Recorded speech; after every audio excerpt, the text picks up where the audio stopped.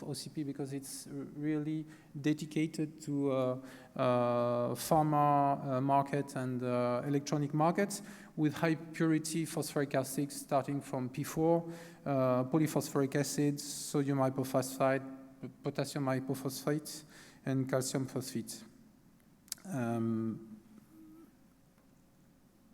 So just a few words about our way of seeing our industrial activity and the way we integrate in the global value chain concerning health, safety, and environment. We have a charter defining our activity, and well, it's just to explain you that safety and security is really important for us, the health of people, of our people, but also the customers and the final consumers. The protection of the environment also, and the satisfaction of our customers, obviously. So we have engaged several initiatives. You have here the list. I just comment this responsible care, which is an initiative enforcing us to become better in the field of HSE and also energy efficiency in our plants. So, the registration of chemical substances. One major evolution in the legislation in the world is coming from Europe with this REACH, which is recalled here. So, registration, evaluation, authorization, and restriction of chemicals. So, it's a European regulation that controls the manufacture, import, and use of chemicals within the European Union. So its main goal is to ensure a high level of protection of human health and environment, and I would say to improve this level.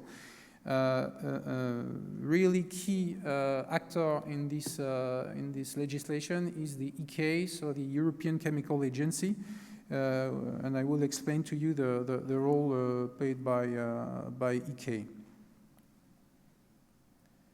So, who is concerned?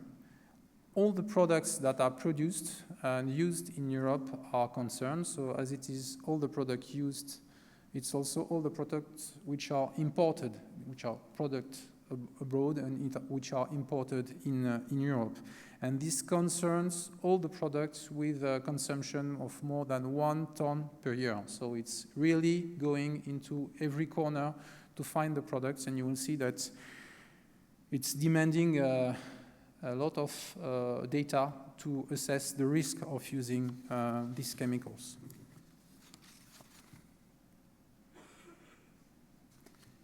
So, REACH principle is that manufacturers, importers, and downstream users must ensure that the use of given substance do not adversely affect human and health and environment. So, the ECHA, the agency, ensures that chemicals are used safely and that the most hazardous ones are substituted by alternative, safer alternatives. So it's pushing towards innovation on new chemicals.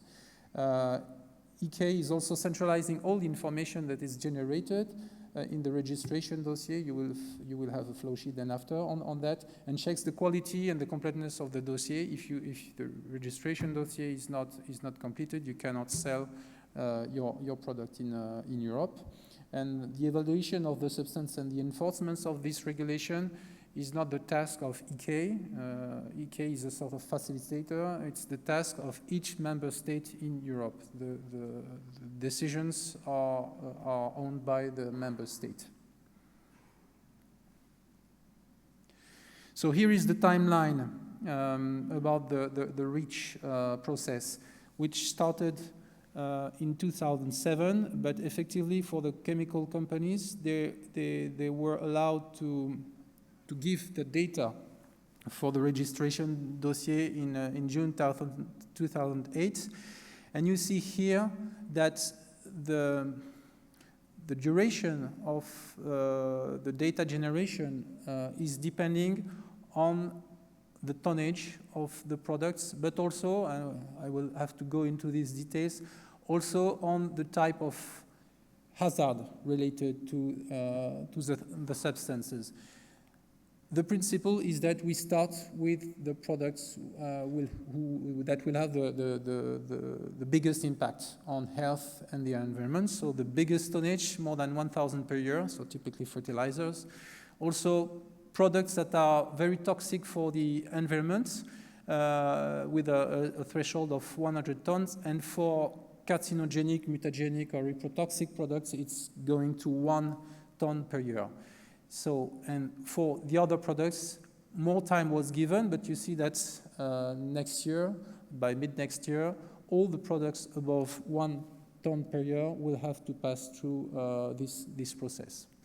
And, sorry, another thing is that for all the products which are above 100 tons, so this bound of tonnage and also this one, the ECHA has all the data and is working on it to see if the data are correct, and they will give at least, at the latest, their answers to the producers in 2020. So in 2020, all the products above 100 tons per year will have an answer from ECHA to say if the data are correct or not. Then ECHA will evaluate the completeness. If not enough, the ECHA will demand to the producer to complete the data. Depending on the volume of work to be done, it will be between 6 months and 30 months to complete the data. At the end of this period, if the data are not completed, ECHA will stop the process and say you are not allowed to produce this or to import this product in Europe by issuing what is called a statement of non-compliance. The producer has still 6 months to answer to this. Then after this, it's finished. The product cannot be sold anymore or imported.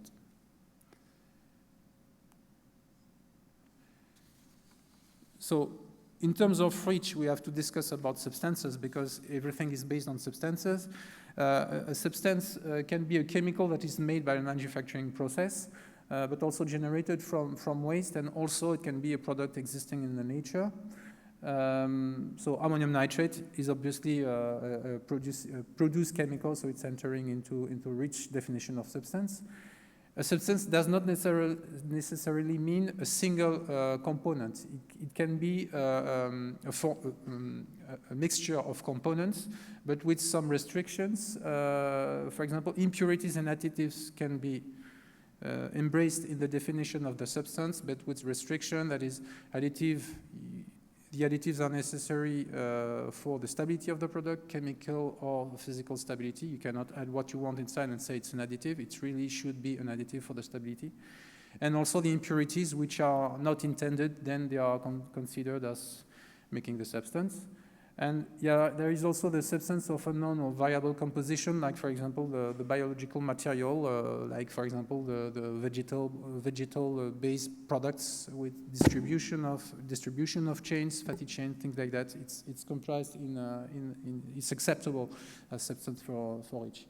Then there are products which are mixtures of these substances, like for example like formulation, and the formulation is not registered in REACH system. Each substance of the composition shall be registered.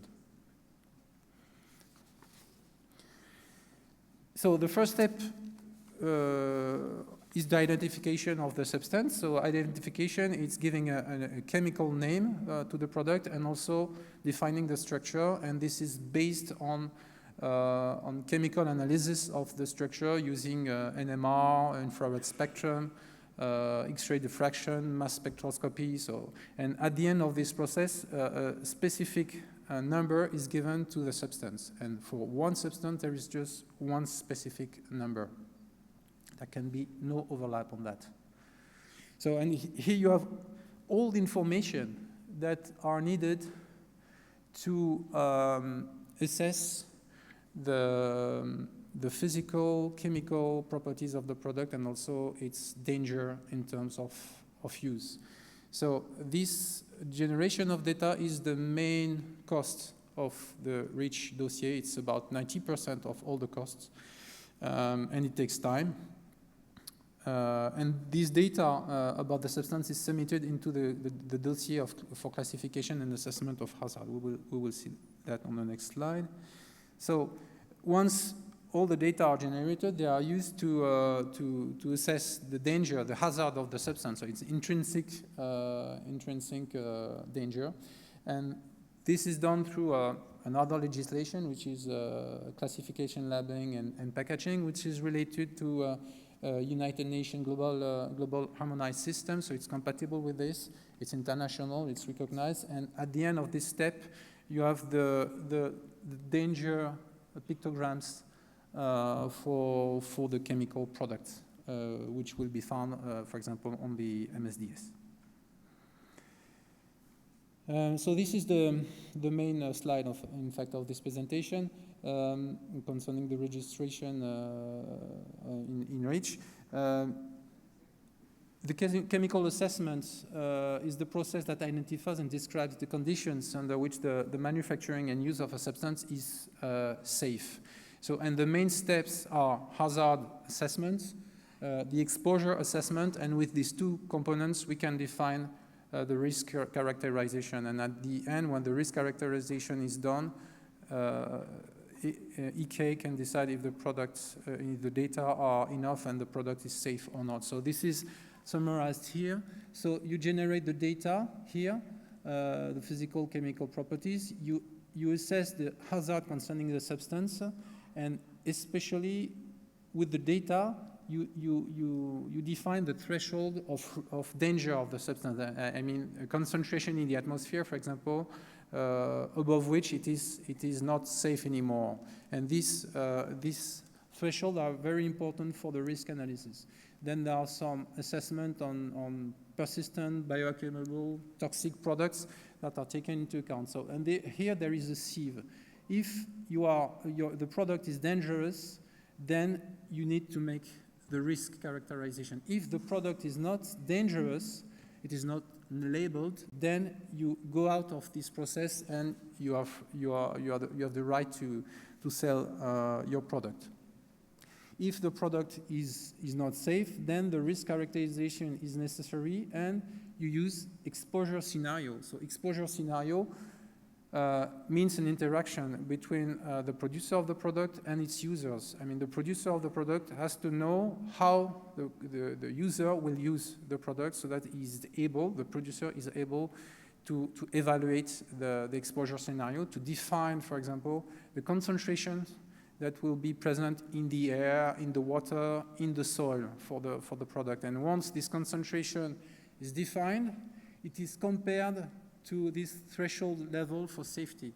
If the concentration, for example, in the water is above the threshold, then the product is not safe. If the product is not safe, then EK says you have to work one more step.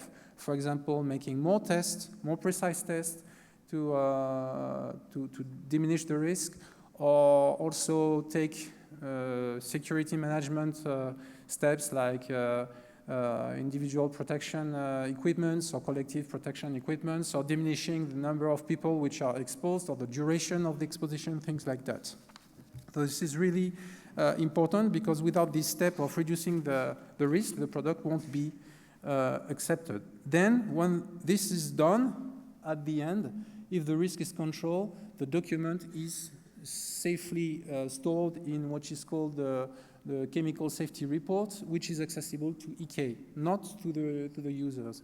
And at the end, the exposition scenario will be present in the MSDS, so the consumer, the user of the product, will have access to this information. So REACH is about sharing and communicating information, and this is really important for innovation, because a lot of information has been generated and is shared. So between substance producers and the EK, between substance producers, certain data are shared. Producers can work together to build this dossier. Also to the substance users, you have understood that. And also to the final user, if the user makes a formulation with different chemicals, then in the final MSDS, there will be risk phrase coming from the different raw materials, I would say. and also to the general public with the EK website, where you find physical, chemical properties, danger of the substances. So, this work between the registrant is possible internally with these exchange forums, and this is done to avoid making redundant tests and to avoid making animals suffer, so that the tests done on animals are done just one time. Confidentiality may be claimed on data which are sensible, like the process details, for example, and also the degree of purity or the nature of the impurity. It can be done. It's a question of negotiation with the EK. And certain information remains confidential, like really the details of the process of production, the details on the volume, and obviously information like the production capacities, the price, the market behavior shall not be shared to comply with the competition law. For Arkema, the way we work on that is, well, we check the compliance of our raw materials providers. We follow the rules, obviously, and this is interesting. When we have different suppliers for given chemicals, when we make our classification of our product, we use the worst case. I mean, when we have 3 MSDS of products, we take the worst one in terms of HAC. Sika, for example, with its surfactant for the business of, for example, the fertilizer industry and collectors in mining, has invested since the beginning of this legislation more than 10 million euros to generate the data. Okay, so we have tremendous data on our products, which is really important also to progress in terms of relation between structure and properties concerning HAC. So the information is you can find. So we put the address on in the slide about the ECHA website. So concerning the impact of innovation on innovation of REACH. People are afraid of a decrease of international competitiveness, especially because of cost. It puts a new barrier on technology, and also there are some concerns about the confidentiality because information is exchanged. So. Concerning the competitiveness, it's a cost. Yes, it's a cost to work on REACH. But I tried to find some information about it has an impact on the competitiveness of Europe in the chemical sector. So the market share in 1998 was 32% for European chemistry in the world. It decreased to 28% in 2006, and then there was a breakage, and the slope became steeper. So there was a decrease at the time of REACH appearance. And now the market share of Europe is just 17%. But the main contribution to this is the booming economy of China, which became the first producer of chemicals and also a big market. So the cake was increasing in size. And if we look at the chemical extra EU trade balance, then it's positive, and it's becoming more positive. So European chemistry is still competitive in the presence of REACH. And if we look at the trade deficit of Europe in chemistry, it concerns Middle East and Russia. And it's related to petrochemicals and basic inorganics, for which, say the position of Europe in terms of raw material supply is not very good. So, yes, there is an impact of REACH legislation on the competitiveness, but it's partial. And what's more, there are some reaction. For example, China announces that it will pass to a legislation close to the one of REACH, and in the US, the Toxic Substance Control Act It's criticized because it's not sharp enough and it's not pushing innovation because you can pass with a lot of products. So there are people pushing to change it also towards a REACH-like regulation. Here you have an evaluation of the cost of the investments made by the European chemical company or the importers coming from abroad but who registered products. It's about 3 billion euros since the start of the REACH process, so it's a huge investment. And you see here the necessary investment you need to make given the tonnage band of your product. So you see it's really important, but it's a way to better understand the impact of your product on the environment, and you can use that then after to make innovation. So here, I just put this slide to show you the impact of REACH here on the cost of legislation about chemicals, and it is compared to other costs. You have so the energy legislation here and the labor, the workers legislation, and the emissions of industrial process here, emissions and industrial process. So it's not just REACH that is increasing the cost, it's also these other parts, so emissions, industrial process, and workers' legislation. So the competition is also influenced, of course, the competitiveness is also influenced by that, obviously. So the new technologies, so there is a change of regulation, so you need to adapt to that, so you need to make innovation. Typically, not safe substance should be replaced by safe substance, so this makes innovation necessary. And there is also an incentive to develop substances that have a better toxicological product, because if you remember the flow sheet, you see that if your product is safe, you don't need to make the risk assessment, and the risk assessment, it's about, let's say, 10% of the cost. So you can save money on using this safe product. What's more, if you have a toxic, a dangerous product in a formulation, for example, then this toxic product will appear in the MSDS. So you cannot hide your formulation. So REACH forces you to declare the dangerous product. So if you don't want this dangerous product to be declared, you have to change them to safe product, or you have to patent them because they will be publicized. So more information of substance will be exchanged. It's necessary for protecting health and environment.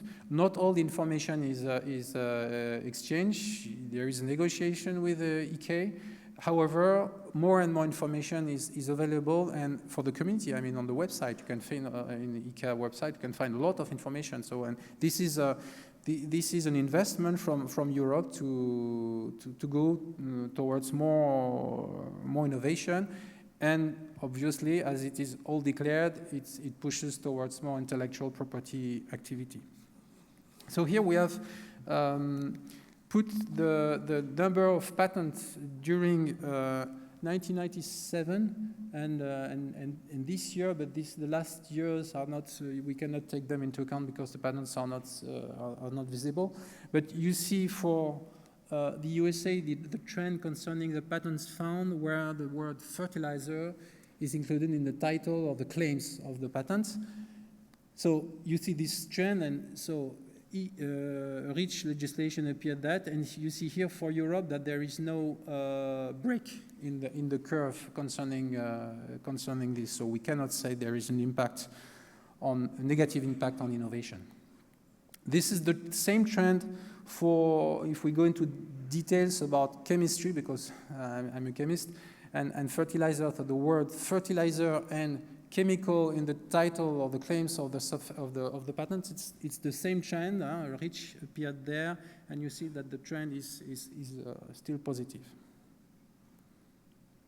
So I come to the conclusion of this presentation. The REACH regulation main objective is to ensure a high level, and I would say a higher level than before, concerning the protection of human health and the environment. The chemical substance registration under REACH requires the identification of the substance. It's a tough job for some substances, and the analysis of their potential hazard.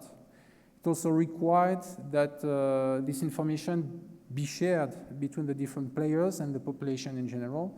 but that's not enough, then the risk should be assessed. So it is the responsibility of the manufacturer, but also the users to be sure that the producers has made this job to ensure that the substance is registered and the risk associated to a given application assessed. And if one product has 10 applications, then the producer has to make this assessment of risk for the 10 application.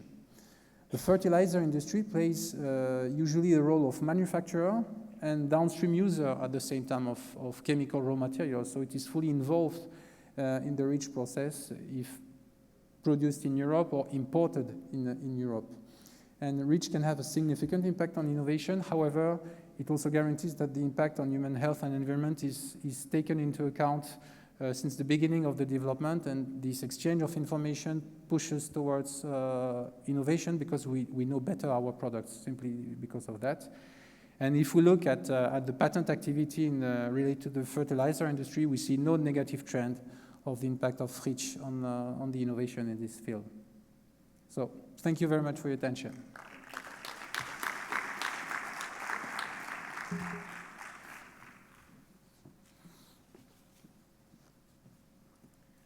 Thank you, Gilles, for that very interesting presentation.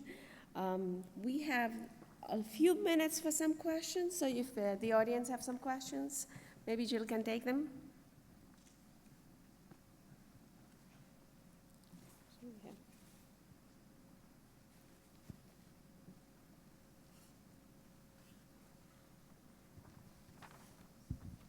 Thank you for my name is Babashola Ajiboye. I'm with OCP Africa. Thank you for giving us the overview of REACH regulation as related to fertilizer industry.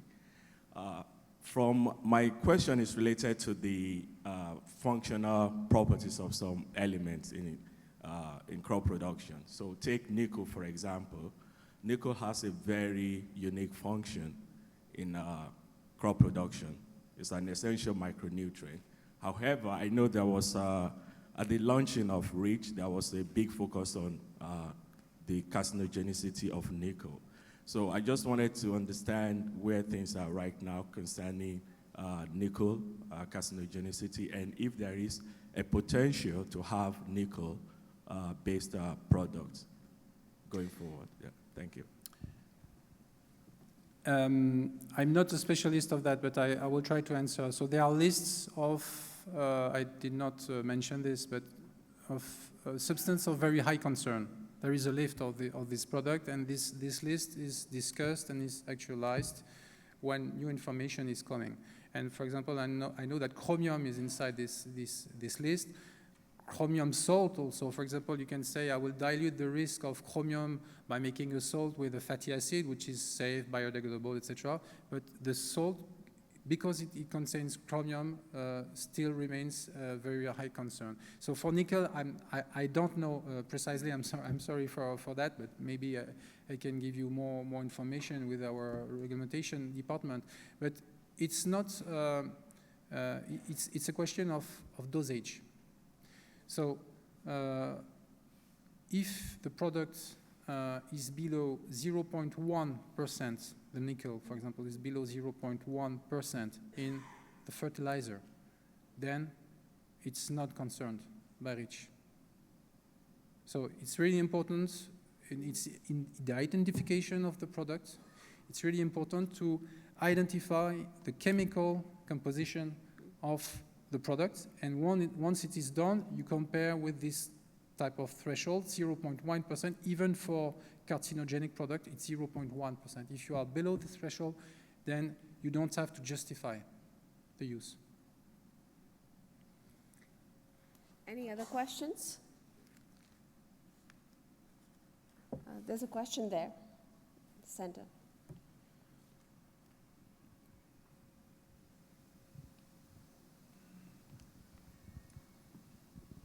Benza Abderrahim from Jorf Production Fertilizer. If I understand, you say that the main goal of REACH is to protect health and environment. What about the export of European? There is other reason to apply the same policy for exportation. If the product is produced in Europe and it's exported, it is concerned.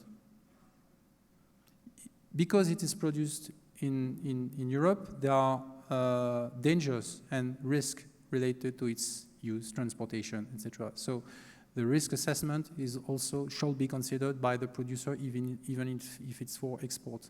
And for example, Arkema treats in the same way the MSDS for European market and for export outside Europe. It's the same way of making the job with the same data, and we apply REACH legislation also for our MSDS outside Europe.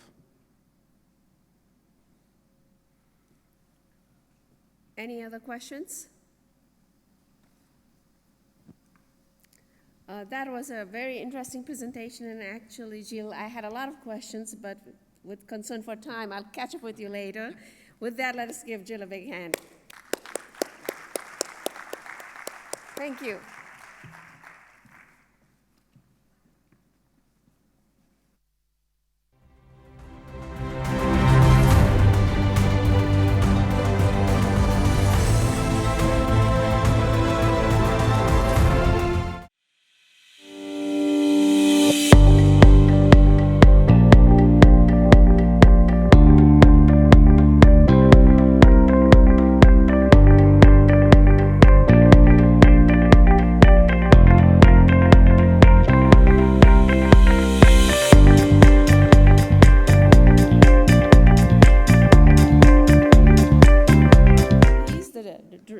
Regional Director for International Center for Tropical Agriculture, SYMPHOS, based in Africa, in Kenya. He holds a Bachelor of Science in Physical Geography, a Master's in Clean Technology from the University of Newcastle upon Tyne, and a doctorate degree from the Center for Environmental Policy at Imperial College.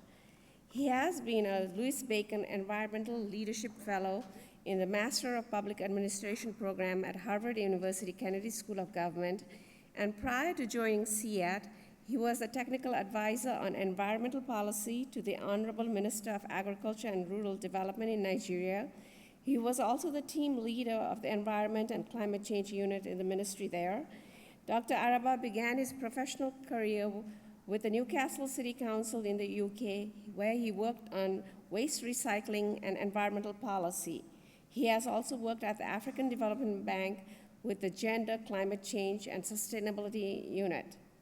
He's a fellow of the Royal Geographic Society, a member of the Nigerian Society of Engineers International Solid Waste Association, and the Collaborative Working Group on Solid Waste Management in Low and Middle-Income Countries. Today, what Dr. Araba will do here is he will talk to us about leveraging the combined powers of science and entrepreneurship in African agriculture to tackle the challenges facing sustainably achieving food and nutrient security, particularly among the most vulnerable population. He is going to tell us in particular what kind of private and public partnership might exist to tackle these challenges. So Dr. Araba, the floor is for you. Yeah.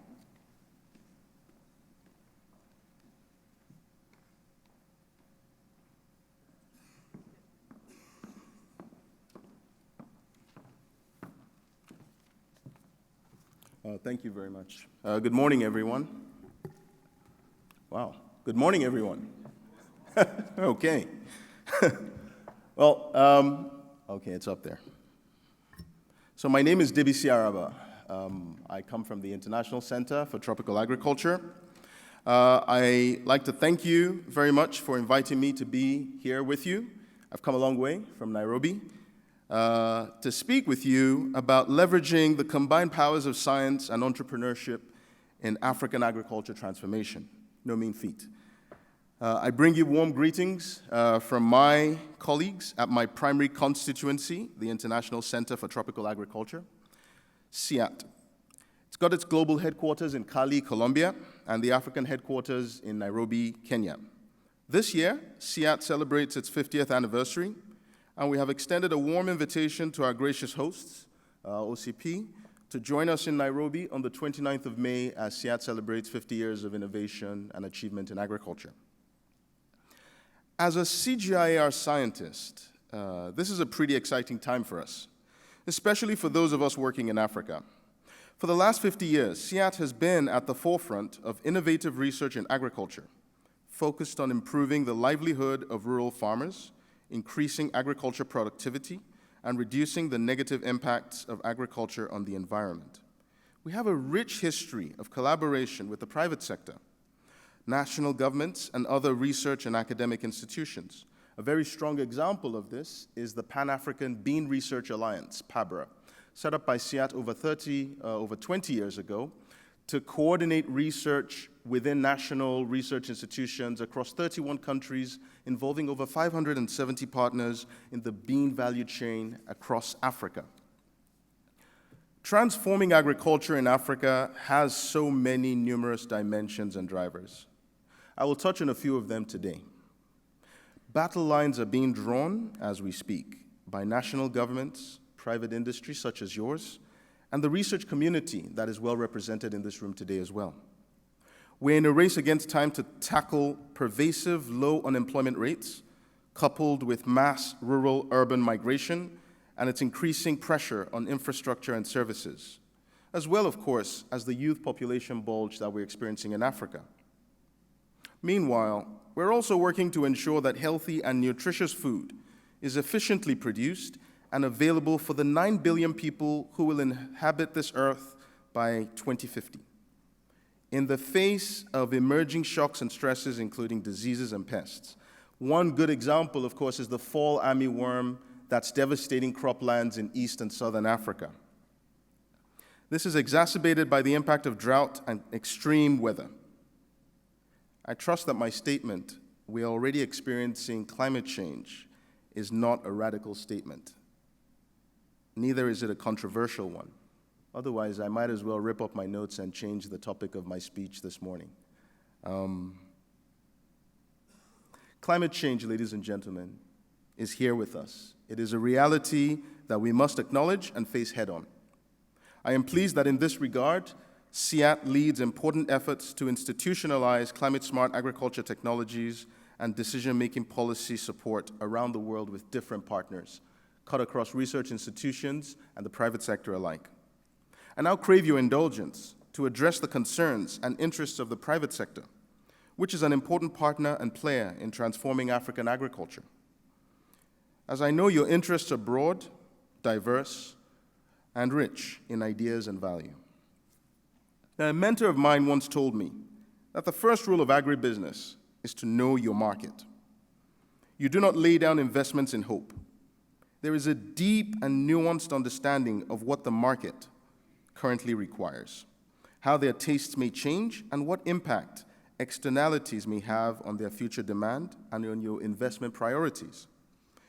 These decisions are risk sensitive, and I am here to provide assurances which may contribute to helping you de-risk your investments across the continent of Africa. So what is the size of the market? Where will demand come from? The short answer is 50 million and counting. Ladies and gentlemen, this is the number of smallholder farmers in Africa. This is the number of private small-scale farmers with farm sizes of 2 hectares and below spread across the continent of Africa, from cape to coast.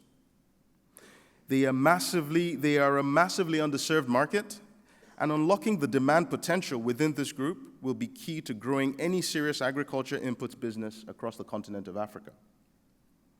Who are these farmers, and what impact will your investment have on them? So let me tell you about Alhaji Sani Gali, an agro-dealer based in Suleja, Niger State in Nigeria. He is the CEO of Gali Global Concepts Nigeria Limited. Last year, well, in 2012, he had an agro dealership selling seeds and fertilizer, and he was barely keeping afloat. Why was this? Well, his business was completely disconnected from the market. He was basing his business on a government patronage system where they were given allocations to supply to farmers. Agro-dealers had no sense of the size of the market in Nigeria. They had no sense of the location of these farmers, and so they couldn't calculate effective demand for inputs. In 2012, the Nigerian government developed an innovative farmer electronic wallet platform to improve the efficiency of agriculture input subsidies. This was called the Growth Enhancement Support GES. Now, I am aware that the president and CEO of IFDC is attending this event. IFDC, I would like to acknowledge, was a very strong partner in supporting Nigeria's march in building this electronic wallet system and also helping to map out the size of the smallholder farmer and also the effective demand for inputs across the country of Nigeria. Between 2012 and 2015, Gali experienced a huge increase in demand for his products from smallholder farmers, both within and outside the window of the subsidy program. He was able to expand his business and invest in a fleet of brand new trucks to move his products closer to his consumers. Gali Global Enterprises is a testimony to the strength and health of input demand from smallholder farmers in Nigeria. The government had subsidized 50% of the first 2 bags of fertilizer and up to 80% of seeds for smallholder farmers, with a roadmap to gradually phase out the inputs, the subsidies as demand increased from smallholder farmers. By creating a database of farmers, the program effectively mapped out the location of demand hotspots along value chains, enabling the agro-dealers to stock inventory tailored to specific needs.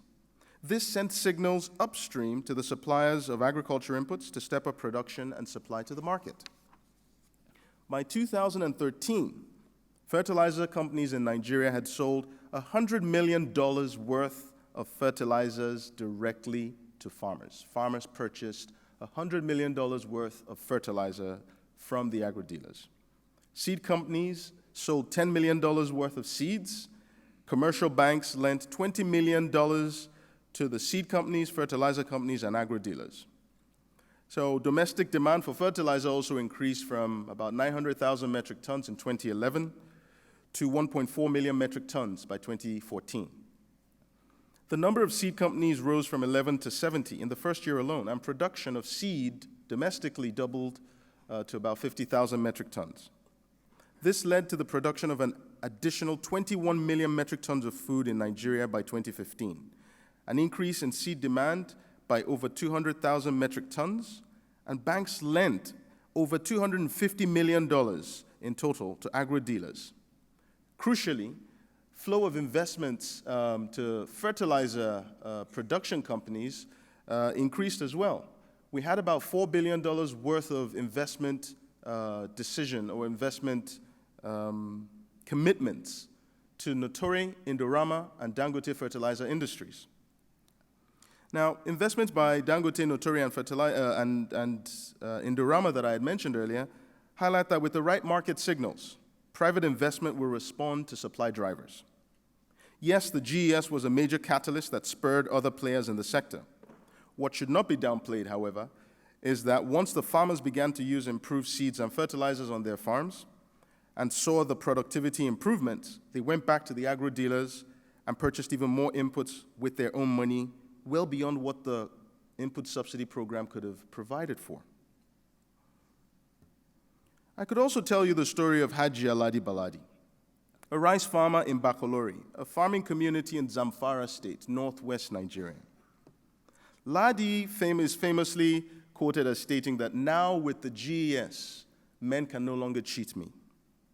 I have direct access to my inputs. The profits from Ladi's 2-hectare rice farm, due to increased yield, enabled her to expand her farm size, invest in improving her house, which she shares with 23 orphans that she takes care of. The GES created pathways for gender equitable access to inputs. This is no mean feat, ladies and gentlemen. Across Africa, we're still battling with issues of gender equality and access to basic inputs. Considering that most rural household income and financial decisions are largely determined by the males in households, by 2014, 2.5 million women farmers made direct input purchases via the GES, an increase of almost 300% from 2012. So now we know that public policies can help to catalyze increased lending and private investments in the inputs market. Also, smallholder farmers have significant financial muscle and potential that remains untapped in most African countries. And the use, of course, of quality inputs can significantly increase yield and transform lives. Rest assured, ladies and gentlemen, that Africa farmers are waiting. No, they are counting on you to show up for them. There is a strong untapped demand incentive here. They are willing to commit their lives to agriculture production. We cannot fail them due to an unclear understanding of where they are and what they need. If I was to end the speech here, I could leave knowing that I have challenged you and shown you that growth is possible. But I would be remiss if I didn't share with you how disruptive innovations could influence future agribusiness decisions and investments in the sector.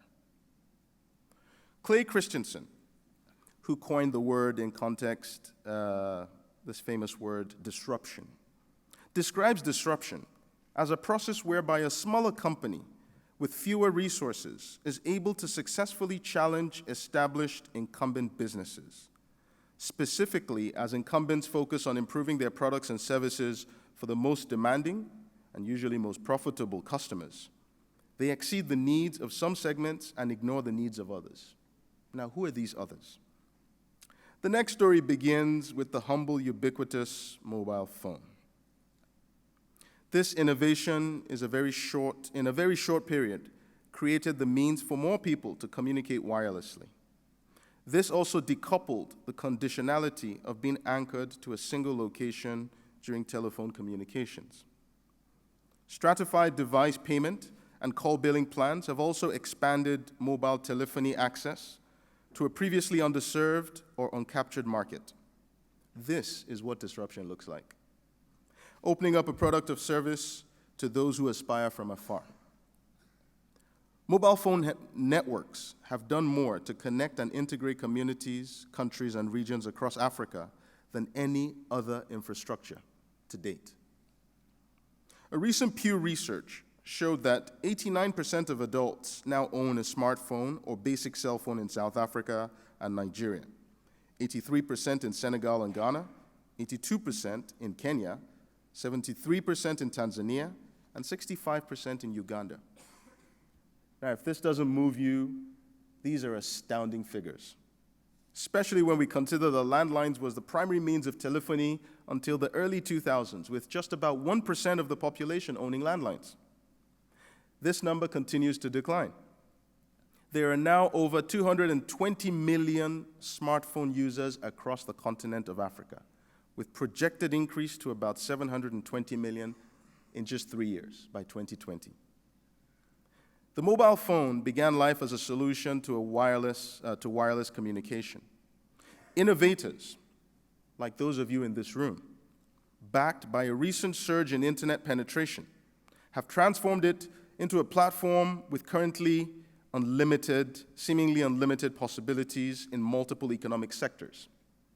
In 2015, Africa's internet bandwidth had reached 4.6 terabytes per second, with over 1 million kilometers of terrestrial transmission network.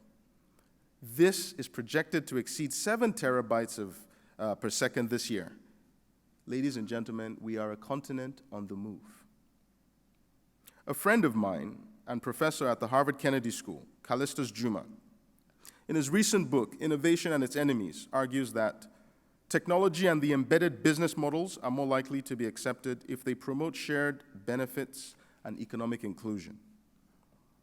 Just over a decade ago, we saw mobile phones as an end product in itself, a means to decouple ourselves from the grandfather technology of landlines. Now we understand that mobile technologies are a means of unlocking wonderful, inspiring, and in some cases, absolutely unexpected benefits. I'd like to strongly urge you to be part of this Africa on the move, for increased public and private investments in extending the reach of mobile networks across Africa, fast-tracking Africa's access to the information superhighway. Now, I'm aware that the president or the chairman of OCP has a rich background in mobile telephony. And so it comes as no surprise that I am advocating for a convergence of agriculture and mobile networks, as you will see as I go forward in my speech. Now, despite these information superhighways and high-tech mobile technology, African agriculture remains at its core about the fundamental process of food production. And despite incredible technological advances we have made, that still begins, for the vast majority of farmers, with the soil. Distinguished ladies and gentlemen, now to the core of my message. Africa's agriculture transformation begins in the soil. There is no getting around the fact that healthy and nutritious foods depend on healthy soils to thrive. Nutrient-impoverished soils contribute to systemic food and nutritional security issues. And the fundamental role of soils in providing healthy and nutritious food is often overlooked. Yet, healthy soils are the basis of all food production, as we know. The FAO estimates that many African countries have already lost a significant quantity of their soils to various forms of degradation, mostly due to expansion and intensification of agriculture. Many areas on the continent are said to be losing over 50 tons of soil per hectare each year. This, they estimate, is roughly the equivalent to losing about 20 billion tons of nitrogen, 2 billion tons of phosphorus, and 41 billion tons of potassium each year. Soil erosion on the continent can be found in Sierra Leone, Liberia, Guinea, Ghana, Nigeria, the Democratic Republic of Congo, Ethiopia, Senegal, Mauritania, Niger, and Somalia. So what can we do to address this? To curb soil degradation, we need first to assess its potential to boost and sustain farm system productivity. SYMPHOS, for example, has over 3 decades of leadership and expertise in soil health and fertility management in Africa. Our groundbreaking research identified the critical reasons for the low adoption of fertilizer, which is a big challenge among smallholder farmers for those of you who are sensitive to the issue in the industry. Our Evaluating Land Management Options, ELMO tool, allows us to go one step further. It allows us to pinpoint, through direct participatory engagement with farmers, what actually keeps them from adopting mineral fertilizer. Of course, mineral fertilizer should not be used exclusively in isolation to boost crop yield. Insights from SYMPHOS and our world-leading research in big data-driven agronomy reveals to us that there are secondary and micronutrients holding back crop productivity, especially on soils where response to macronutrients is low, a subject I am pretty sure a few of you are familiar with. And we also advocate for more research. More research is needed to provide site-specific guidance for farmers so that they can decide which blend of fertilizer is needed on their soil, minimizing their own investment risk. In addition, given the fragile nature of tropical soils, mineral fertilizer use needs to be complemented with organic inputs from external sources. Farmers need information about the options available on the table. Now, what we need is a suite of management options to complement fertilizer use. And this is where I will highlight the most integral part of my speech today, partnerships. To maximize the promise and potential in transforming Africa's agriculture, we have to invest in closer, deeper partnerships amongst the private, public, and research sectors focused on a common goal. One example which shows how we operate with our partnerships can be found in Tanzania, where we have partnered with Minjingu, Meru Agro, and Aminata Seeds to test crop responses to fertilizer products and to promote their use through our growing farmer network, taking these products to scale. The low adoption of fertilizer is a major challenge across Africa. Some of these issues have very strong historical drivers. As we found through ELMO in Tanzania, we discovered that in 1974, agriculture extension agents visited the Babati district in northern Tanzania. Now, farmers were advised to apply ammonium phosphate to the soils. Gabriel Leonce, whom you see on the screen, a farmer from Seloto village, recalls that the ammonium phosphate burnt the maize leaves, and the yield was lower the following year. This built strong opposition to the use of fertilizer in that entire farming community. Now, our knowledge and understanding of soils has come a long way since 1974, of course. We now know that ammonium phosphate increased soil acidity in Babati. However, it still remains the recommended fertilizer in the entire country. through our partnership with the Salient Agriculture Research Institute, and patient collaborative work with the farmers through using the ELMO tool to test the suitability of different fertilizers on maize crops, we have been able to increase farmer adoption rates. It's a slow and steady progress, but we are making progress. In Kenya, we're working to support smallholder farmers improve their agronomy.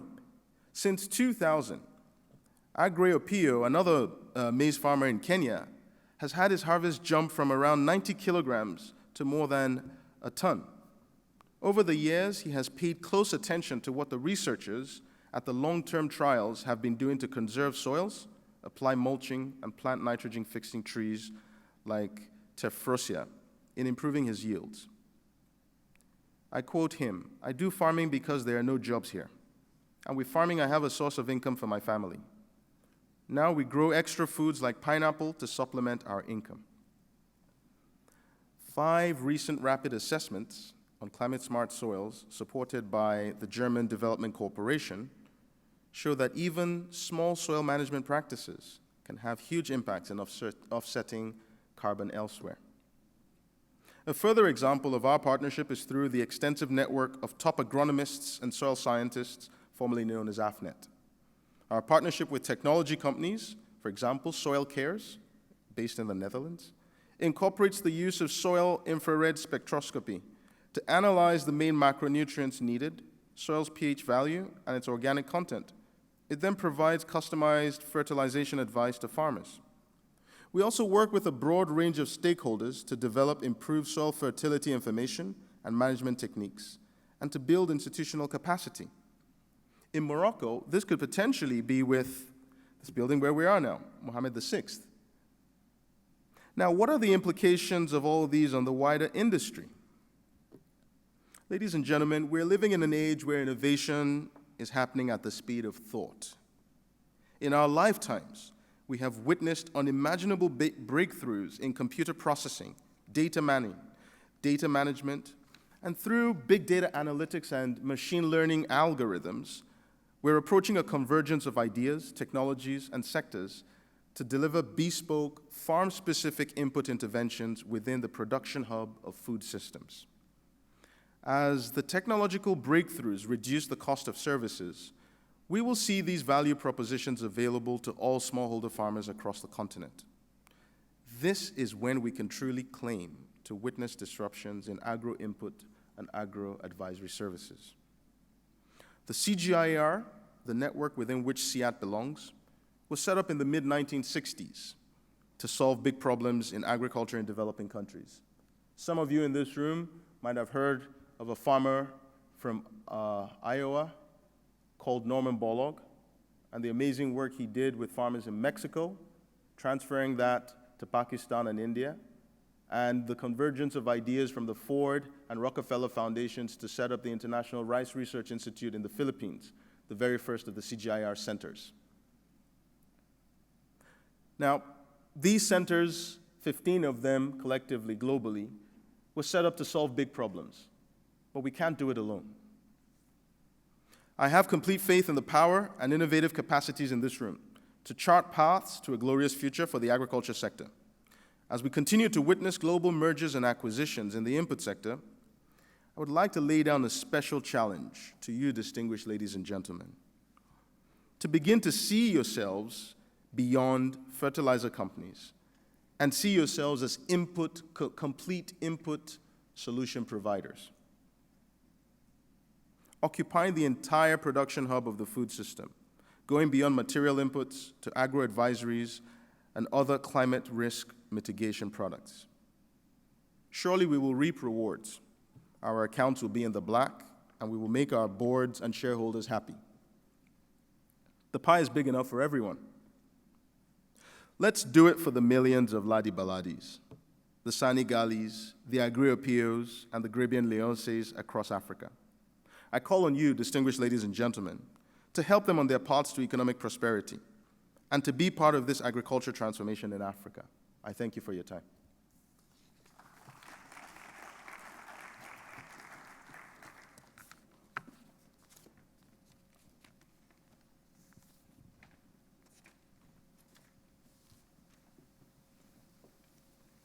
Thank you, Debisi. That was a very good, inspiring, and informative conversation talk that you had. I mean, lots of take-homes. The opportunity to work together to come up with disruptive innovations that lead to shared benefits and economic inclusion. I really like that message. That was indeed absolutely appealing. You might have some questions in the audience, and we have about 5 minutes or so for questions. I see Khalil's hand up.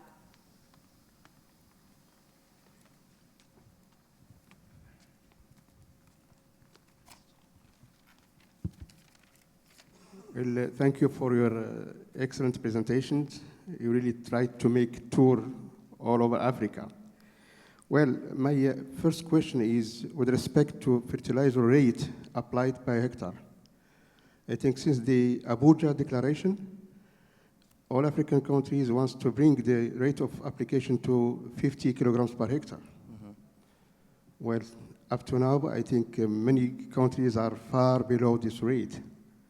Despite, I think, the policies, the incentives with respect to banking, with respect to, even though government applications. But still, I think we are far way behind that. What are the major problems? Is it like capacities? Is it, I don't think it's only like farm size, because there are a lot of things related to the dealers, related to price of fertilizer, related to infrastructure, related to extension. So how long we are going to wait to go through this, to come up with something better? I know that Nigeria has made a lot of progress, and many other African countries, especially in maize and rice.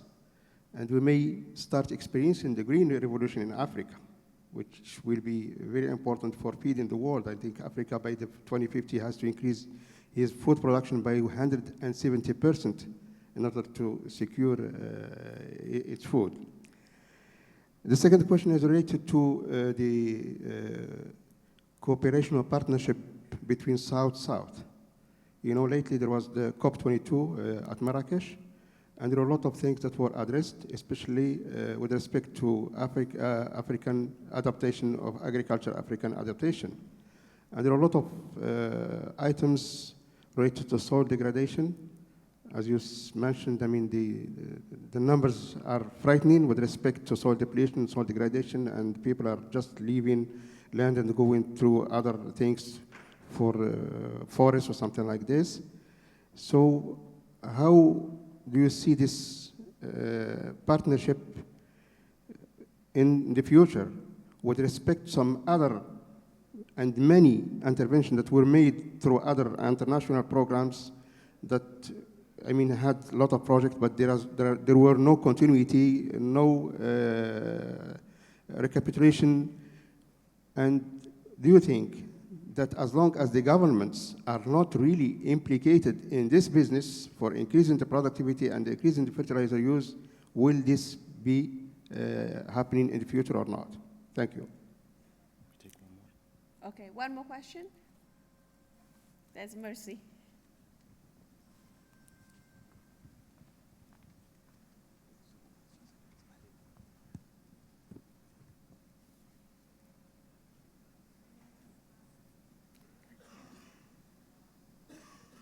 We can't hear you.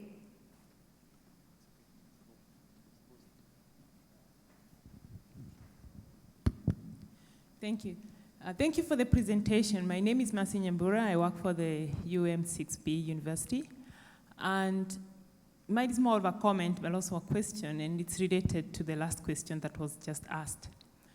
I would want you to comment on the position of African governments, especially in driving these partnerships and driving solutions for African farmers and food productivity. In relation to, we think, yes, we can come up with solutions all the way for farmers to assess, but we know African farmers trust governments very much, and we've had a lot of issues with subsidy fertilizers coming in, and farmers take up that because they trust government and leave behind what has been recommended maybe by scientists. And when it fails, it also contributes a lot to adoption of technology and what we are bringing on board through partnerships and other developments. And I feel that governments have a role to play to scale this up. And an example is maybe what's happening in Ethiopia. We see that government just having a goodwill to participate and to take a role of maybe, for example, mapping soil fertility across the whole country and providing regional, national, or local recommendations, and where they're not available, providing services that farmers can access.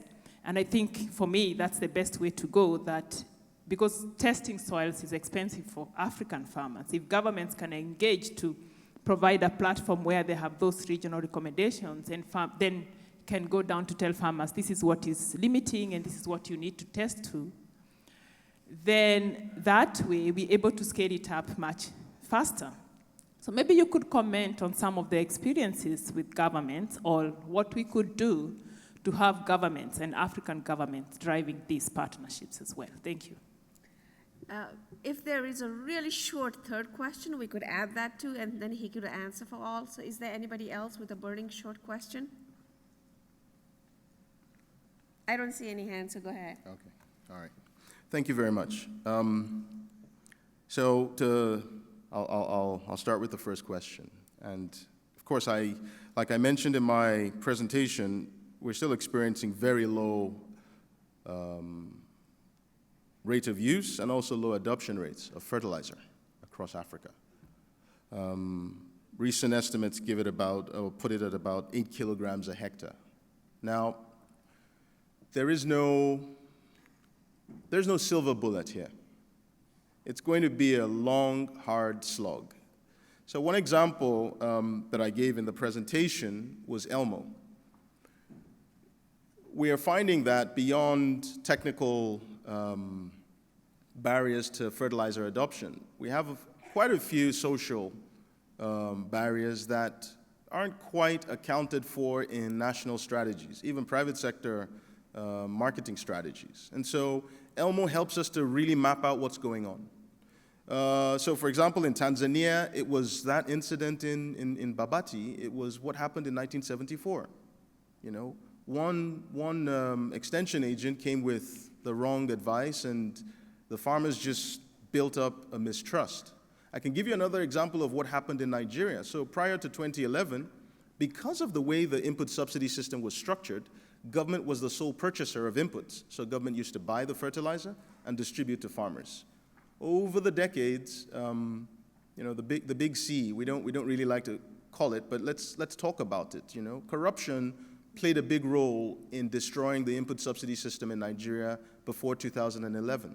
You had a system where letters of supply were written, fertilizer wasn't supplied, and where it was supplied, in most cases, you had sand supplied as fertilizer, sawdust supplied as fertilizer, and grain supplied as seed.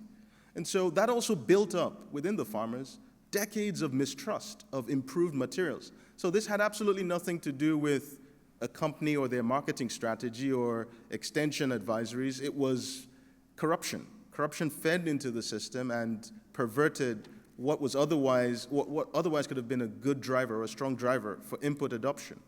So I would say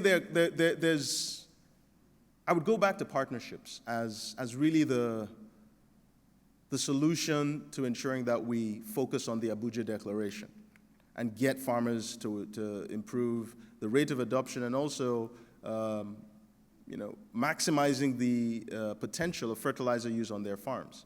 There's no getting around it.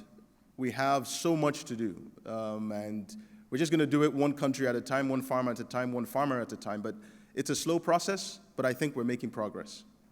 The second question, of course, I was here. So this is my second time in Morocco. My first time was for the AAA meetings, the launch of the AAA initiative. Yes. Now, I think the second and third question are sort of combined. As I mentioned in my presentation, and I'd also spoken to a few participants at this event, it is crucial that all the major stakeholders are in the room. We need each other. The private industry need the research sector, and we all need the government. No one can do it alone. Government can't, by the sheer will of public policy, do anything. You can't create demand for fertilizer unless it's artificial. And you can't force fertilizer companies to produce unless there are strong market signals. And so we all need to work together. And of course, the fertilizer companies need to understand what the specific fertilizer needs are. So there is the research component, there is the private entrepreneurship component, and there's also the public component. So we need each other. I think that also answers the third question. There is a very, I mean, we talk about the triple helix of innovation. You know, you need research, you need private industry, you need governments. And it's very pertinent that we are having this meeting in this building, because I think Mohammed VI University can serve as an incubator for innovation, a neutral convener of ideas where you will get the entrepreneurs to test out ideas, governments to look at public policy, and also the private sector to base their investments on the national development plans of countries. No country, for example, OCP is not going to, make an investment decision in Nigeria, for example, without really understanding where the development priorities of the country lies. And also understanding what's going on in the space. How many smallholder farmers do you have? So one of the reasons why I emphasize the electronic farmer registration database is it gives you an immediate snapshot of the size of the market. The African Development Bank has already adopted this model, and they're applying it to a few African countries, Liberia, for example. And the idea is ultimately there will be a database of smallholder farmers across the continent of Africa. Now imagine if you had that. And then coming with my last charge, to go beyond supplying fertilizer and looking at a full input solution. And so now you have information on what the soil, the conditions of the soil, the type of crops that can be grown.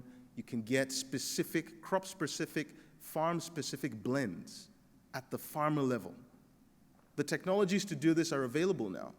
And as more innovations occur, we know we will bring down the transaction costs. So as the costs come down, the closer these innovations get to the farmer. Now we know not all farmers are able to afford to purchase 50-kilogram bags of fertilizer. So, of course, there's a lot that we still need to do. So an input subsidy system, if there is an exit strategy. The danger we find in a lot of countries, not just Africa, but a lot of countries with farm subsidies is you start the subsidy without an exit strategy, and then you get stuck in a quagmire. And these subsidies have toppled governments.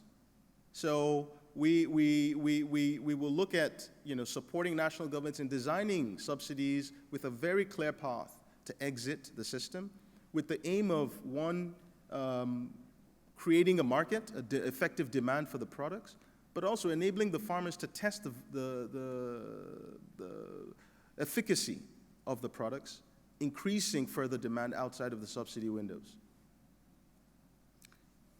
Thank you very much. Well, thank you very much for this excellent, excellent insights, and I think it's really been very interesting how the potential role for this university, the host of this major event here, has kind of come in full circle. That makes for a wonderful plenary session. Thank you. Let us give a big hand to DPC.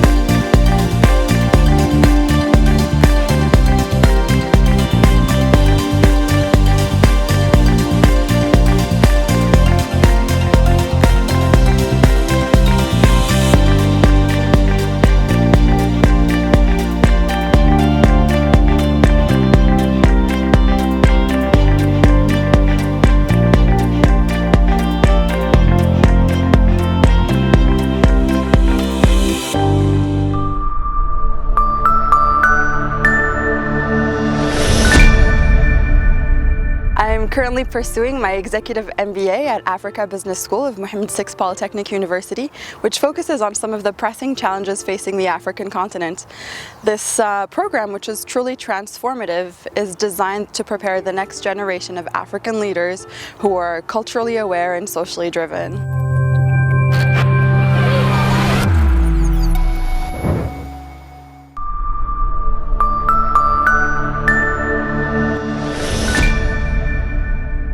J'ai la chance de participer à l'exécutif MBA de l'Université Mohammed VI Polytechnique et surtout la chance d'avoir accès à une formation de qualité internationale fournie par des professeurs reconnus mondialement.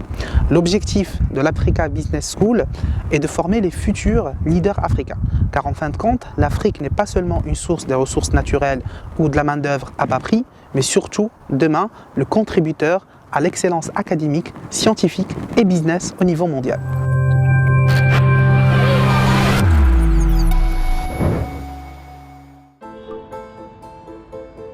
The world is changing, populations are growing, and by 2050 there will be another 2.4 billion mouths to feed. So if we can do more to help more farmers grow more food more sustainably on all types of soil, we'll be contributing to a better future for all. As a global leader, we at OCP believe that working together is the key to ensure a sustainable and prosperous agriculture. We push the limits of science and technology for sustainable agriculture, not only for us, but for future generations. Using our expertise to transform Morocco's precious resource, phosphate, the work we do is of vital importance, constantly looking to create innovative fertilizer solutions across the whole value chain. Mining, refining, transforming, and creating products for the benefit of people worldwide. Phosphates are vital to the development and growth of crops, and so the fertilizers created from phosphates are of growing importance to global farmers, where strong root growth has become an ever more critical factor. That's why we don't just mine better and smarter, or even refine our production techniques to produce better performing fertilizers over a wider range of soils. We also mine new ideas, refine them, and then spread them to all four corners of the globe.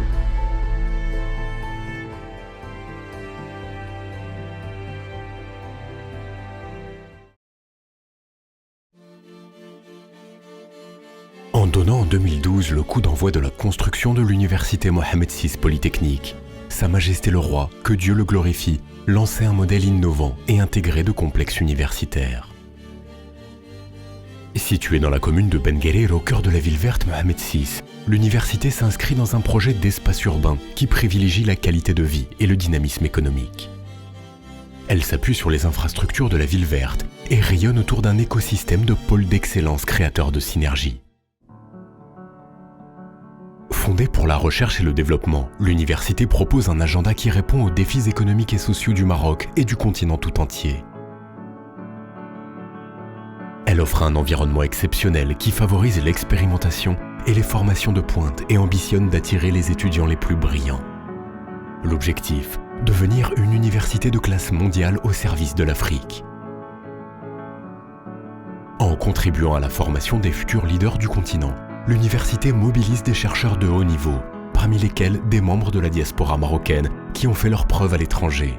Je suis très heureux d'être venu dans mon pays natal après des années d'expérience et je suis fier de participer à ce projet structurant pour notre pays qu'est l'université qui porte le nom de Sa Majesté le Roi Mohammed VI. Je veux mettre à la disposition de cette institution mes expériences passées dans le domaine des biotechnologies. After 27 years abroad, I decided to join University Mohammed VI Polytechnic as a professor. I'm especially honored by the opportunity to serve my country and to contribute to establishing innovative and application-oriented research and a startup culture. So our first planned startup will be in the field of nanoengineering. The goal is to serve OCP and other industrial needs in corrosion protection and surface treatment.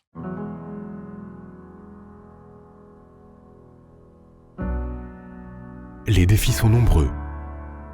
Sécurité alimentaire, développement économique, industrialisation durable.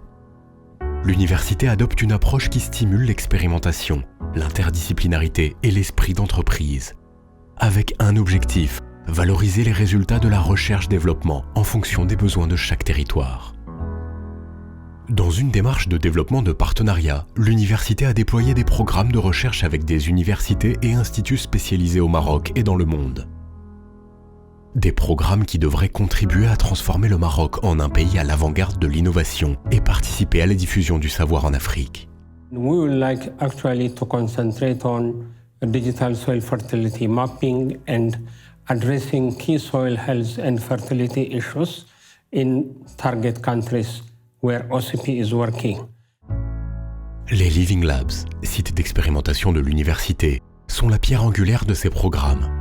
Ouverts à la communauté scientifique, ils permettent aux chercheurs des universités de tester des solutions à l'échelle réelle dans des domaines clés.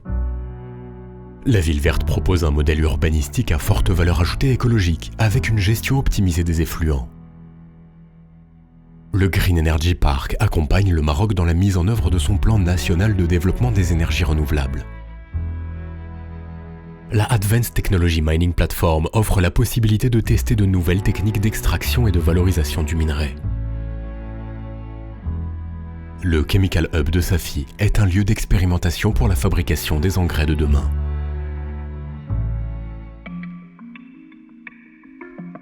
À travers ces Living Labs, c'est tout le fondement de la formation et de la recherche appliquée qui s'exprime, learning by doing. Ce contexte favorable à l'entrepreneuriat encourage la prise de risque avec des projets de start-up en développement. Les activités de e-tech tournent autour de la création ou bien le développement des projets technologiques dans des domaines variés comme l'aéronautique, les technologies de l'information, la robotique et essentiellement les énergies renouvelables. Ancrée au Maroc, l'université Mohamed VI Polytechnique vise à créer un véritable écosystème du savoir à travers l'animation de réseaux dynamiques de recherche. L'université se donne les moyens et le temps de former ses enseignants-chercheurs à travers des projets de recherche et développement, des accords académiques et des conventions avec des institutions de renommée mondiale. Cette ouverture crée un effet d'entraînement et contribue à renforcer les capacités de la recherche et de la formation en Afrique. L'université construit des liens solides avec le monde académique du continent. I'm currently pursuing my executive MBA at Africa Business School of Mohammed VI Polytechnic University, which focuses on some of the pressing challenges facing the African continent. This program, which is truly transformative, is designed to prepare the next generation of African leaders who are culturally aware and socially driven. Ouverte sur le monde, l'université l'est aussi à travers sa vocation digitale. Elle développe des modes d'éducation innovants à travers des contenus d'apprentissage numérique et des cours en ligne ouverts. Elle permet la même expérience d'apprentissage par les étudiants où qu'ils se trouvent, Rabat, Casablanca ou encore l'Aïoun.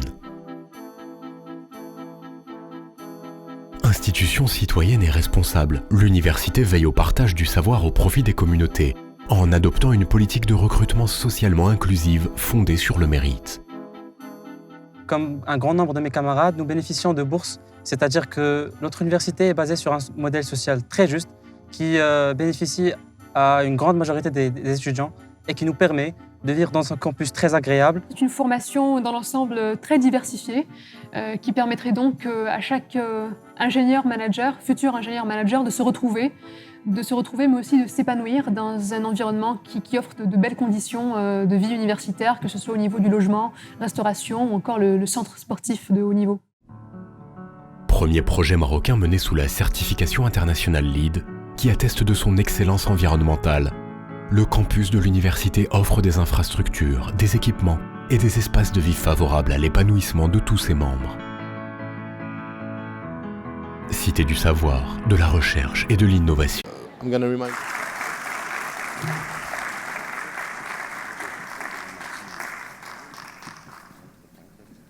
Hi guys, this is it. We're done with the plenaries here at SYMPHOS 2017 and well, we're...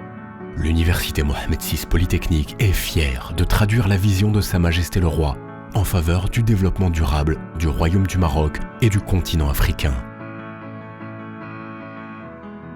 Stretch So we've learned a lot during these 3 days of plenaries, and we'd like to thank all these brilliant professors and researchers who've presented to us their finding.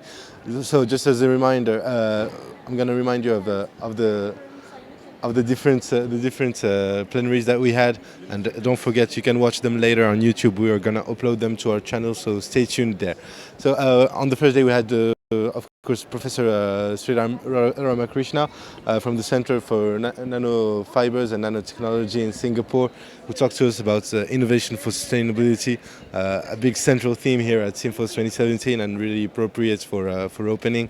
And then we had the same day Professor Bruce Rittman of Arizona State University, who talked to us about biotech and its role in fertilizer sustainability, and mainly his findings about how microbiology can make phosphate use more sustainable and reduce phosphorus waste actually.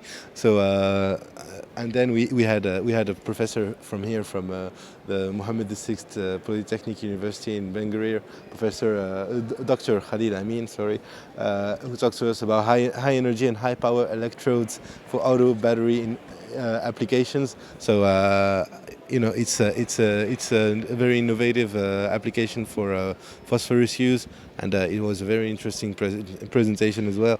Then we had another professor from here from UM6P, Professor Tekalain Memo, who talked to us about the potential for fertilizers to help ensure food security amid this worsening climate change crisis that we're fighting throughout these generations, and it's really a central theme as well, because what are we if we're not gonna feed the world durably? And then excuse me. And then yesterday we had the opportunity to listen to Monsieur Pascal Dubois d'Anguien from Belgium. He's from MECS Europe Africa. He talks to us about replacement and maintenance strategy, so we can keep our industrial tools and installations up to date and effective and sustainable, of course. And this morning we had territoire. Dans une démarche de développement de partenariat, l'université a déployé des programmes de recherche avec des universités et instituts spécialisés au Maroc et dans le monde. Des programmes qui devraient contribuer à transformer le Maroc en that you just watched about REACH legislation and the legislative context in Europe and how it impacts fertilizer research and development as well as innovation, et participer à la diffusion du savoir en Afrique. We would like actually to concentrate on digital soil fertility mapping and addressing key soil health and fertility issues. Well, that's a big subject as well, because it implies that we really need to keep doing more for science education, for public awareness of how things are supposed to target countries where OCP is working. Les Living Labs, sites d'expérimentation de l'université, sont la pierre angulaire de ces programmes.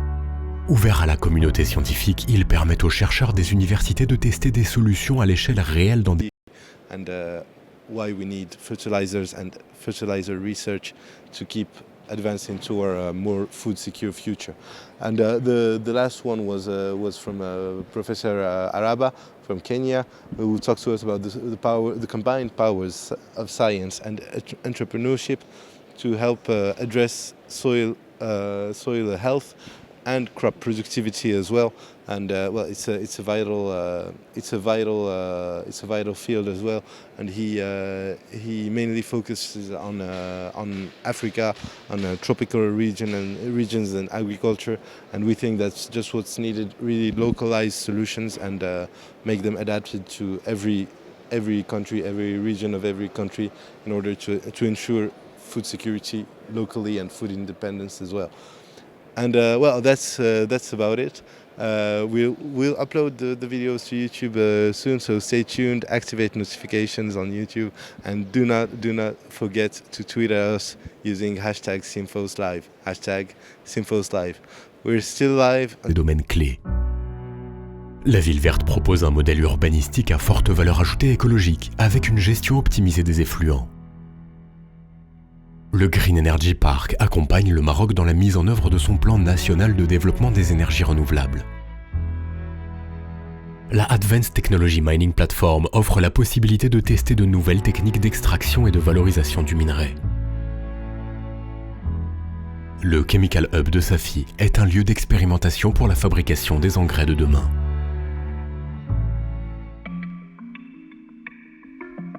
À travers ces Living Labs, c'est tout le fondement de la formation et de la recherche appliquée qui s'exprime, learning by doing.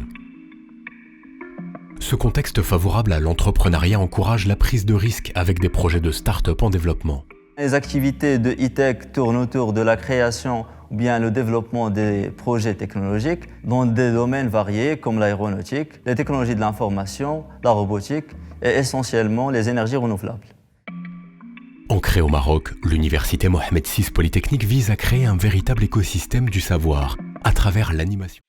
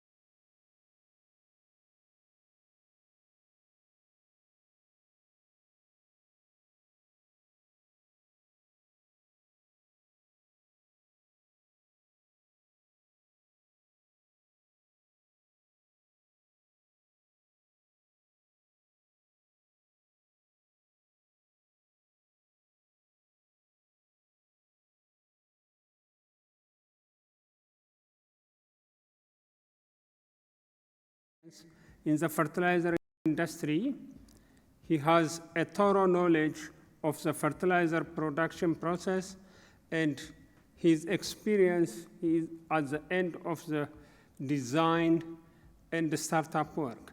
Mr. Well has traveled extensively, visiting nearly 40 countries in the performance of his duties. He worked for a producer of fertilizer during many years before joining Jacobs. Prior to his current position, Mr. Well served as Director of Process Technology, Project Director, and Director of Process and Technology at the Lakeland, Florida office. Currently, Mr. Well is Director of Operations, responsible for the Lakeland office also. Now, his talk will be on the production of NPK fertilizers. Mr. Well, please, I invite you.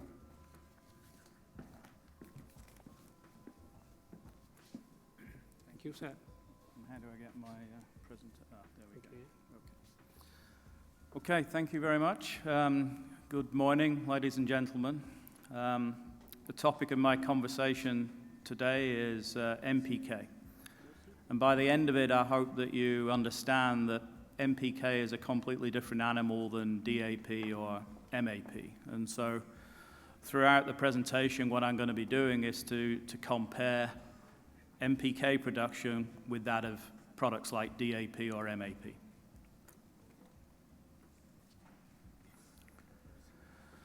So we're going to start with what NPK is and what it isn't. Then I'm going to briefly discuss different production routes to making NPK. And then I'm going to focus on one of those routes, which is chemical granulation. And we're going to look at a variety of different kinds of NPK products that you can make and what the impact of those products are on the design and operation of the plant. And lastly, we'll finish with a case study where I'm going to look at a project that we're currently undertaking where our task is to convert a plant that was originally designed for DAP to allow it to make NPK and APS products, that is ammonium phosphate sulfate. And then we'll have some final conclusions, of course, at the end. So before I start with what NPK is, let's talk about what it isn't. So it isn't DAP and MAP. DAP and MAP are produced from phosphoric acid and ammonia with maybe some small quantities of sulfuric acid for grade control. These are single analysis products and they are mass produced. NPK, and I'm going to lump in APS in the same category, ammonium phosphate sulfate. These are grades that can be made from a variety of raw materials. So you'll see listed here some of those raw materials. Not all those this is not a comprehensive list, and not all of those raw materials can be used in combination with each other. There are certain limitations. But the point is you can make an almost infinite number of different products. And those different products, depending on the raw materials, have many different properties, both for handling the product and for making them. And so what you have to do is to tailor design the plant. There isn't a standard NPK plant. You have to know what it is that you're tasked with designing, and then design it appropriately. So let's start off talking about different process routes to producing NPK. The three categories that I'm going to talk about briefly are chemical granulation, steam granulation, and bulk blending. So chemical granulation is the name given to a process where you produce a slurry from phosphoric acid, ammonia, and sulfuric acid. And you spray this slurry in a granulator on the recycled particles. And if you're making NPK, then you're adding potash along with that recycle. Second kind of production route is so-called steam granulation. So this is actually steam and/or water. And so in this case, the raw materials are typically powder raw materials. And you're granulating those powder raw materials by the addition of steam and/or water. And the third method of producing NPK material is to basically dry blend granular products. So very little technology involved here. You're just changing the mixture of the different granular raw materials that you have available. So there's going to be a table here that describes and compares the different process routes. So as I said, with chemical granulation, the raw materials are predominantly liquids, except of course for the potash. And the mechanism of granulation is mainly layering. In other words, you have a relatively high recycle, say 4 to 5 to 1, and each time the recycled particles come through the granulator, a layer of slurry is applied to the outside of those particles. And so you're building up the particle size with layers. As a result of that, the moisture coming from the slurry is mostly on the outside of the granule. This means that it is relatively easy to remove in the dryer. The drying time is relatively short, so typically 7 to 10 minutes. Again, because of the mechanism of granulation, the high recycle and the layering, these granules are relatively hard and relatively spherical. And because of the high recycle ratio requirement, you have to recycle some product-sized granules. And so this has the advantage that you can have a very narrow size distribution in the final product. The main drawback is that there is limited flexibility. And by that, what I mean is, if you want to produce many different NPK compounds, you have to factor in that every time you change from one grade to another, that can be time consuming, particularly if you're changing between dissimilar grades. For example, a grade that contains potash to a grade that doesn't contain potash. In that case, you have no choice but to empty the plant and to fill it up with something that contains potash. Of the routes that we're going to discuss, it has the highest CapEx and OpEx, but the product quality is by far the best. So steam granulation. With steam granulation, the raw materials are typically powders, and you're sticking those particles together by adding steam or water. In other words, the mechanism of granulation is agglomeration. You're sticking the particles together, and they're held together with crystal bridges. And so unlike chemical granulation, the recycle ratio is not determined by the heat and mass balance. It's determined by the efficiency with which you can make product-sized granules. And so you extract all of the product-sized material that you make. So the recycle ratio is relatively low, in the range 1.5 to 2. But the problem is that the granules are not so hard. Those crystal bridges are not very strong, and so the granules are considerably less hard than granules produced by chemical granulation. And the shape of the product is somewhat irregular because you're sticking particles together. It's not a layering type mechanism. And because the recycle ratio is low, the size distribution is somewhat wider. If we look at the drying operation, that requires longer drying time, and the reason is the moisture is on the inside of the granule, and before you can dry it, it has to diffuse to the outside of the granule before it can be dried. So you're looking at a residence time of, say, 15 to 25 minutes, so approximately double what is required with chemical granulation. You have exactly the same problem with grade change in this case as you have with chemical granulation. In other words, the plant is completely full of the grade that you just finished making, and now you want to change to a different formulation. So the problem is the same. You have a plant full of the wrong material.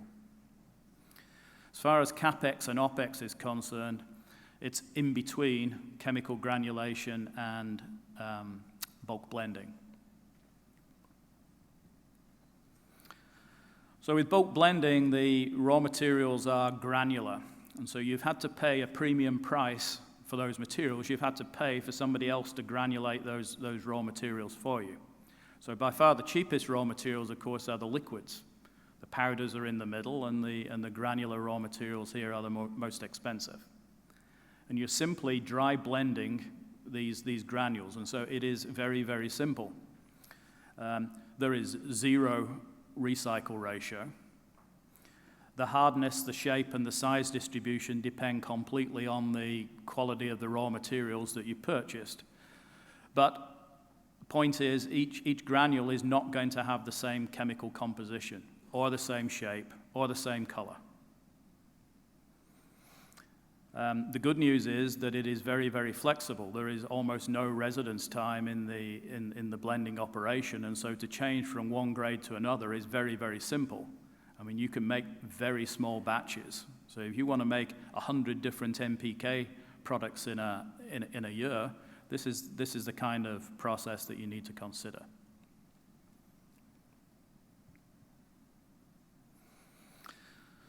Okay, so I'm going to focus on chemical granulation simply because it is first of all, it's the most technically interesting, but secondly, it produces the best product quality. And so I'm going to focus in on chemical granulation. And what I'm going to do is I'm going to divide the kinds of products that you can make into different categories, 3 different categories. And the first one of those categories is what I'm calling mixtures of ammonium phosphate and potash. And so this is basically MAP or DAP combined with potash to produce NPK formulas. So some typical grades are given here, so 10-26-26, 10-20-30. These are DAP-based products. An example of an MAP-based NPK would be, let's say, 5-24-24. So the characteristic of these products when I compare them with DAP is that they are considerably less soluble because of the addition of the potash. So this means that in order to make these materials granulate, you need more water. And because you need more water, it means you need higher, drier temperatures. The recycle ratio is going to be less than DAP because basically the potash is taking the place of product that you would recycle in the case of DAP. So I'm going to talk about the DAP-based products first, if I can. So with a DAP-based product, you would operate the reaction stage at a mole ratio of 1.4 to 1.45. And then you add ammonia in the granulator to bring up the analysis to that which you require. For MAP-based grades, you have 2 choices. You either do the same thing, operate at a mole ratio of 1.4 or so, and then add phosphoric acid in the granulator, or you operate at a mole ratio below 1, typically 0.6 to 0.7, and you add ammonia in the granulator. Normally, we would prefer the second of those 2 routes, but either one is possible, and we've done both. I guess the main characteristic is that these materials do not granulate as well as DAP and MAP. So incorporating the potash into the granules is not so easy. And so one technique that you can use in order to improve that granulation is to try and adjust the solubility of the product in the granulator. So if you're making a product that is DAP-based, in other words, a mole ratio of 2, you don't operate at a mole ratio of 2. You operate at a mole ratio headed towards the most soluble point, which is 1.45. So typically, you would operate at 1.65 to 1.7 in that kind of range to improve the granulation. In the case of MAP, it's kind of a similar thing. So you wouldn't operate at mole ratio 1, which is the least soluble point, you would try and increase the mole ratio to head towards the most soluble point, which is 1.4 or 1.45. So typically, 1.1 to 1.15 might be a target mole ratio that you would aim for. These are just citers. Each grade has its own precise characteristics, and it is also dependent on the quality of the phosphoric acid. But in principle, you would never operate at mole ratio 1, or you would never operate at mole ratio 2. You would change that mole ratio to improve the granulation. The next group that I'd like to look at is what I'm calling high sulfate MP as well as NPK grades. So some of the DAP-based grades you see here, there's one MP grade that I've given as an example, 2020-0. You see the other NPK examples that I've given.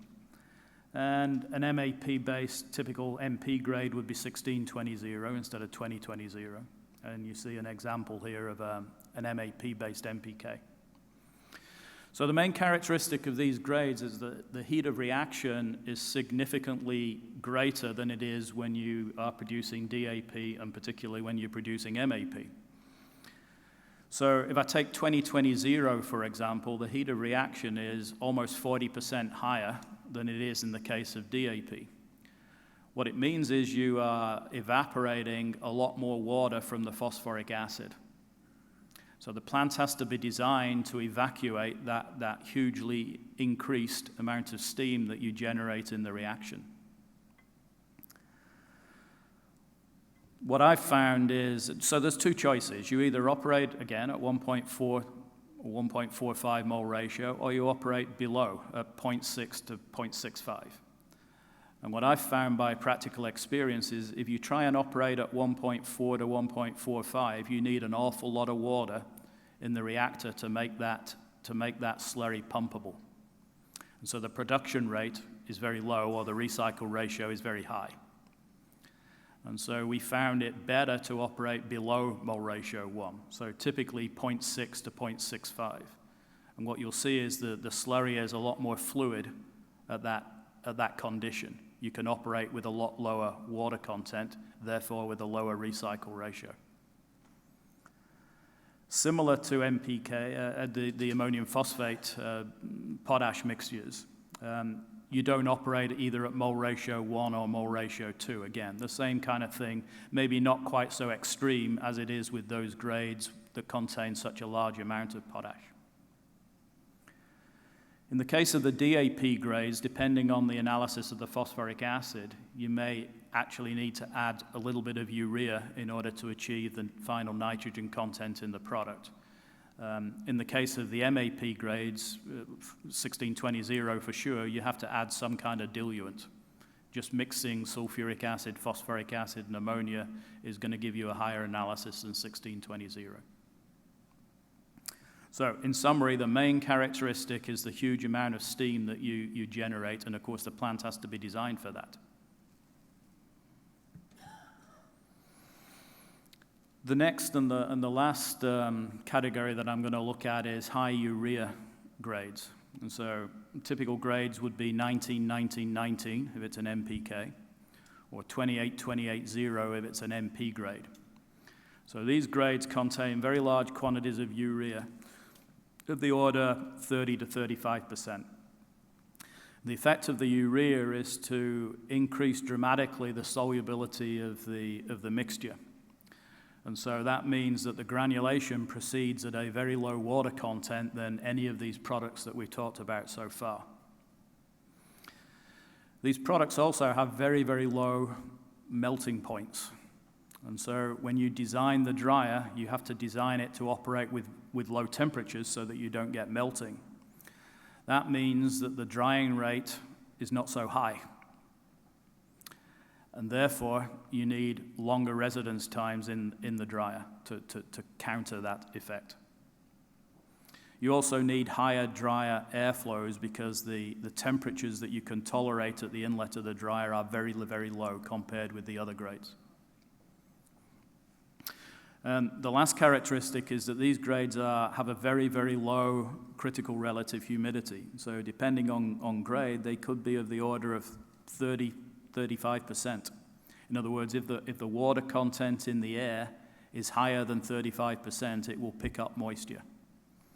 And so dehumidification is something you've got to think about. So in the product storage, but also within the plant. So you have to prevent any of the air streams having a humidity that is approaching the critical relative humidity of these products. Otherwise, you're going to get blockages in the ductwork and the equipment and so forth. So you have to insulate all of the ductwork and all of the equipment that are handling these air streams. On top of that, you need to inject hot air, for example, into the dedusting system ductwork in order to keep the conditions above the dew point. So these grades are it's possible to make these grades, but they are very challenging from an operational point of view. Of course, if you are going to make them, you've got to design the plant accordingly.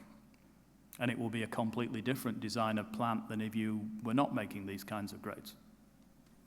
So you need to know from the get-go exactly what the client wants to make.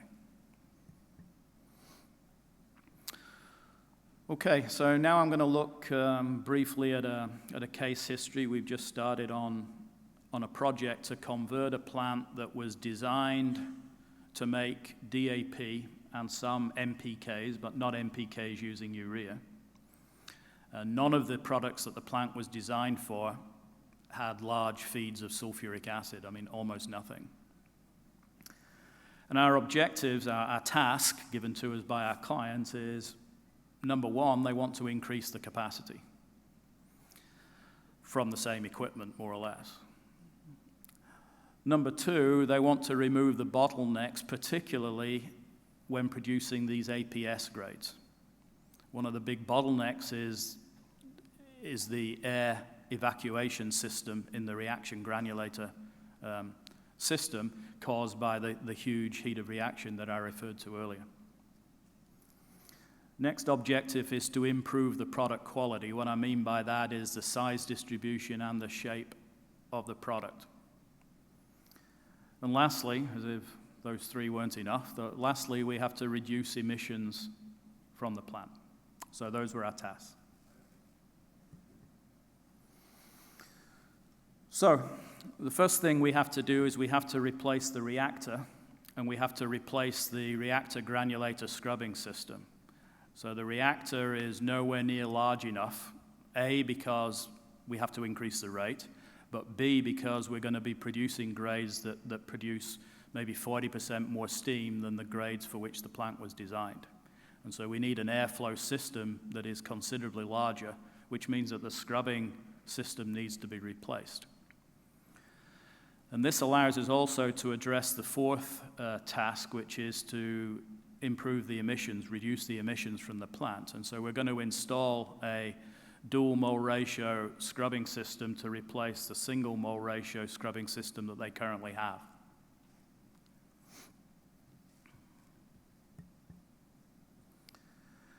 Second thing is we're going to replace the tail gas scrubber, A, because it's not big enough, because of the increased airflow, but B, because of its design is very simple. It's a square section void tower. It's not a very efficient vessel at all. And so we're going to replace it with a cyclonic scrubber with a very high recirculation rate. And of course, it's going to be adequately sized. And we're also going to introduce pH control into that system. So we're going to add small quantities of sulfuric acid to clean up any ammonia that the upstream scrubbers missed.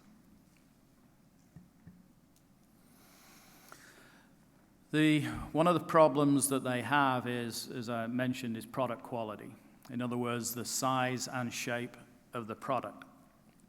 A problem that they currently have is they produce a lot of lumps in the granulator. And we're going to address that problem by, first of all, changing the conditions at which the plant operates. That's relatively easy. But also by changing the details of the internals of the granulator, which is where these lumps are formed. And so all the internals will be changed out.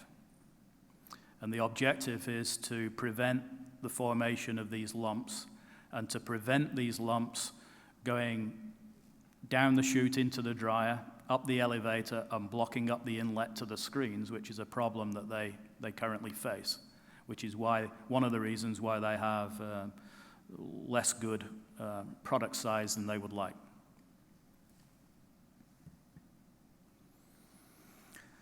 At the end of the dryer, they currently have a mechanical lump breaker driven by a motor, which is so unreliable it's basically bypassed.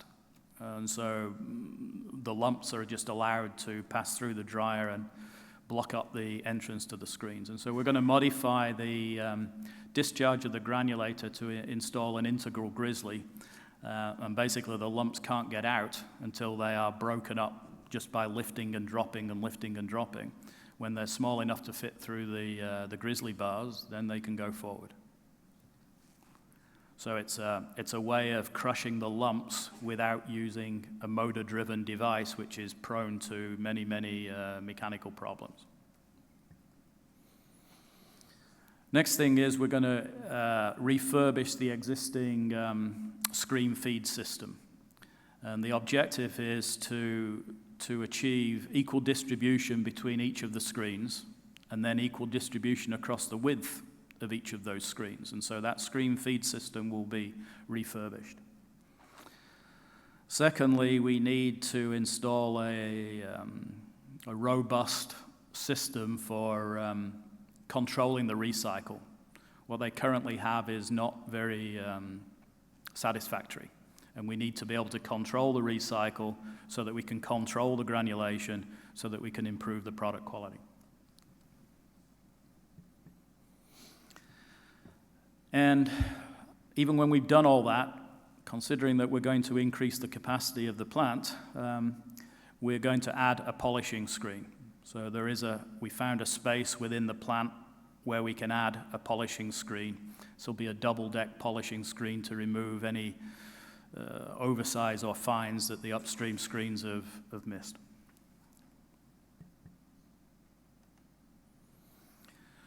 So, in conclusion, MPKs can be produced by several different process routes from a whole variety of raw materials. Chemical granulation has the highest capex, but it produces the best product quality. And so this would be your selected route, probably if you were an integrated fertilizer producer. In other words, if you're producing sulfuric acid and phosphoric acid on site, and product quality is your main focus. And lastly, MPK plants, there is no typical MPK plant. These MPK plants have to be tailor designed for the products that you want to produce from the raw materials that you have available. So it depends on grades and raw materials. So if I leave you with no other message, it is that MPK is totally unlike DAP and MAP, and you have to design it with that in mind when you start. Okay, thank you.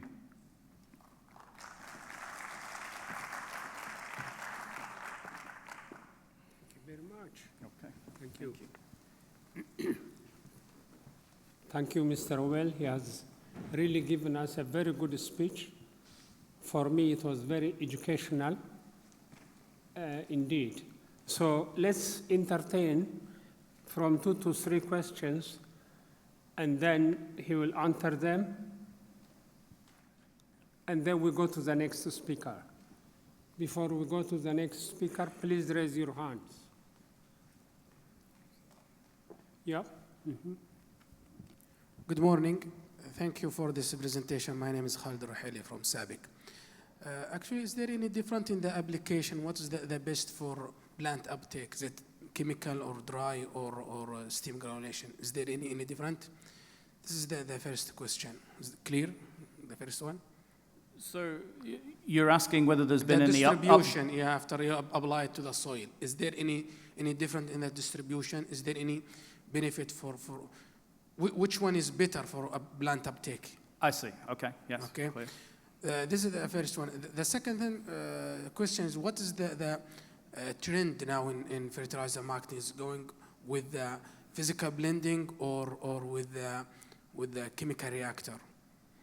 And the third question regarding the MBK, what is also the trend? Is it with the site-specific tolerate MBK aligned with the precision agriculture and high-tech, or with the crop-specific MBK? Okay, so the first question was about distribution.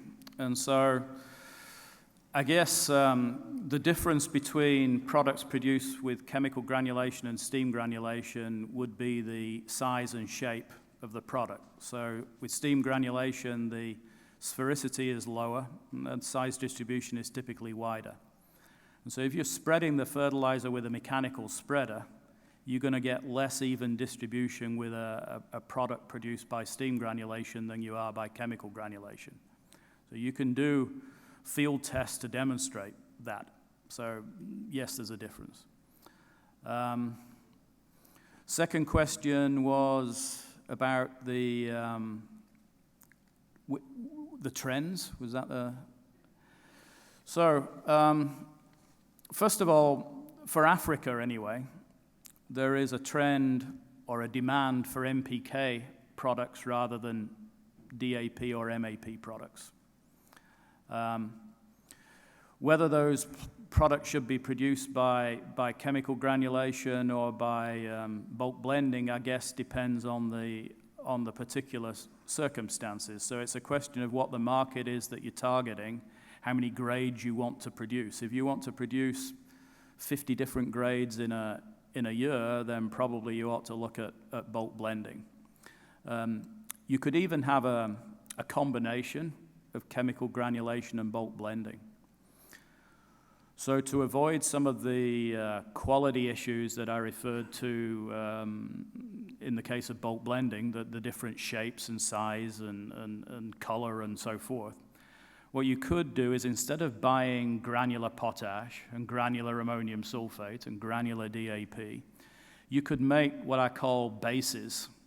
So you could make a number of bases from chemical granulation. So I'll give you an example. You could make 20-20-0, 15-15,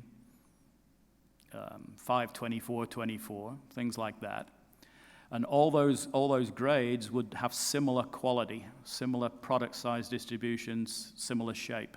And then you would mix those bases in different ratios to produce your bulk blended product. And so you can maybe overcome the problem of the poorer product quality to some extent. And there was a third question which I've forgotten. Okay. One more question. Who is raising? No? Mr. David, I would like you to comment on the granulator speed, whether 8 is optimum, 9 is optimum, or 10 is optimum. And nowadays there are technology available with high-speed drum granulation also. So what do you consider for the efficiency of a better granulation with respect to the speed? Okay, the speed I'll answer, but you said there was a new technology. Well, I didn't catch. Yeah, high-speed drum granulation. I have seen it in Russia. They make ammonium nitrate granulation with a high-speed drum granulation. And that is running at 28 RPM. Yeah. Okay, so first of all, it's not really the RPM that's the thing that you should be looking at. It is the percentage of critical speed. So critical speed is related to the diameter of the drum. And so it's inversely related to the diameter of the drum. So depending on the diameter, you would determine the RPM. But to answer your question more specifically then, in the past, and I'm talking 50 years ago, granulators used to be designed typically for, let's say, 30% of the critical speed.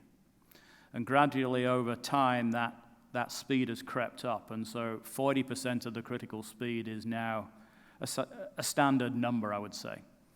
Now, if you want to make a lot of different grades, then there would be an argument maybe for having a variable speed granulator so that you could have another control parameter that you could adjust depending on the particular grade that you're making. But what you're trying to achieve anyway in the granulator is a rolling bed. If the speed is too low, it's just doing this and you get lumps. If it's too high, you're cascading the material and you're getting fines. And so there's an optimum somewhere in between those two things to distribute the slurry and so forth in the granulator. I'm not aware of the 28 RPM. I mean, that sounds like a tremendous...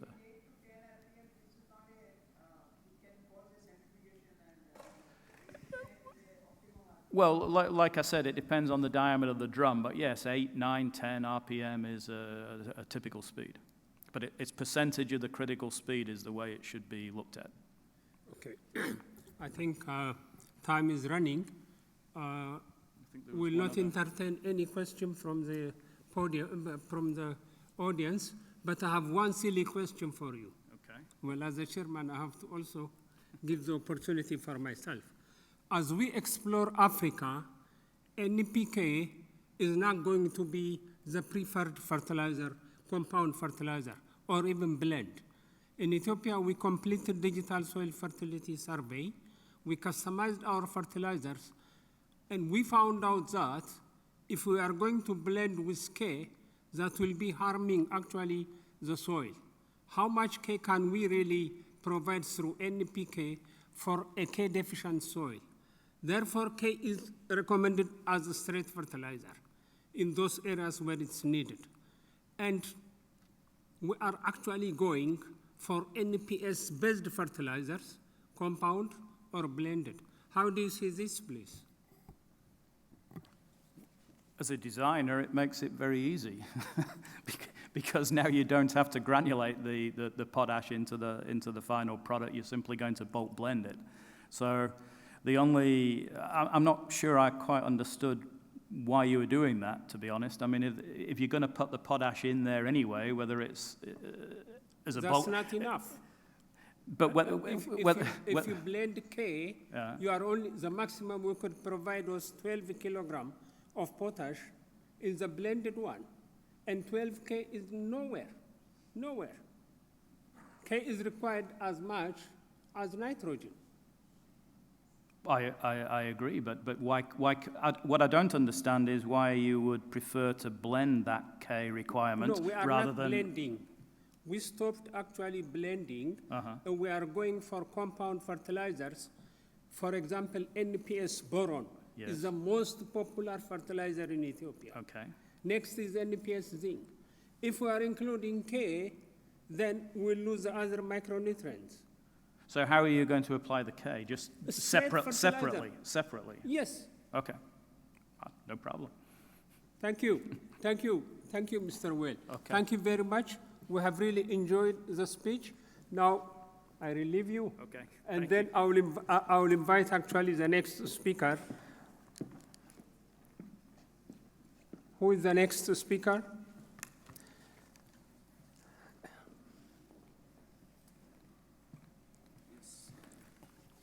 Yeah, you are? Yeah.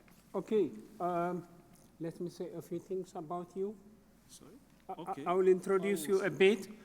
Yeah, you can sit and then. Okay, the next speaker is actually Mr. Vasil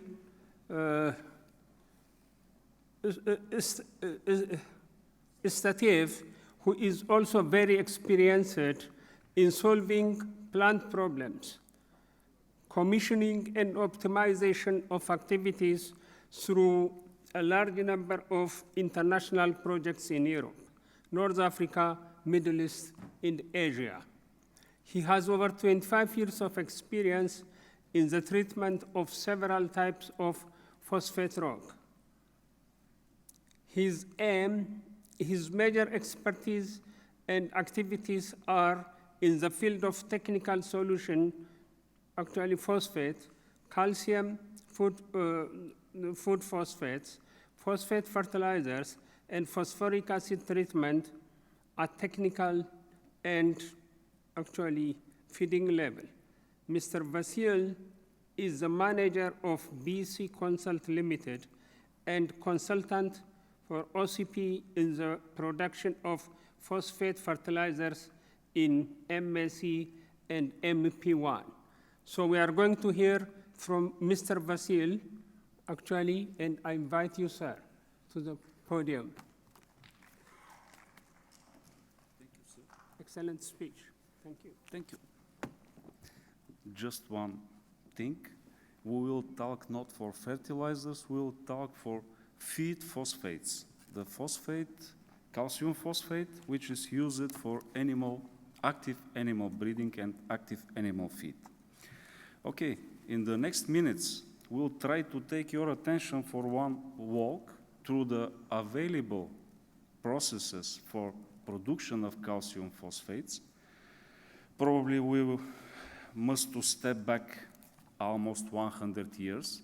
This is the history of active feeding of animals and the real production of feed phosphates. Okay, there is different methods for production of feed-grade phosphates.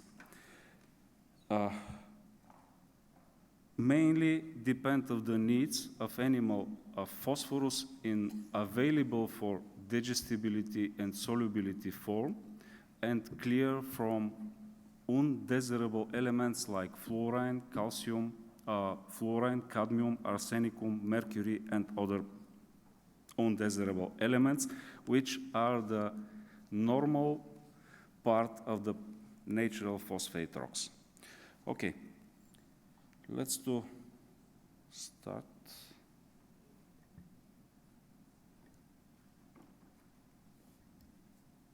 Okay. Looking for that calcium and phosphorus, both of them are needed from animal body and must to be used together. The main part of the feed phosphates, which is produced and realized in the market, it's calcium phosphate. This is very understandable. In this overview, we'll talk about the production of tricalcium phosphate, thermal sodium calcium phosphate, dicalcium phosphate in different form, monodicalcium phosphate, and monocalcium phosphate. First of all, we must to diverse the method, how to separate the different methods for production of calcium phosphates. First separation is to separate on thermal methods, which are used physical and chemical effect over the phosphate rock to change the structure of apatite, and pure chemical methods. This is the first one, separation. As sub-method, we can look about indirect chemical methods using decomposition of natural phosphate rock using mineral acids like sulfuric acid and hydrochloric acid, and chemical methods based on using of phosphoric acid for synthesis, for even precipitation or synthesis of calcium phosphates. Okay, if we must to diverse, first diversification, the calcium phosphate, this is the thermal methods and chemical methods. Speaking for thermal methods for production, what this mean? Here, you may see the general block diagram of the production methods using thermal effect over the phosphate rocks. Okay, for this we must to use phosphate rock, we must to use additives. In general, these are silicate or sodium content, sodium carbonate or other sodium content products. And may be used also some phosphoric acid. Speaking for the pure thermal method, this is only phosphate rocks and silica source. What is included in the process diagram, for example? We have only dry mixing part where the raw materials are mixed. After that, we must to calcinate the reaction, the product mass. This is not exactly reaction mass because this is dry calcination. We must to release the fluorine gases using fuel, and after that the products must to be classified, depend of the, okay, market needs. In the general case, speaking, this product is in the powder form. Very, okay, rare or using some separate secondary steps, we may find thermal phosphates in granular form. What is typical, what is the specification of thermal phosphates? The thermal phosphates, okay, pure defluorinated phosphates, this is, finally, this is 3-calcium phosphate in form of crushed granules or powder. The content of phosphorus is between 18 and 19%, depending on the used phosphate rock inlet. Content of calcium is 30 to 35%, also depend on the origin of the phosphate rocks. This product is a relatively low available phosphorus content. Between 35 and 50% of phosphorus may be utilized from animal. This is in the pure case. In the more modern methods, of course, using sodium in the process of defluorination and in the production process, in fact, there is mix between, okay, calcium phosphate and sodium phosphate or calcium sodium phosphate. In products like this, the relative digestibility is approximately up to 70%, between 50 and 70%. Okay, this is in the knowledge of the specialists of the active feeding. Okay, this is just citation of the structure. Content of phosphorus is the same, 18 to 19%. Content of calcium is a bit less, 28 to 30% to 32%, and typical content of sodium is about 5%. What is the advantages of methods, of thermal methods for production of feed phosphate? In general, this is high productivity method. There is no limitation steps, there is no filtrations, there is no processing of slurries, whatever. This is just dry product heated. The production scheme is relatively short and simple in the general case. The calcination is done in vertical static calcinator or in the fluidized bed calcinator or in the drum kiln calciner. If we calculate the capital expenditures over the informing of the prime cost of the product, we can calculate that the method is a relatively low effect of capex expenditures over the product price forming.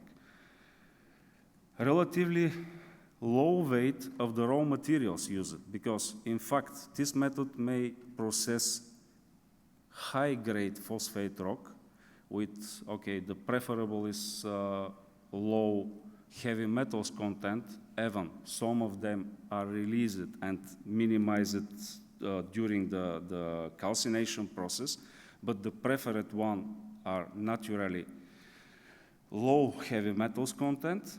But in fact, this is nature source. This is not some second product as raw material. In this method, there is no technologically determinate solid and liquid effluents. Okay, the main technological effluent, it is gaseous forms. This is fluorine and, okay, some other elements which must be treated during the calcination. This is about the very rough, very briefly, the thermal method for production. The disadvantages of the method, okay, it is extremely high energy consumption. Relatively limited possibilities for control of microimpurities, limited grade phosphate rock may be used as we talk, lack of flexibility concerning of chemical formula. Okay, by this method is practically impossible if not be added additional treatment sections, if speaking for the pure thermal method. By this method, we can produce only 3-calcium phosphate or variation 3-calcium sodium phosphates. By this method, we can't produce dicalcium phosphate or monocalcium phosphate or other more effective calcium phosphates. Okay, as we say, product with relatively low biological value in the pure form as 3-calcium phosphate. Okay, step ahead with method for production. Speaking for chemical precipitation methods, by this method, we may separate method using mineral acid for attack and destruction of apatite structure, or methods using phosphoric acid as raw material and precipitate calcium phosphate from phosphoric acid. Okay, this is two separated chemical methods for precipitation. We'll take a look about the more useful methods, like using sulfuric acid and hydrochloric acid for attack of phosphate rock and precipitation of dicalcium phosphate. What is the specification of the products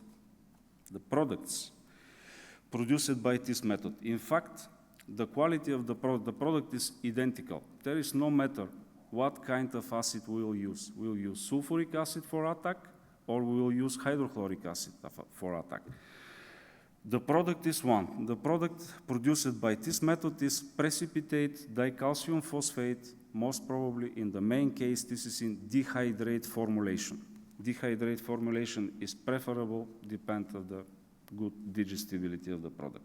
Content of phosphorus in the general case is between 17.5 and 18.2.5%. This is not so good. And calcium is between 23 and 25%. Relative digestibility is approximately 75%. Okay, this is in the sphere of the specialists of the feeding. People say between 70 and 75% depend on the hydrating formula and the, okay, this is chicken or pigs or cattle or kind of digestibility. Okay, let's take a look on the block diagram of the process using sulfuric acid. In fact, this is one old method. Firstly, it is mentioned in the literature about in 60s and 50s and 60s as method which give us possibility to process phosphate rock with relatively bad quality, not suitable for phosphoric acid production, in some good and utilizable form, using sulfuric acid. The base of method is simple. In the first part, of course, we have section of attack. This is SSP-like process. This is attack of phosphate rock by sulfuric acid in the conditions similar for SSP. There is maturation of the reaction mass, solidification, maturation of the reaction mass. We must treat the fluorine emissions, which is part of this process. Okay, a second step, there is extraction of water-soluble phosphorus from the SSP. This is in form of monocalcium phosphate. Pass through the step for control of impurities by adding some special chemicals. We must take care about the fluorine, we must take care about the heavy metals, we must take care for cadmium, arsenicum, and other. This is precipitation of impurities. Okay, normal. As next step, there is solid-liquid separation. We must move out impurities in solid form. There is solid residues out from the method. In the liquor form, there is purified solution of monocalcium phosphate. As next step, this is precipitation of dicalcium phosphate using calcium source clear calcium source. This can be calcium carbonate or calcium oxide or calcium hydroxide, even of availability and method design. There is precipitation of dicalcium phosphate, again, solid-liquid separation. We take humid crystals of dicalcium phosphate. We must dry this product in special conditions, saving dehydrate formulation. And we may recycle back the extragent or makeup of extragent and close the loop. Taking on mind, calculating about the advantages of this method, what we can say. This method is a bit flexible regarding the phosphate rock used. Okay, rocks not suitable for phosphoric acid may be used. Of course, the best result may be achieved if you use high quality rock, but the method gives us possibility to use definitively some bad quality of rocks. Available and inexpensive raw materials. In the forming of prime cost of the product like this, okay, the phosphate rock, the raw materials take a relatively low value. Sulfuric acid is not extremely expensive material, and okay, relatively low cost phosphate rock may be used. Operating by this method, we have possibility to control macro impurities. For macro impurities, we understood fluorine as main, and micro impurities, heavy metals, cadmium, and other. There is steps in the process which give us possibility to control them and separate from the product. This method gives us possibility to make this production as associated part of big volume fertilizer production unit, for example. If there is big volume SSP production unit or big, okay, other NPK production unit using SSP as part of, as product for formulation, okay, this method may be associated with this to use partly SSP produced from the fertilizer line and turn back if, okay, may we step back? No. Okay. The solid residues, in fact, can be transferred to fertilizers. Because there is, okay, what is the solid residues? This is gypsum, this is some P2O5 losses from filtration. Okay, there is some cadmium, arsenicum, heavy metals, and fluorine, but they are diluted, they are not so concentrated because the volume is big and the concentration of impurities is low. These solid residues may be transferred to fertilizers without problem because the values is not so big. Okay, what about the disadvantages of the method? This is, as you see, the process diagram. Even this is simplified. If this is full diagram, will be more complicated of this. There is multi-steps process. We have reaction, extraction, filtration, again, precipitation, filtration, drying. There is 2-3 steps of filtration and solid liquid separation. You know, everyone process man now. If there is filtration, there is problem. If there is 2 steps of filtration, there is double problem. Okay, and depend of this multi-step of process, this product can't be calculated as so capacitive. The typical production capacity is between 5 and 10 tons per hour. 10 tons per hour is a bit dreamy. About 5 tons per hour is the average capacity. Calculating the capital expenditures in the prime to distribute over the product and to form the prime cost of the product, capital expenditures are high. In fact, everyone precipitation method give us relatively high capital expenses. Operation and labor also. You need people. You need people to control the filtration. You need people to control reaction, to control precipitation. Okay, CapEx and OpEx expenditures are relatively high. Product, in the general case, product is crystalline powder. If we need, by this method, we produce only crystalline precipitate powdered product. If we need granular form, it's impossible. We must associate additional steps for this. Okay, there is considerable amount of technological solid effluents. If there is associated fertilizer plant, we can utilize them, but if not, we must take care for disposing of them. Okay, and standard, there is serious fluorine emissions for treatment. What about hydrochloric acid? This method, in original conception, is developed in the first half of 20th century, for example, about 30s and 40s, is the first information for method for utilizing of this method. This method is developed for treatment of animal bones, for extraction of phosphorus from animal bones. In the 50s and 60s, even in 70s, our first industrial lines operating using phosphate rock as raw material. The method is modified for this. As general layout, the method is very close to other precipitation methods. We must use phosphate rock, we must attack them, to distract them, to leach phosphorus from them by hydrochloric acid. We must treat some amount of gases. Even as positive of this method, we will mention that the fluorine emission is virtually missing in the reaction. Fluorine is separated in other step.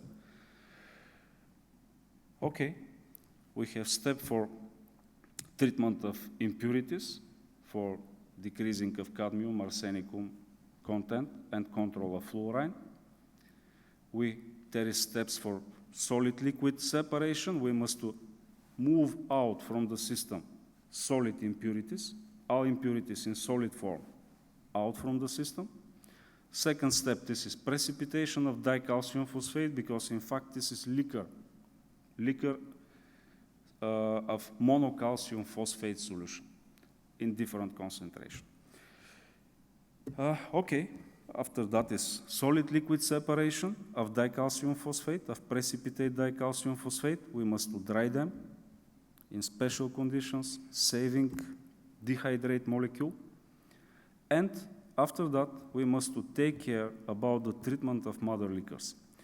Because if we not do that, we can lose up to 10% from leached phosphorus. Okay, mother liquors are treated again by calcium for forming of tricalcium and amorph high calcium form.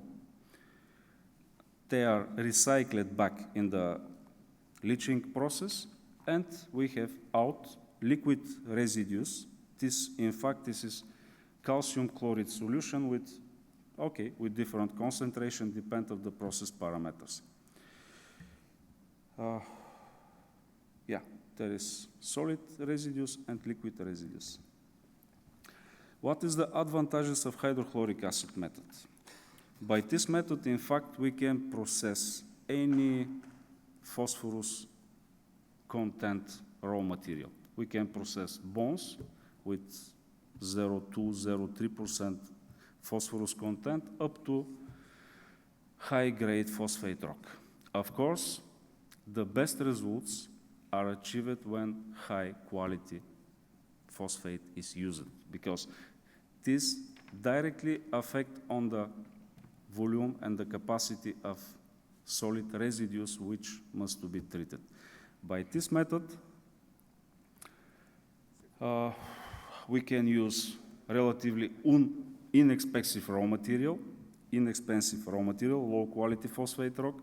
By default, the hydrochloric acid is one bottlenecking product with very low price. We have possibility to control micro and macro impurities. Okay, and as we say, virtually missing fluorine emissions. There is no heavy fluorine emissions by this method. Fluorine is separate in the solid residues. What is the disadvantages of the method? Okay, this is very similar and typical for the precipitation method. This is relatively low productivity method.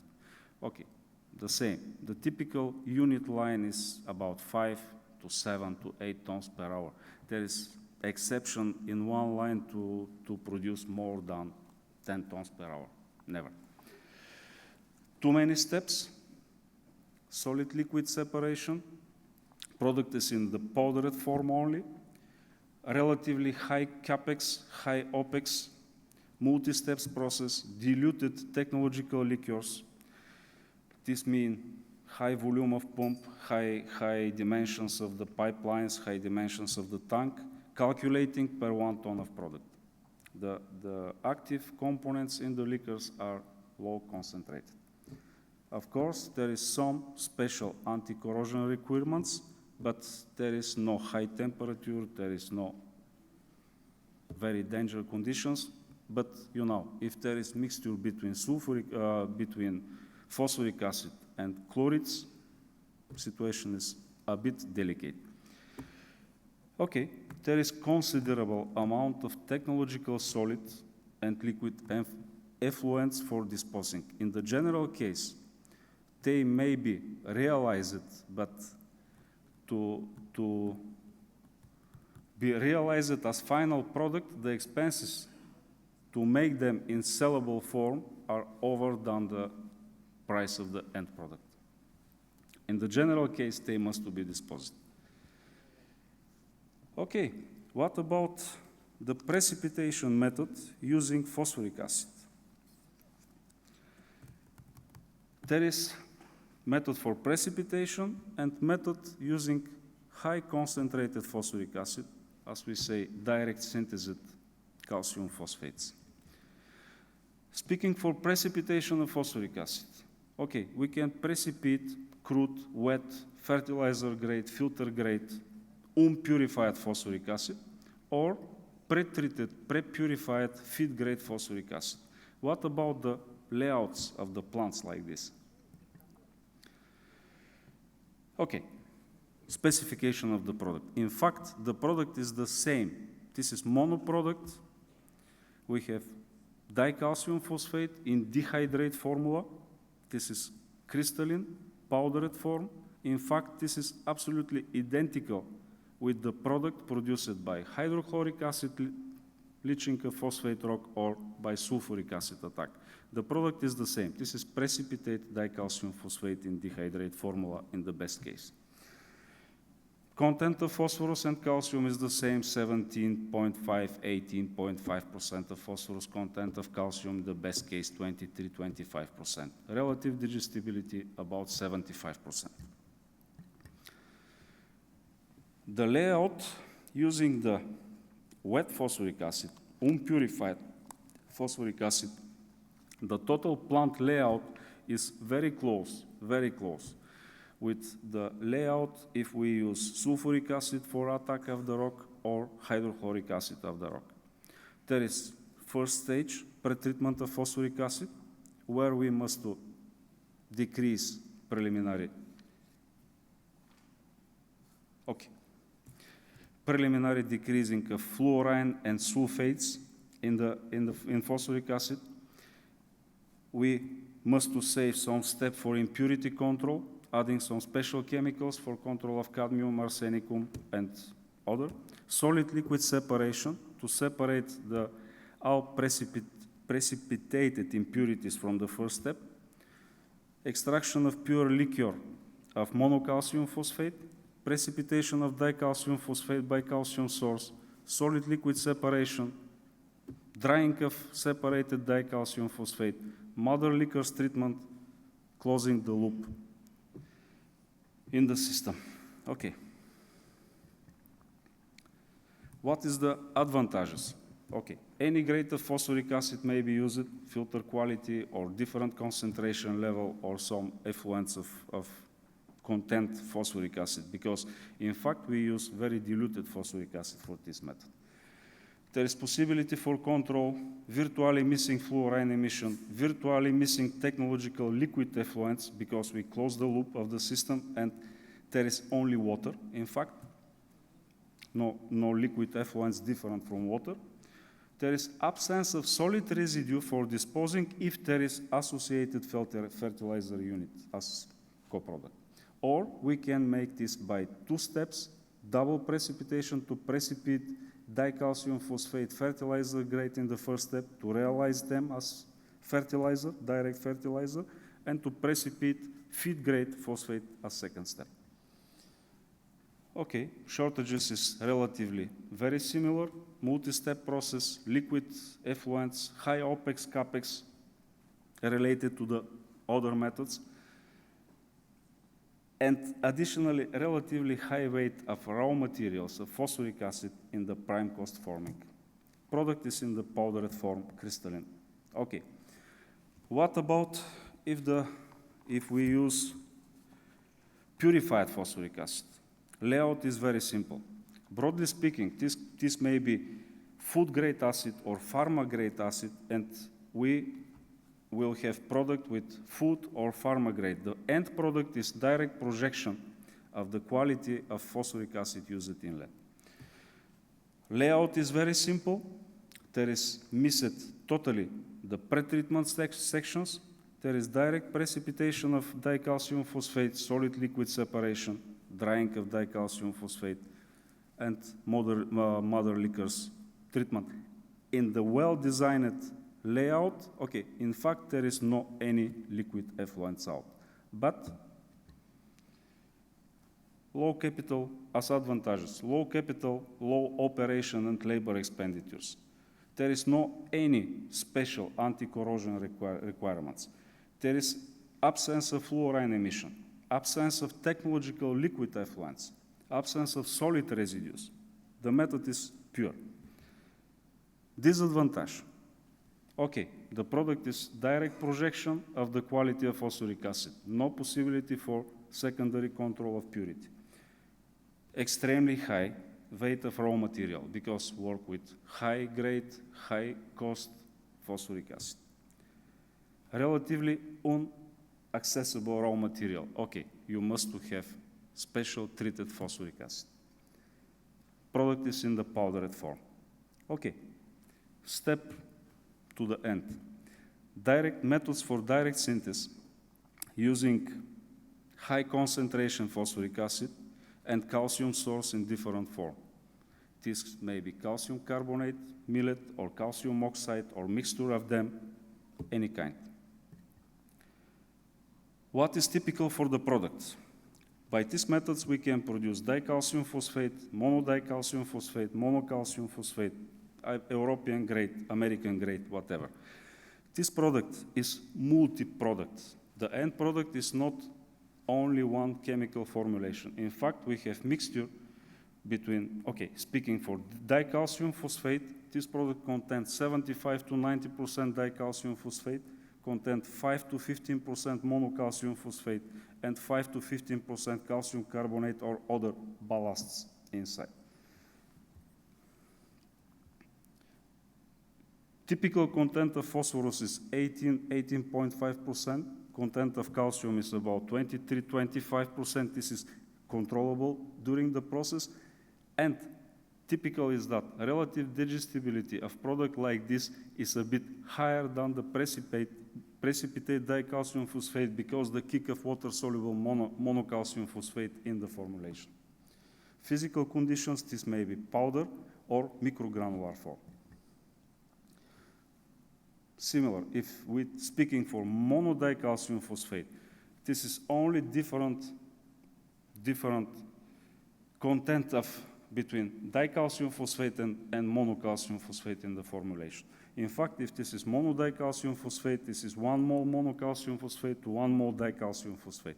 Content of phosphorus is between 21, 21.7.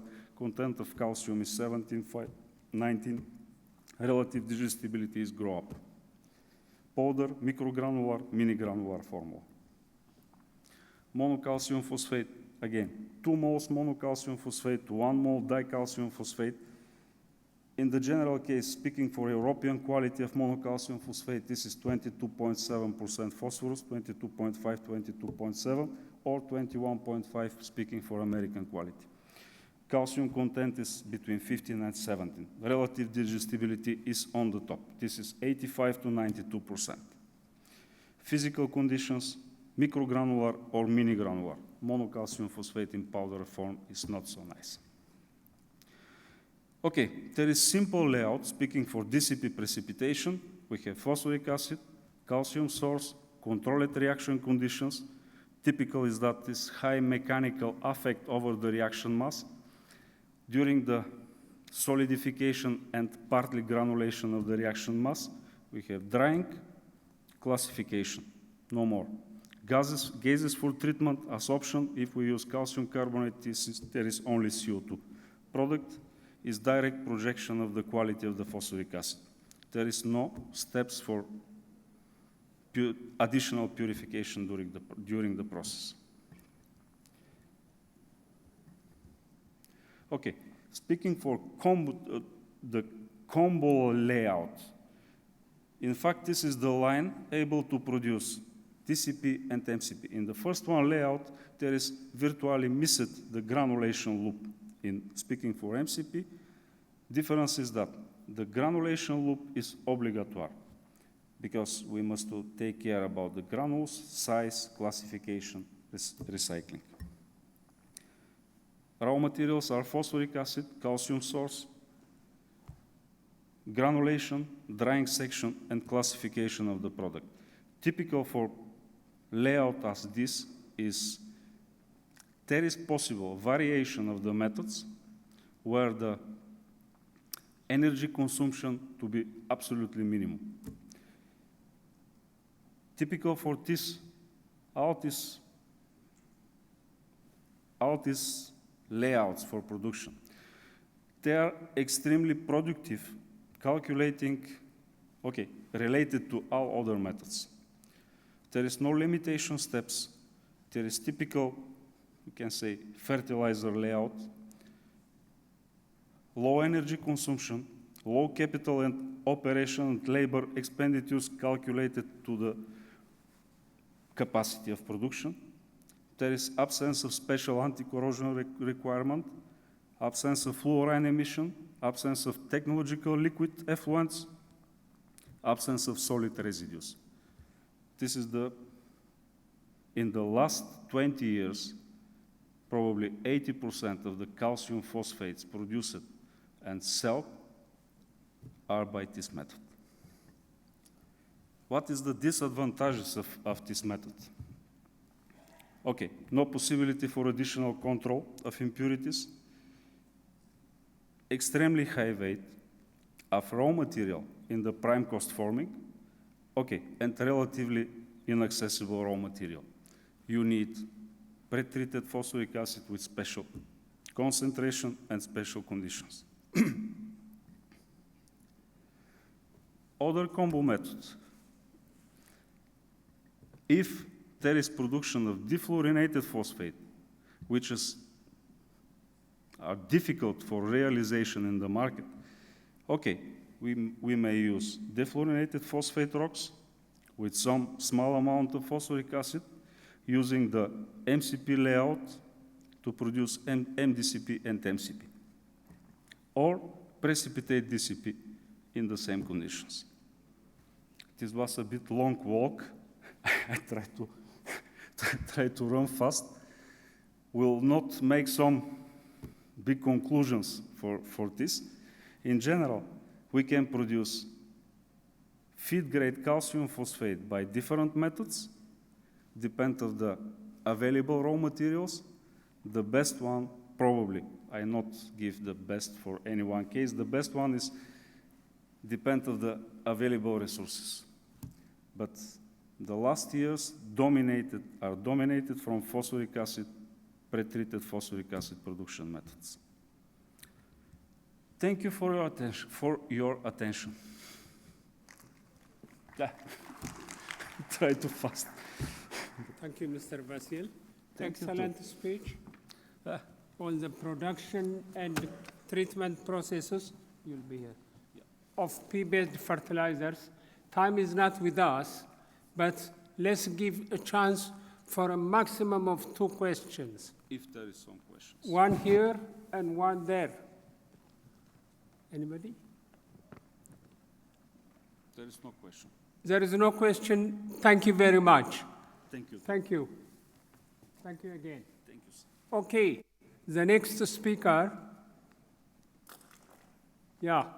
So the next paper will be jointly presented by Hasna Eldrisi and Zainab Jabri, but Hasna is the presenter. Or both of you? Both of you? Yes, both of us. Yes. Okay, now as time is not with us, I don't know if... I'm Hasna and this is Zainab. I will present both of us. This is Hasna and this is Zainab. So you are presenting? Yes, we will present together. Yeah, but I cannot, people are living, I cannot say much about you then. So I will present briefly ourselves. Let me present ourselves. Okay. So I don't say anything about you. Okay, excuse me, as time is not with us, I will not introduce them, but I will just give them the podium so that they can speak. Thank you very much. Okay, hello everybody, and thank you for your presence. So I'm Jabri Zainab, and this is my teammate and friend El Idrisi Hasna. I'm a fertilizer process engineer, and Hasna is a feed process engineer working both with the OCP, like approximately 5 years experience, and Hasna also 5 years experience. We both work at Safi Industrial Complex, and how to move this? Okay. Like I said, we are both process engineers at Safi Industrial Complex, which is a city like 2 hours driving from here, Bengrir. What you should know that Safi Complex is really the very first chemical complex that was built by OCP since 65 with an integrated plant, Maroc Chimie, which means that can produce sulfuric acid, phosphoric, and also fertilizers. And then the extension in 75 to Maroc Phosphor 1, which is also an integrated plant. And in the 80s, there was the launch of Maroc Phosphor 2 and also the Jor Phosphor complex.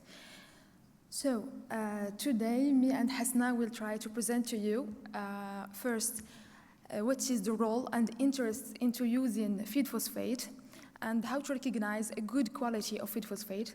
And for me, I will present to you just how to improve your process to meet a high quality feed phosphate and how just to be a great feed phosphate manufacturer.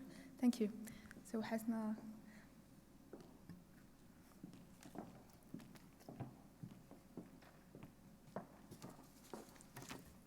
Thank you, Zainab. Hello, dear audience. So in the first, in the first part, so I will give an overview about the role of animal feed phosphate products.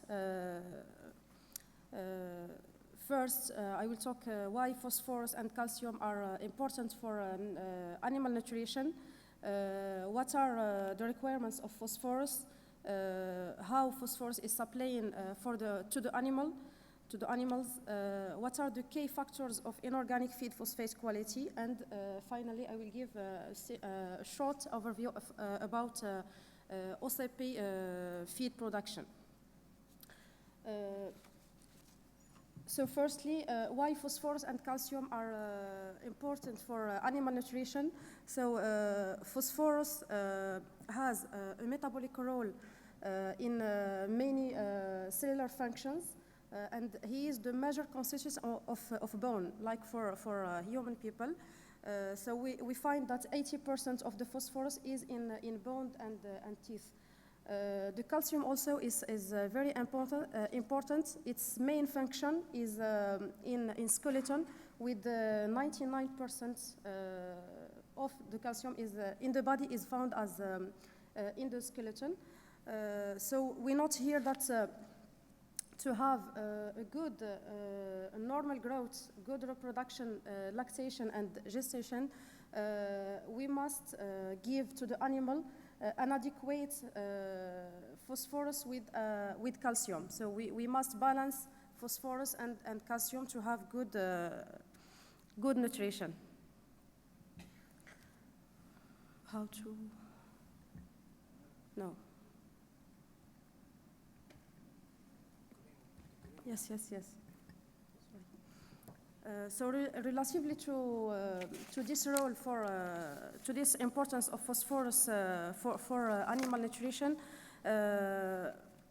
it is clear that without an adequate supply, an animal will suffer from phosphorus deficiency, like the small chicken in the picture. So the essential effects of deficiency would be a fall in blood plasma phosphate levels, an inhibition in calcium and phosphorus mechanism from animal's bone, a lower resistance to infection, and the loss of appetite and reduction in weight gain. And this is directly affects the physical well-being and economic performance of animals. So that's why an adequate supply of phosphorus in form that can be absorbed by the animal is essential to optimal livestock health and productivity. It's, we talk here about digestible or available phosphorus. It's the quantity of phosphorus who can be absorbed by the animal. Relatively to this availability or digestibility, how can we supply phosphorus to the animal? So phosphorus is supplied to the animal from three sources, namely the organic feed sources or plant material sources like maize, wheat, maize, gluten, etc. So this kind of sources are characterized by varying levels of total phosphorus and differences in digestibility, which make it difficult to estimate the real digestibility phosphorus supplied to the animal. So the second kind is animal sources. So the amount of available phosphorus provided by animal sources, principally meat, fish, bone meals, varies from 95 to 74%. So these sources is characterized by high digestibility, but very variable total phosphorus. That's why it's run a great risk of possible contamination.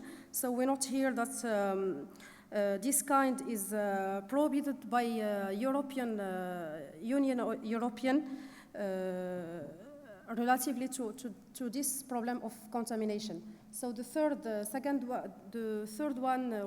source is inorganic sources. So the main inorganic sources used of animal feed are MCP, monocalcium phosphate, MDCP, monodicalcium phosphate, and decalcium phosphate, or DCP. The advantage of these products is the high and constant total P with the excellent digestibility. So to know if a product have a good quality or not, so what are the key factors of inorganic feed phosphate quality? So 5 factors: consistent nutrient content, total P, total Ca principally, an adequate digestibility, as said before, high purity without heavy metals, low levels of undesirable elements like arsenic, cadmium, etc., and good physical handling properties, what is make easy to manipulation of the product, in charge, discharge, transport, and also in blending. So to evaluate the quality of feed phosphate, we evaluate, this evaluation is based on biological values followed by physical and chemical properties. So to evaluate the biological values, 3 methods exist. First is bone measurement. This method is based about measuring phosphorus in bone. Secondly is balance trials. So here we do trials to measure digestibility and apparent digestibility, it gives the difference between the P given to the animals and the P who is lost by animal.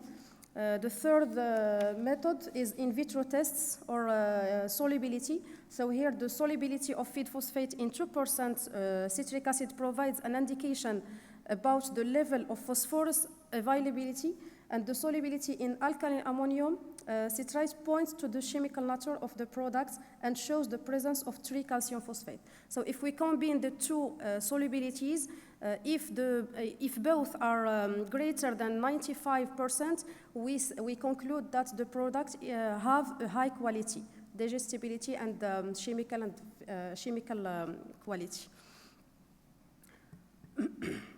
So, for example, here, if we look the three main products in feed phosphates in the world, MCP, MDCP, and MDCP. So we can see that both solubilities in citric acid and in ammonium citrate are greater than 95%, which make them very good products with high digestibility and high chemical quality. So that's why they are the most recommended and used in the world. So to finish this part, I will give you a small overview about MCP products. So since 2012, OCP has expanded his portfolio by feed industry. So 2 plants are working now to produce two main products, DCP and MDCP. DCP is 80% in total phosphor, 24.1 in calcium.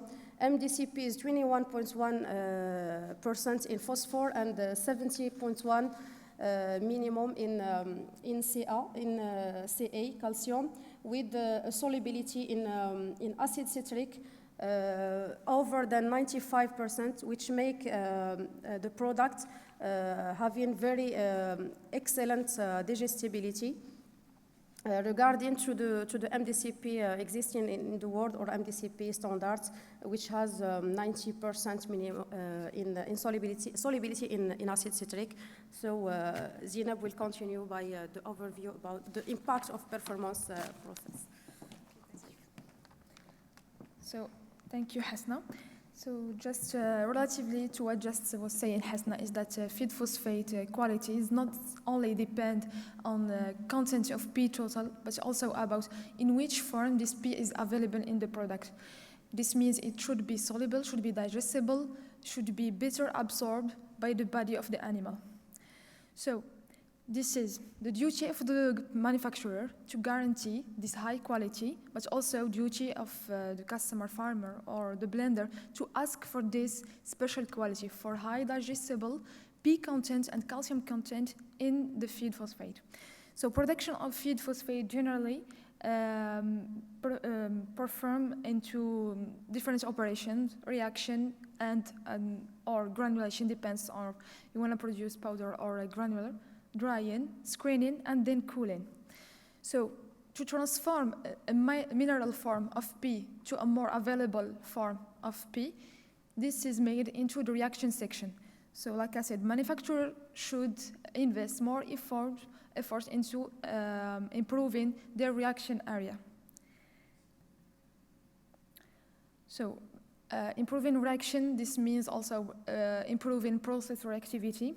And just like what Mr. Vassil was explaining, is that feed phosphate is made by 2 main reactions that produce monocalcium phosphate, which is soluble water, and decalcium phosphate, which is citric acid soluble. And those 2 molecules are actually the good form of a digestible P.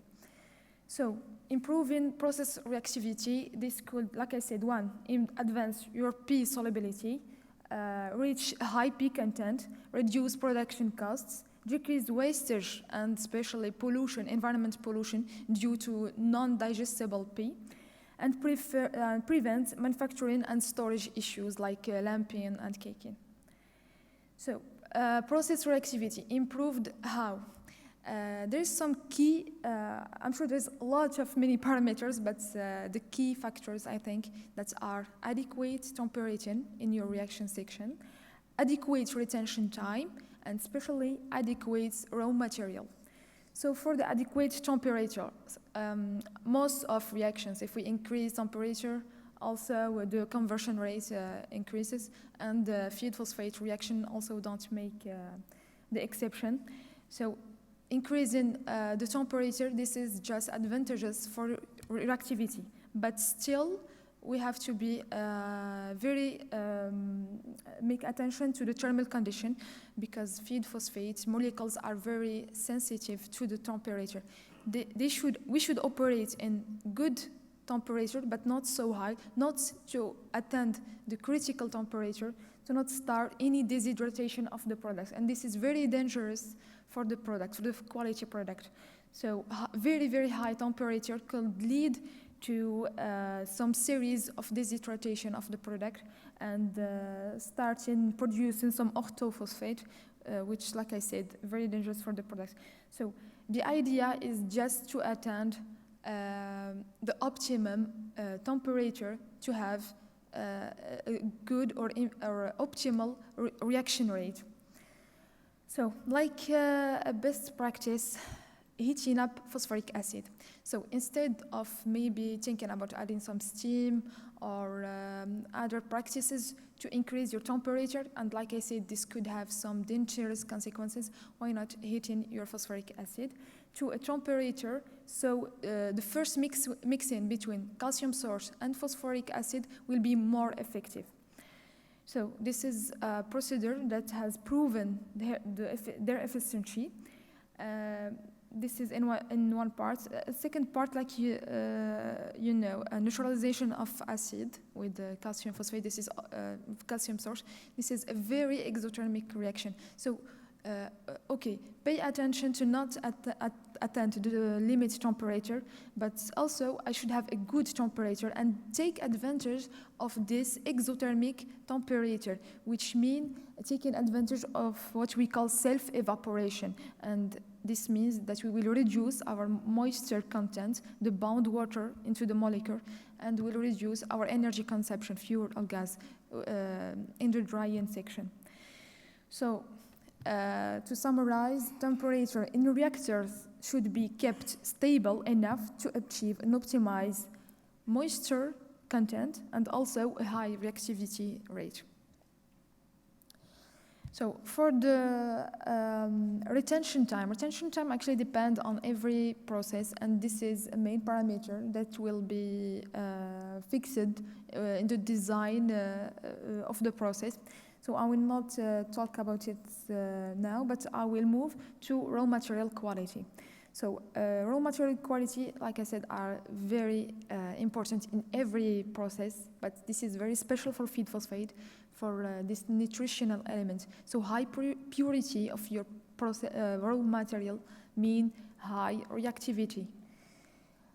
Raw material, calcium source, and phosphoric acid. So let's start with calcium source, limestone. So limestone actually can be supplied from different forms, and each phosphate process actually use a different form of limestone.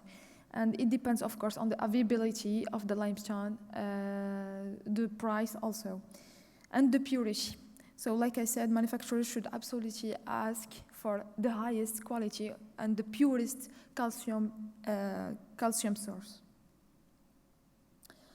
So first factor to look for is the purity. Purity, which means not only calcium oxide, how many calcium oxide do I have in my calcium source, but also look for heavy metals like arsenic, especially cadmium, also plumb, mercury. Second factor, the particle size. Okay, So the particle size of limestone is very determination. Why? Because when you have a weak micronization, which means big size, this could lead to block your reaction, and non-reactive calcium particles mean also some non-reactive phosphoric acid, which mean high free acid, which mean also many problems during storage and handling, caking, lamping, which is very blocking for the feed phosphate industry. So it's recommendable to work with the finest source of calcium that is available. Third factor are maybe, sorry, how can I come back? Not third factor, this is just about the flexibility of the process. The idea is, or the idea of this practice is mixing different calcium form of calcium source, which means every process, use a form of calcium source or a type of a calcium source, which means CaO or carbonate calcium or precipitated carbonate calcium. So the idea is to take the challenge and challenge your process, the regular way of processing. Why not mixing, which means substitution of your calcium source partially or maybe totally. So the idea is just make industrial trial, try new forms of calcium oxide and optimize the amount of substitution depending on your final result. So this is the idea for this flexibility.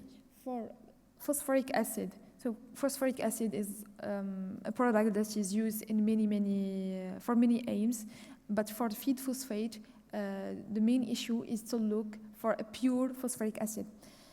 In terms of heavy metals, especially fluorine, cadmium, arsenic, and also ballast. So problem with ballast, it's the reactivity. Ballast maybe does not affect the sanitary, or let's say the sanitary condition of your product, how clean is your product, but it do affect very much your reactivity. Having sulfate, gypsum, some suspended solid will just make more what I call a bizarre molecule, because we see this a lot in fertilizers. So in feed phosphate, there is no advantage into introducing some ballast to with your acid. So I will talk especially about sulfate because one of the main operations to purify your acid is desulfitation. So normally a manufacturer of feed phosphate should ask for a very pure acid, and especially low sulfate. Okay, so it was quite brief. Thank you for your attention, and thank you for your presence. That's all. Any questions about feed phosphate? First, I really want to thank them because they did prefer to stay with us rather than go to lunch. So thank you. Thank you, Zainab and Hasna. They have jointly presented the best actually paper, but it's always difficult to be the last speaker when the stomach is grumbling. Let's give one chance, and then after that, join them to the lunch table. One question?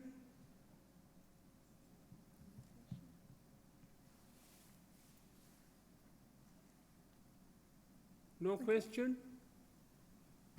Okay, thank you very much for your patience. I thank all presenters for their excellent presentation. Thank you all. Thank you. Thank you. Thank you. Sorry for hurrying you. But no problem. No problem. Okay. Thank you for.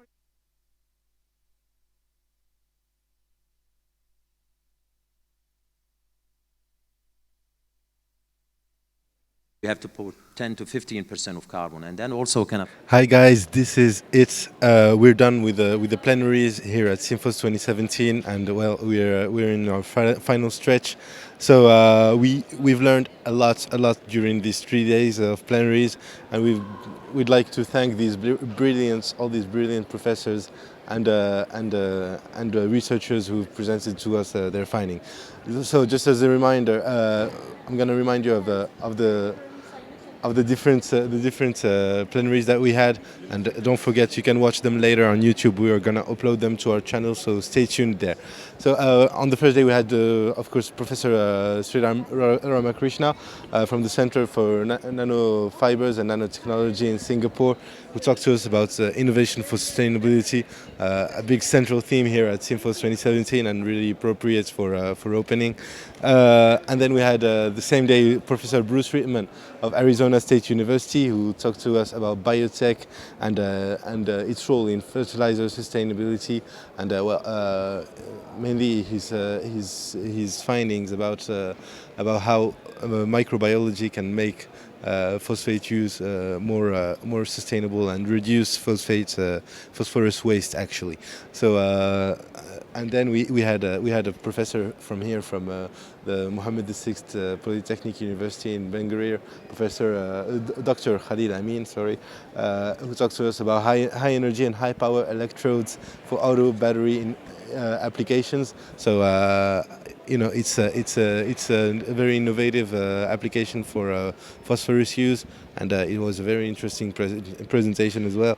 Then we had another professor from here, from UM6P, Professor Tekalain Memo, who talked to us about the potential for fertilizers to help ensure food security amid this worsening climate change crisis that we're fighting throughout these generations. And it's really a central theme as well, because what are we if we're not gonna feed the world durably? And then excuse me.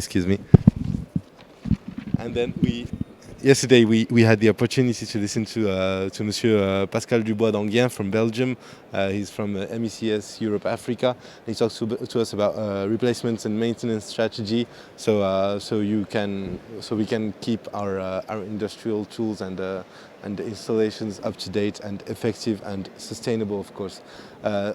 And this morning we had our two presentations that you just watched about REACH legislation and the legislative context in Europe, and how it impacts fertilizer research and development as well as innovation. And well, that's a big subject as well, because it implies that we really need to keep doing more for science education, for public awareness of how things are supposed to be, and why we need fertilizers and fertilizer research to keep advancing to our more food secure future. And the last one was from Professor Araba from Kenya, who talked to us about the combined powers of science and entrepreneurship to help address soil health and crop productivity as well. And well, it's a vital field as well. And he mainly focuses on Africa, on tropical regions and agriculture. And we think that's just what's needed: really localized solutions, and make them adapted to every country, every region of every country, in order to ensure food security locally and food independence as well. And well, that's about it. We'll upload the videos to YouTube soon, so stay tuned, activate notifications on YouTube, and do not forget to tweet at us using #SymphosLive, #SymphosLive. We're still live until 4 p.m. Moroccan time, so stay tuned. Thank you very much. Hi guys, this is it. We're done.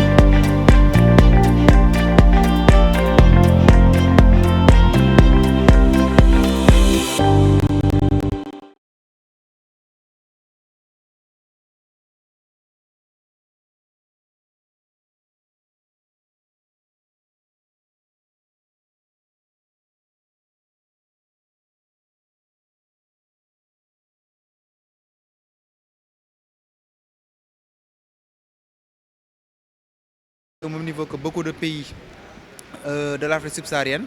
Aujourd'hui, ces pays gagneraient à s'inspirer de l'expérience singapourienne pour, voilà, pour amorcer un véritable décollage économique. Donc voilà, l'innovation qui est la thématique principale de cette édition.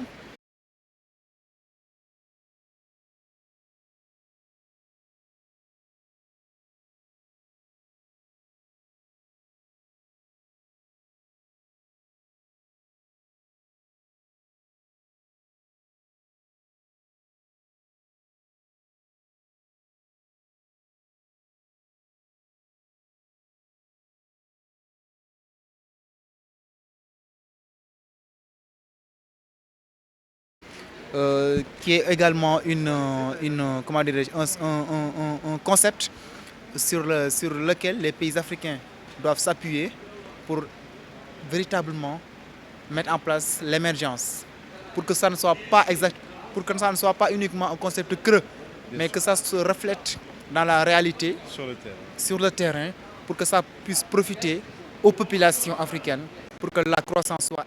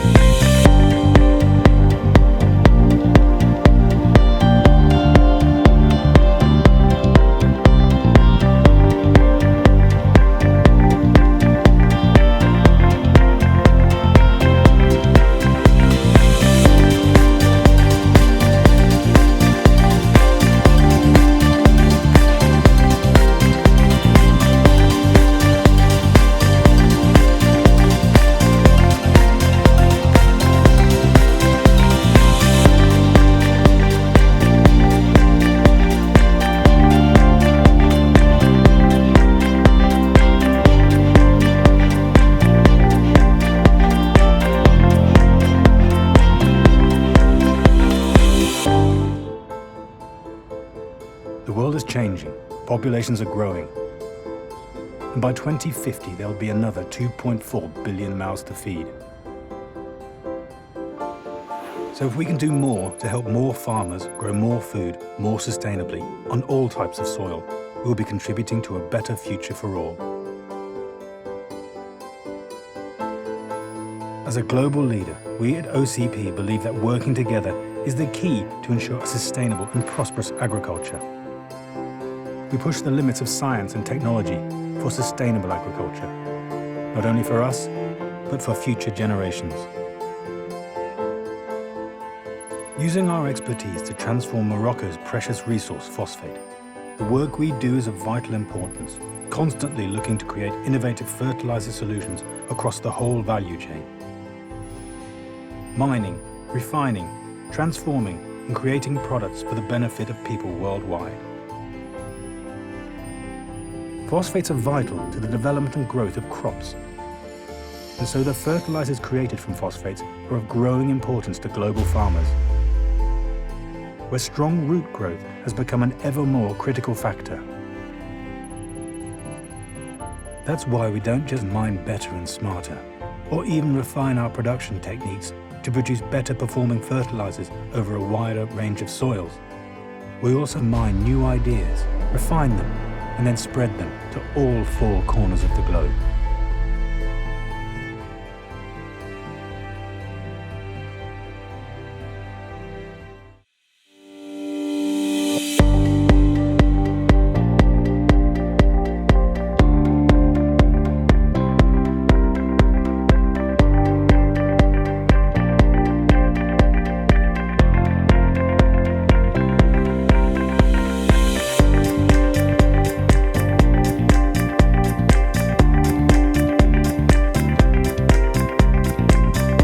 SYMPHOS, tout d'abord, c'est un symposium international sur l'innovation autour de l'industrie des phosphates. C'est l'un des plus importants, les plus grands symposiums au monde aujourd'hui dans ce domaine. Cette 4e édition donc, fait suite à 3 précédentes éditions qui ont permis un petit peu de développer un certain nombre de partenariats dans le domaine scientifique et l'innovation autour du phosphate. Cette année, la nouveauté, c'est qu'on l'organise dans une prestigieuse université, c'est l'université Mohamed VI Polytechnique de Ben Guerir. Nous avons accueilli aussi dans les 105 exposants à travers le monde. Ils viennent des États-Unis, ils viennent de la Chine, ils viennent de Singapour, ils viennent de différents endroits du monde pour promouvoir leurs produits, leur savoir-faire et partager ce savoir avec le monde industriel, le monde scientifique. L'objectif, c'est donc, comme j'ai dit, une agriculture durable pour le bien du monde.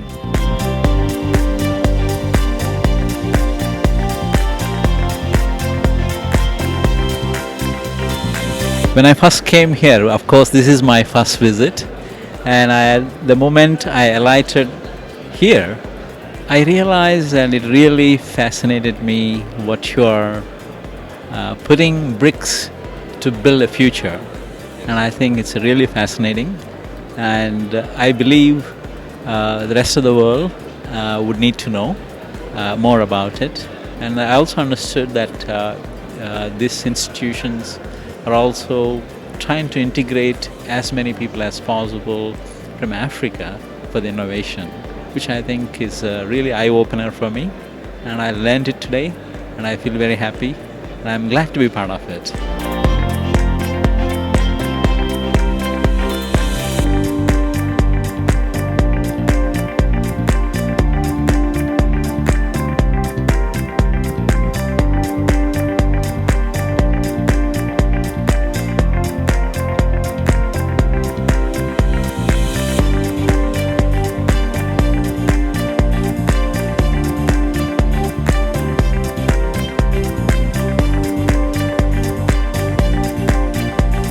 We're about to enter the second plenary session, which is going to be presented by Professor Bruce Rittman of Arizona State University. He's a professor of environment engineering, and he will talk about, well, quite appropriately, about biotech and its role in making the phosphate industry more sustainable in the future. Also, of course, don't forget to ask all your questions in the comments or on Twitter using the hashtag SYMPHOSLive.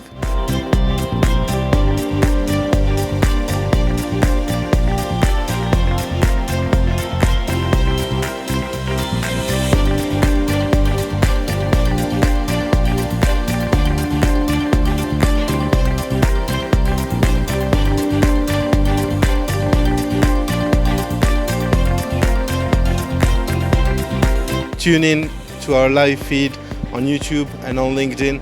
And also, don't forget to tweet at us if you have any questions, any remarks, anything you want to share with us. Use hashtag SYMPHOSLive. Hashtag SYMPHOSLive. Thanks a lot for following, and we'll see you tomorrow. Thank you.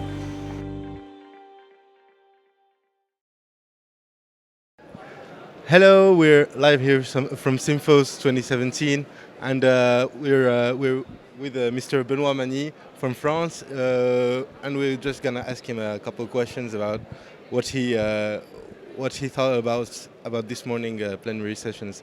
So, Mr. Benoît Magny, what did you expect first from this SYMPHOS, and are you satisfied with how it's going and this beautiful campus that we have here? Yes, it's really a very impressive campus, and I was very impressed by this new university. And it's the first time I attend this SYMPHOS meeting, and it's a pleasure to meet all these people related to phosphate industry and to meet people from UCP as well. So as far as now, I'm very satisfied with the Congress. Thank you very much. And about this first plenary session that we had this morning about automotive technology, it was a bit surprising to hear about that here in SYMPHOS. What do you think? What do you think about the importance of this kind of research? And is it really important for our industry to get involved in all types of technological research? I think it's very important to find new development for phosphate derivative, and this one with battery is a very interesting one, and I think it's very promising. I'm not in this business at all, but I think that it's a promising business and opportunity for new phosphate derivatives. Okay. Thank you very much, Mister. We'll set you free for now. Have a great day. Thank you. Thank you. Hi, we're at SYMPHOS 2017. It's our second day here with Madame Evelyne Lequien from France, and we're just gonna ask her a couple of questions about how she feels about this second day at SYMPHOS, and what she thought about this second plenary about food security and the use of fertilizers in this fight for food security and against climate change. Alors, je peux parler en français? Bien sûr. Moi, déjà, je suis venue ici parce que je représente les éditions techniques de l'ingénieur, c'est-à-dire une énorme base documentaire qui a été réalisée à l'attention des étudiants dans les écoles d'ingénieurs, sur tous les secteurs de l'ingénierie. Donc du coup, je suis surtout venue pour rencontrer les gens de l'OCP et savoir ensuite comment effectivement leur proposer cette base documentaire qui est un espèce d'énorme Google hyper bien documenté d'une part et puis continuellement alimenté d'ailleurs par des chercheurs ou par des gens que j'ai retrouvés ici sur les entreprises. C'est souvent, ce sont des expériences d'entreprises qui deviennent... Voilà. Ensuite, j'ai du mal dans les conférences à identifier effectivement les gens. J'ai aimé la première conférence avec ce monsieur indien, désolé, professeur Ramakrishna, qui est un type un peu showbiz et tout, et donc qui est très engageant. Donc là, on tombe sur des gens comme ça qui vous parlent effectivement des problématiques de l'avenir d'une façon intéressante. En plus, il vendait Singapour. Je connais Singapour, je vois bien, oui, ce que c'est devenu. Quant à la conférence tout à l'heure, là, ce monsieur éthiopien, oui, j'ai compris qu'il se bagarrait pour trouver des méthodes de fertilisation qui soient en adéquation avec ces terres, qui sont, je connais un peu l'Afrique, qui sont hyper arides, hyper compliquées. Enfin, oui, dès qu'il pleut dessus, tout fout le camp. Enfin bon, et puis surtout avec des gens qui ne sont pas du tout formés. Et la problématique, c'est pas la terre, parce qu'on a réussi à cultiver partout dans le monde, mais c'est la formation des gens. Et c'est ce qu'il finit par demander. Alors après, il finit par demander du partenariat, de l'argent, tout ça. Je vois bien la démarche. Voilà. Oui. Donc ça, mais en même temps, c'est intéressant de voir que ce sont ces types-là qui prennent en main le sujet et plus justement l'Europe qui se mêle de ce qui la regarde pas. Oui, mais effectivement, comme vous dites, l'argent, c'est le nerf de la guerre. C'est le nerf de la guerre et il faut bien l'utiliser. Justement, comme ici, on a ce gros investissement dans l'éducation. Et effectivement, pour ce qui est de l'Afrique, par exemple, vous devez être au courant, l'OCP crée une carte de fertilité des sols pour plusieurs pays en Afrique, ce qui est déjà établi pour le Maroc. Je ne savais pas qu'ils faisaient ça avec beaucoup de précision. Par contre, moi je travaille avec le Maroc, j'ai mis une société ici. Et c'est vrai que du coup, je suis cette évolution. Et je trouve vraiment super que le Maroc ait pris effectivement le leadership sur l'Afrique. En formation, en tout d'ailleurs, en tout. Nous, on aurait dû faire ça depuis très longtemps, on ne l'a pas fait. Bon. Mais c'est vrai que quand on voit des équipements comme ici, qui sont certainement faits pour les Marocains, mais certainement pour beaucoup d'étudiants africains qui vont venir. C'est pour ça qu'ils font des campus partout.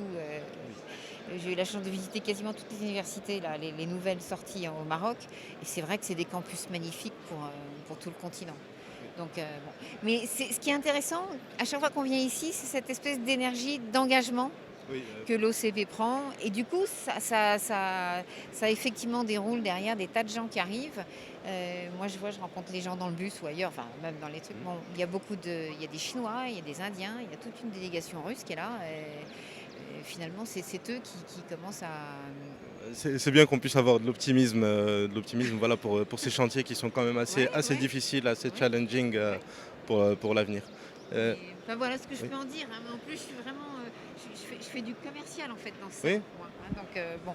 Donc je ne suis pas une spécialiste en... Nous non plus. Il y a des tas de trucs, je ne comprends rien, mais en même temps, je comprends tout parce que, derrière les mots, on comprend exactement. l'innovation qui arrive. Exactement. Voilà tout ce que je vous dis. En tout cas, c'est un lieu magnifique. Sur un plan architectural, moi j'adore. Voilà.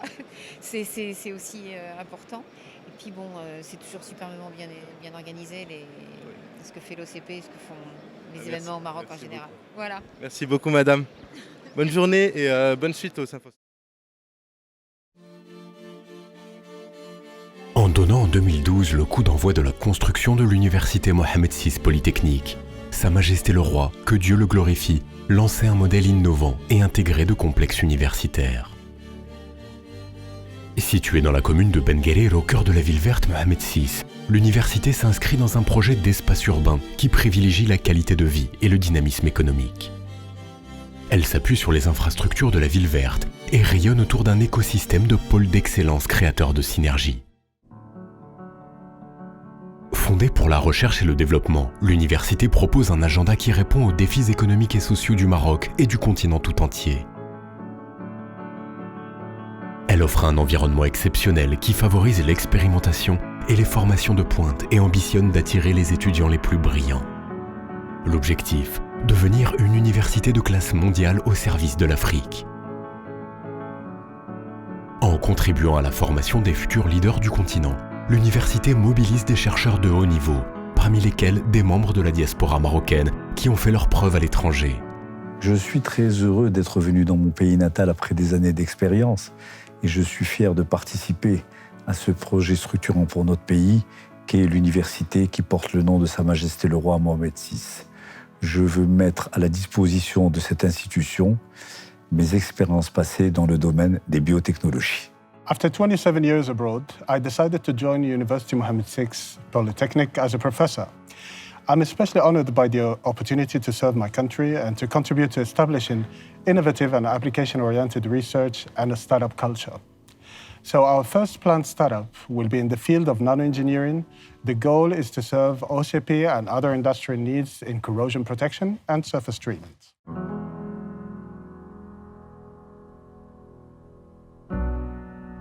Les défis sont nombreux. Sécurité alimentaire, développement économique, industrialisation durable. L'université adopte une approche qui stimule l'expérimentation, l'interdisciplinarité et l'esprit d'entreprise. Avec un objectif, valoriser les résultats de la recherche-développement en fonction des besoins de chaque territoire. Dans une démarche de développement de partenariat, l'université a déployé des programmes de recherche avec des universités et instituts spécialisés au Maroc et dans le monde. Des programmes qui devraient contribuer à transformer le Maroc en un pays à l'avant-garde de l'innovation et participer à la diffusion du savoir en Afrique. We would like actually to concentrate on digital soil fertility mapping and addressing key soil health and fertility issues in target countries where OCP is working. Les Living Labs, sites d'expérimentation de l'université, sont la pierre angulaire de ces programmes. Ouverts à la communauté scientifique, ils permettent aux chercheurs des universités de tester des solutions à l'échelle réelle dans des domaines clés. La ville verte propose un modèle urbanistique à forte valeur ajoutée écologique, avec une gestion optimisée des effluents. Le Green Energy Park accompagne le Maroc dans la mise en œuvre de son plan national de développement des énergies renouvelables.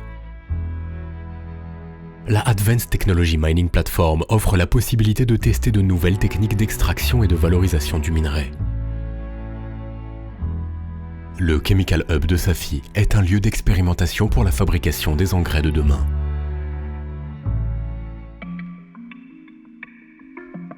À travers ces Living Labs, c'est tout le fondement de la formation et de la recherche appliquée qui s'exprime, learning by doing. Ce contexte favorable à l'entrepreneuriat encourage la prise de risque avec des projets de start-up en développement. Les activités de e-tech tournent autour de la création ou bien le développement des projets technologiques dans des domaines variés comme l'aéronautique, les technologies de l'information, la robotique et essentiellement les énergies renouvelables. Ancrée au Maroc, l'université Mohamed VI Polytechnique vise à créer un véritable écosystème du savoir à travers l'animation de réseaux dynamiques de recherche. L'université se donne les moyens et le temps de former ses enseignants-chercheurs à travers des projets de recherche et développement, des accords académiques et des conventions avec des institutions de renommée mondiale. Cette ouverture crée un effet d'entraînement et contribue à renforcer les capacités de la recherche et de la formation en Afrique. L'université construit des liens solides avec le monde académique du continent. I'm currently pursuing my executive MBA at Africa Business School of Mohamed VI Polytechnic University, which focuses on some of the pressing challenges facing the African continent. This program, which is truly transformative, is designed to prepare the next generation of African leaders who are culturally aware and socially driven. Ouverte sur le monde, l'université l'est aussi à travers sa vocation digitale. Elle développe des modes d'éducation innovants à travers des contenus d'apprentissage numérique et des cours en ligne ouverts. Elle permet la même expérience d'apprentissage par les étudiants où qu'ils se trouvent, Rabat, Casablanca ou encore Laayoune. Institution citoyenne et responsable, l'université veille au partage du savoir au profit des communautés, en adoptant une politique de recrutement socialement inclusive fondée sur le mérite. Comme un grand nombre de mes camarades, nous bénéficions de bourses, c'est-à-dire que notre université est basée sur un modèle social très juste qui bénéficie à une grande majorité des étudiants et qui nous permet de vivre dans un campus très agréable. C'est une formation ou encore le centre sportif de haut niveau. Premier projet marocain mené sous la certification internationale LEED qui atteste de son excellence environnementale. Le campus de l'université offre des infrastructures, des équipements et des espaces de vie favorables à l'épanouissement de tous ses membres. Cité du savoir, de la recherche et de l'innovation, l'université Mohamed VI Polytechnique est fière de traduire la vision de Sa Majesté le Roi en faveur du développement durable du Royaume du Maroc et du continent africain.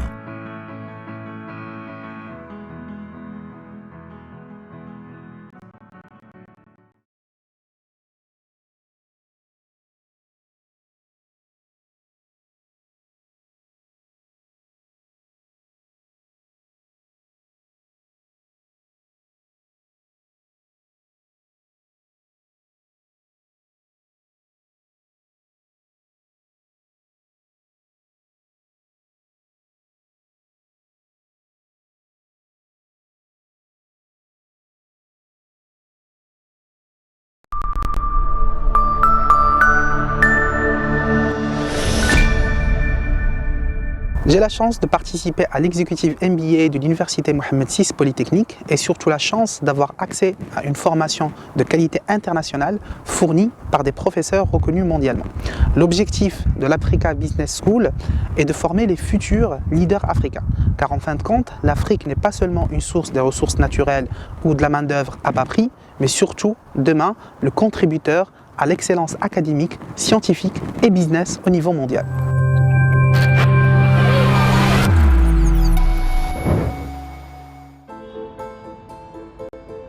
The world is changing, populations are growing. And by 2050, there'll be another 2.4 billion mouths to feed. So if we can do more to help more farmers grow more food, more sustainably, on all types of soil, we'll be contributing to a better future for all. As a global leader, we at OCP believe that working together is the key to ensure a sustainable and prosperous agriculture. We push the limits of science and technology for sustainable agriculture, not only for us, but for future generations. Using our expertise to transform Morocco's precious resource, phosphate, the work we do is of vital importance, constantly looking to create innovative fertilizer solutions across the whole value chain. Mining, refining, transforming, and creating products for the benefit of people worldwide. Phosphates are vital to the development and growth of crops, and so the fertilizers created from phosphates are of growing importance to global farmers, where strong root growth has become an ever more critical factor. That's why we don't just mine better and smarter, or even refine our production techniques to produce better performing fertilizers over a wider range of soils. We also mine new ideas, refine them, and then spread them to all four corners of the globe.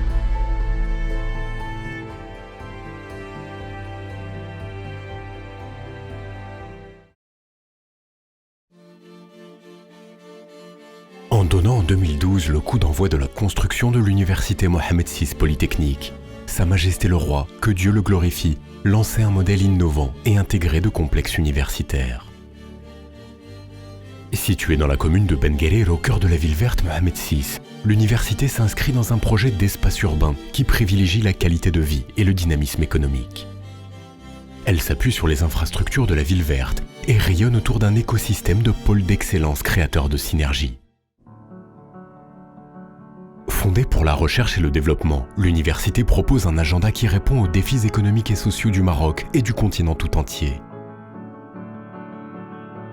Elle offre un environnement exceptionnel qui favorise l'expérimentation et les formations de pointe et ambitionne d'attirer les étudiants les plus brillants. L'objectif, devenir une université de classe mondiale au service de l'Afrique. En contribuant à la formation des futurs leaders du continent, l'université mobilise des chercheurs de haut niveau, parmi lesquels des membres de la diaspora marocaine qui ont fait leurs preuves à l'étranger. Je suis très heureux d'être venu dans mon pays natal après des années d'expérience et je suis fier de participer à ce projet structurant pour notre pays qu'est l'université qui porte le nom de Sa Majesté le Roi Mohammed VI. Je veux mettre à la disposition de cette institution mes expériences passées dans le domaine des biotechnologies.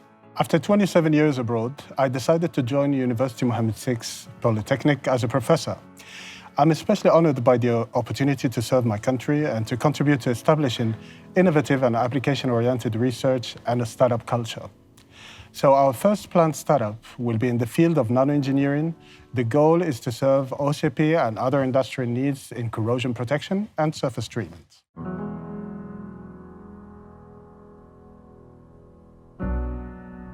Les défis sont nombreux.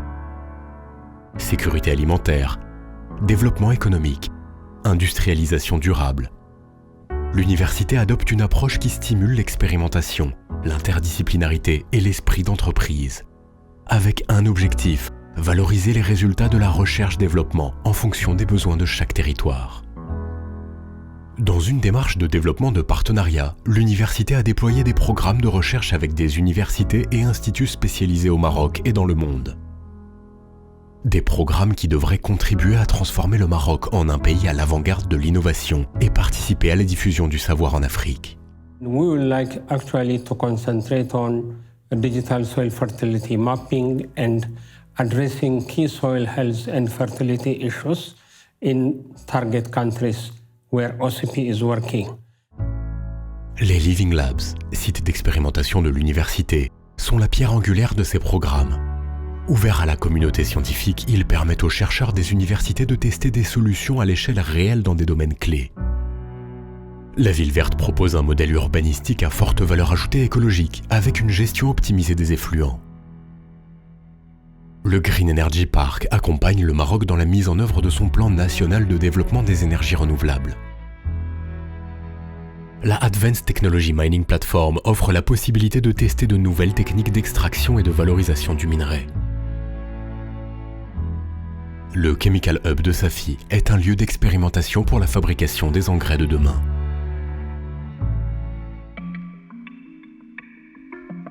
À travers ces Living Labs, c'est tout le fondement de la formation et de la recherche appliquée qui s'exprime, learning by doing. Ce contexte favorable à l'entrepreneuriat encourage la prise de risque avec des projets de start-up en développement.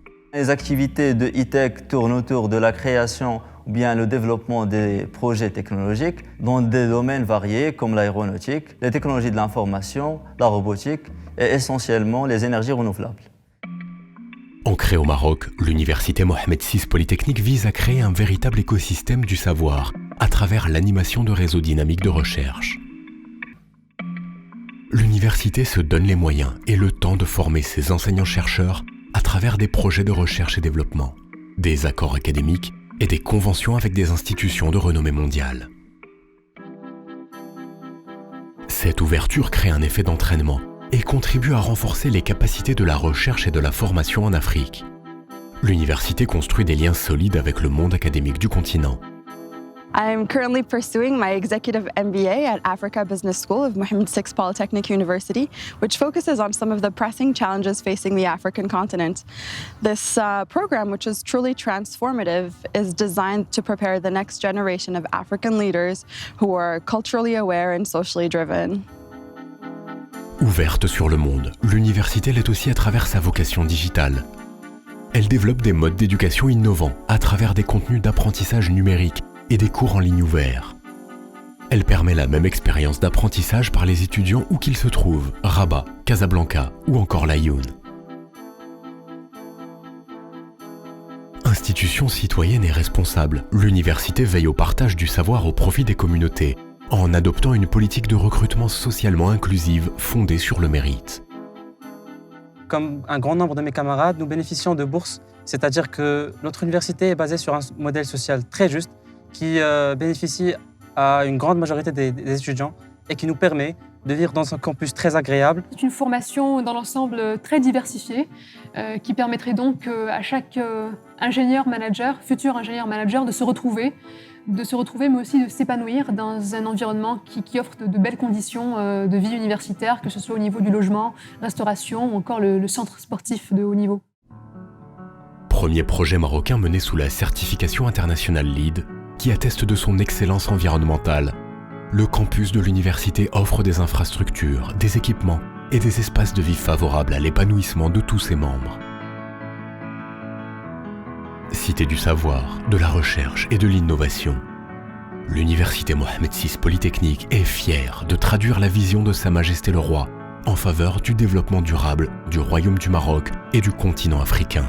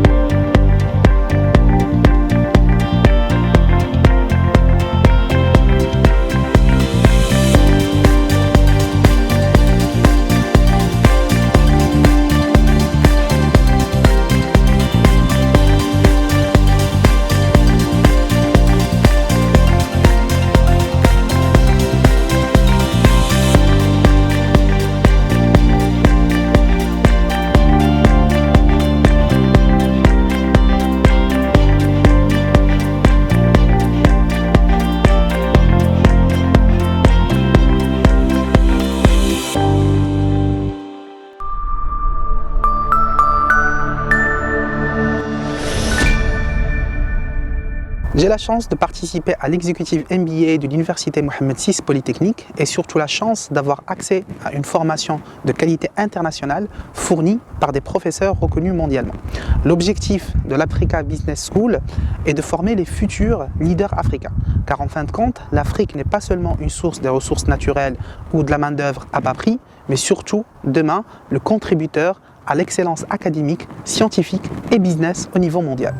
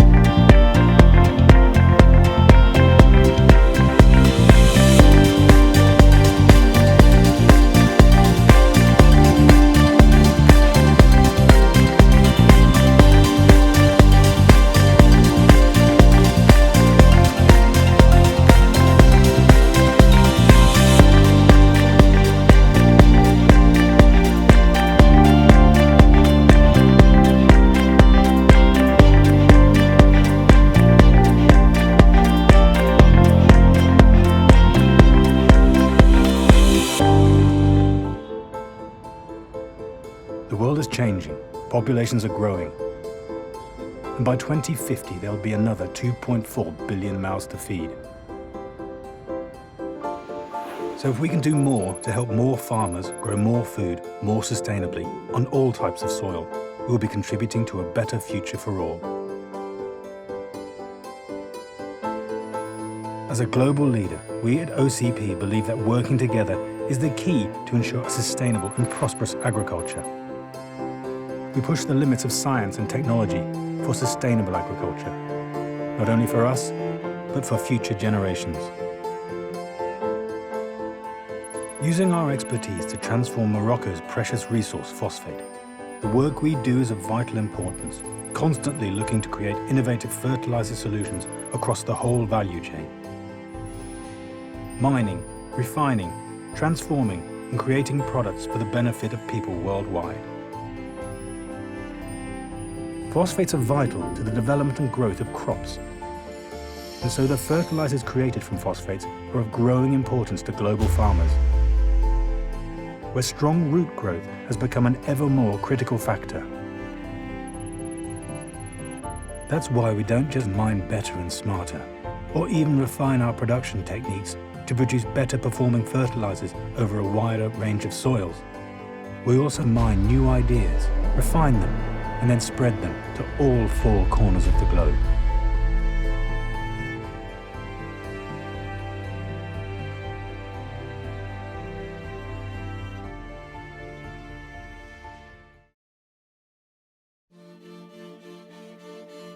En donnant en 2012 le coup d'envoi de la construction de l'université Mohamed VI Polytechnique, Sa Majesté le Roi, que Dieu le glorifie, lançait un modèle innovant et intégré de complexes universitaires.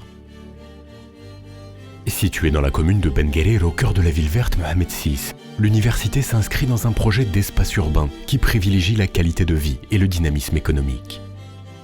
Elle s'appuie sur les infrastructures de la ville verte et rayonne autour d'un écosystème de pôles d'excellence créateurs de synergie. Fondée pour la recherche et le développement, l'université propose un agenda qui répond aux défis économiques et sociaux du Maroc et du continent tout entier. Elle offre un environnement exceptionnel qui favorise l'expérimentation et les formations de pointe et ambitionne d'attirer les étudiants les plus brillants. L'objectif, devenir une université de classe mondiale au service de l'Afrique. En contribuant à la formation des futurs leaders du continent, l'université mobilise des chercheurs de haut niveau, parmi lesquels des membres de la diaspora marocaine qui ont fait leurs preuves à l'étranger. Je suis très heureux d'être venu dans mon pays natal après des années d'expérience et je suis fier de participer à ce projet structurant pour notre pays qu'est l'université qui porte le nom de Sa Majesté le Roi Mohamed VI. Je veux mettre à la disposition de cette institution mes expériences passées dans le domaine des biotechnologies. After 27 years abroad, I decided to join University Mohamed VI Polytechnic as a professor. I'm especially honored by the opportunity to serve my country and to contribute to establishing innovative and application-oriented research and a startup culture. So our first planned startup will be in the field of nanoengineering. The goal is to serve OCP and other industrial needs in corrosion protection and surface treatment.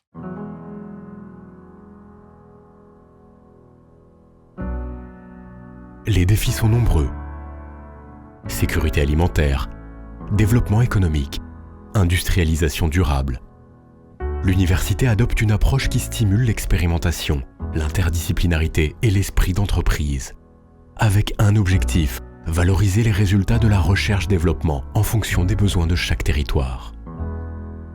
Dans une démarche de développement de partenariat, l'université a déployé des programmes de recherche avec des universités et instituts spécialisés au Maroc et dans le monde. Des programmes qui devraient contribuer à transformer le Maroc en un pays à l'avant-garde de l'innovation et participer à la diffusion du savoir en Afrique. We would like actually to concentrate on digital soil fertility mapping and addressing key soil health and fertility issues in target countries where OCP is working. Les Living Labs, sites d'expérimentation de l'université, sont la pierre angulaire de ces programmes. Ouverts à la communauté scientifique, ils permettent aux chercheurs des universités de tester des solutions à l'échelle réelle dans des domaines clés. La ville verte propose un modèle urbanistique à forte valeur ajoutée écologique, avec une gestion optimisée des effluents. Le Green Energy Park accompagne le Maroc dans la mise en œuvre de son plan national de développement des énergies renouvelables. La Advanced Technology Mining Platform offre la possibilité de tester de nouvelles techniques d'extraction et de valorisation du minerai. Le Chemical Hub de Safi est un lieu d'expérimentation pour la fabrication des engrais de demain.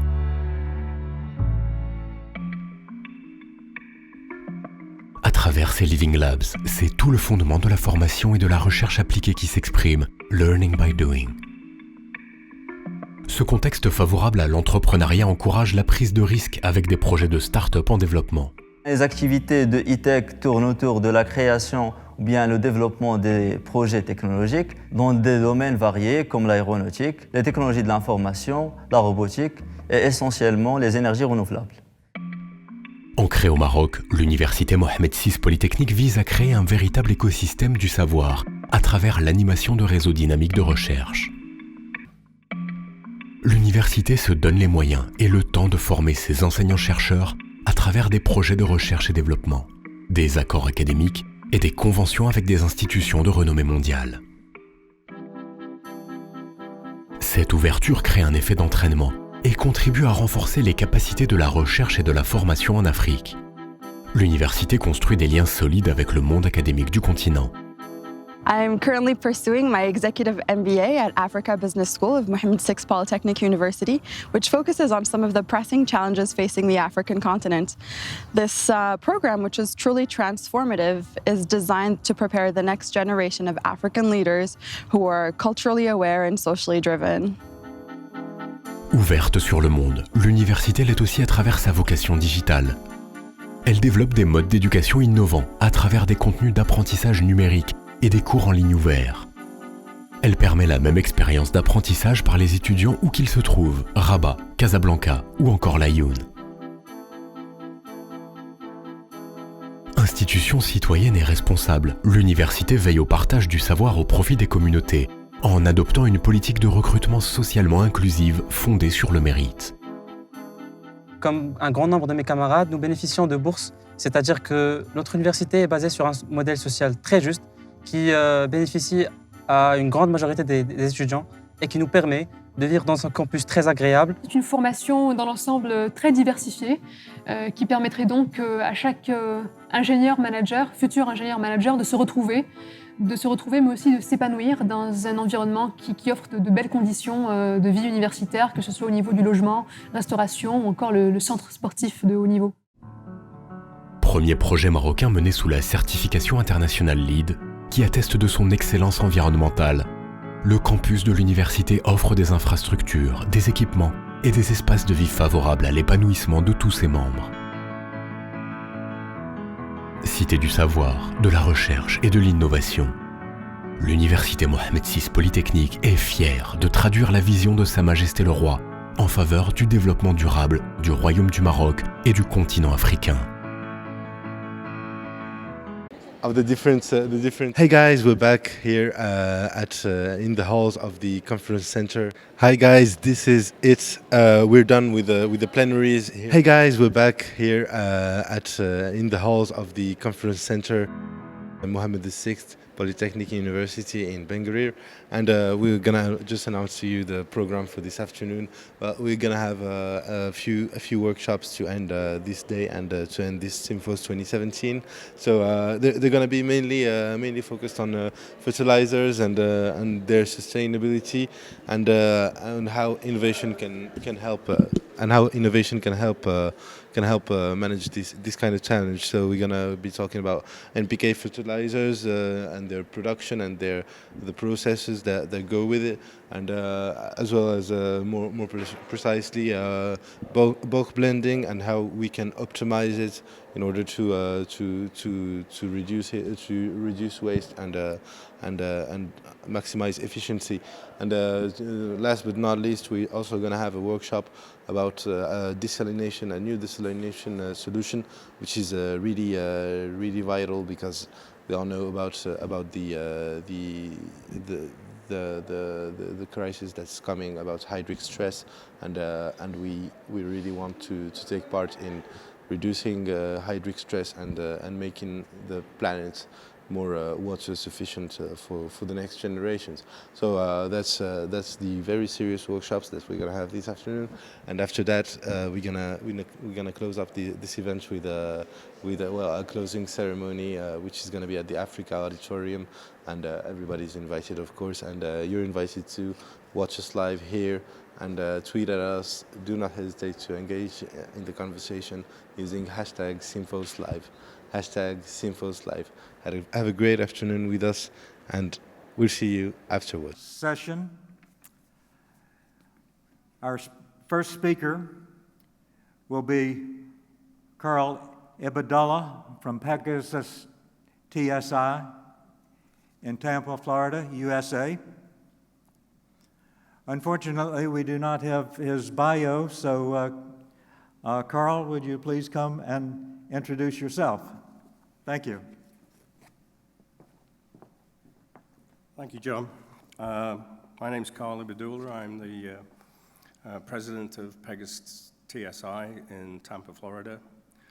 We are an engineering, procurement, construction management company serving the process industries with a long history in the fertilizer business. My personal background is I'm a chemical engineer, and subsequently went into project management and have managed many projects over the years, both internationally and domestically within the US.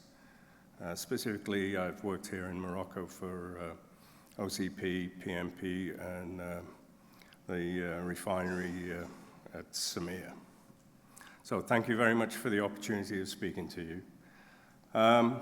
The subject of my presentation is optimization of fertilizer bulk blending equipment, specifically for the demands of Africa. Earlier this morning, there was much higher technical papers given, and in one of them it described bulk blending as low cost, very flexible, and the lowest technology available.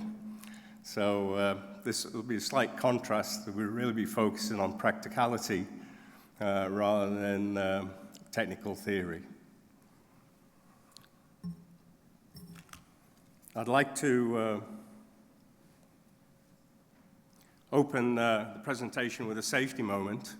In 2015, the Occupational Safety Administration in the US introduced new guidelines for people working in confined spaces, and specifically dealt with people working in trenches, holes in the ground, sewers. When we're working in chemical plants or process industries, we're all aware of the dangers when they're above ground. But underground, you also face equally dangerous situations, and with care, with due care and diligence, you can avoid catastrophic events. So I'm going to begin the presentation with framing some of the demands that are required for fertilizer use in Africa. The soil fertility in Africa is near a crisis level. There has been major concerns with land degradation due to human activity, deforestation, disappearing fallows, and these have been largely caused by man-made effects of global warming and political unrest. And what this has resulted, and the graph on the right illustrates that,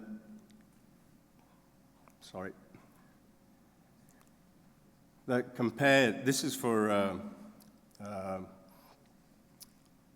maize, that looking at utilization of fertilizers in emerging areas, that sub-Saharan Africa is at a considerable lower position in terms of obtaining yields comparable to other areas. In 2006, the ministers, agricultural ministers from many of the African countries got together and had a meeting in Abuja and made it a goal to increase the average fertilizer use in sub-Saharan Africa from 10 kilograms per hectare to 50. That was in 2006. Some progress has been made, as we can see with sorry, I keep hitting the wrong button here, with the chart on the left. But you can see that still compared to their contemporaries, there's still a long way to go. And this is some more recent data and projections of where things are heading. So clearly, there is a need to further develop the use of fertilizer in the sub-Sahara. In other areas like Morocco, South Africa, where the knowledge base, the infrastructure is really geared to full utilization of fertilizers, they are really outliers compared to the rest of Africa. So we really want to focus on the challenges that face the countries other than these two regions. Just in summary, here's a projection of the NPK demand for Africa through the years, going up to 2018. Fortunately, in terms of phosphate, Africa is a major exporter of phosphate, primarily in Morocco. And also, in terms of nitrogen, they are a net exporter of nitrogen, but they are totally dependent on imports of potash. So just briefly, quickly looking at where are the fertilizers used by the various crops. The majority of it is in maize and other pulses, then vegetables, sugarcane, and then some small miscellaneous crops. Each crop has a different requirement when it comes to fertilizer use. So for fertilizer consumption and delivery, there are some challenges that are faced on the consumer side and on the supplier side. On the consumer side, the fertilizer used really needs to be tailored to the type of crop that is being farmed and the type of soil it's being farmed in to try and maximize the yield. If there is no benefit in terms of the profitability to the farmer, the increase in yield, then the driver for adopting fertilizers is just not there. The consumer market is fragmented. It's nearly 80% of the market comprises of smallholding farmers, and these are widely dispersed. So getting supplies to them it's important that they get the supply in a timely manner. There are only 2 to 3 months of application periods. So again, timing and delivery of the fertilizer is paramount. And year-to-year fluctuations in rainfall will also change the demand for the fertilizer and possibly the type of fertilizers to be used.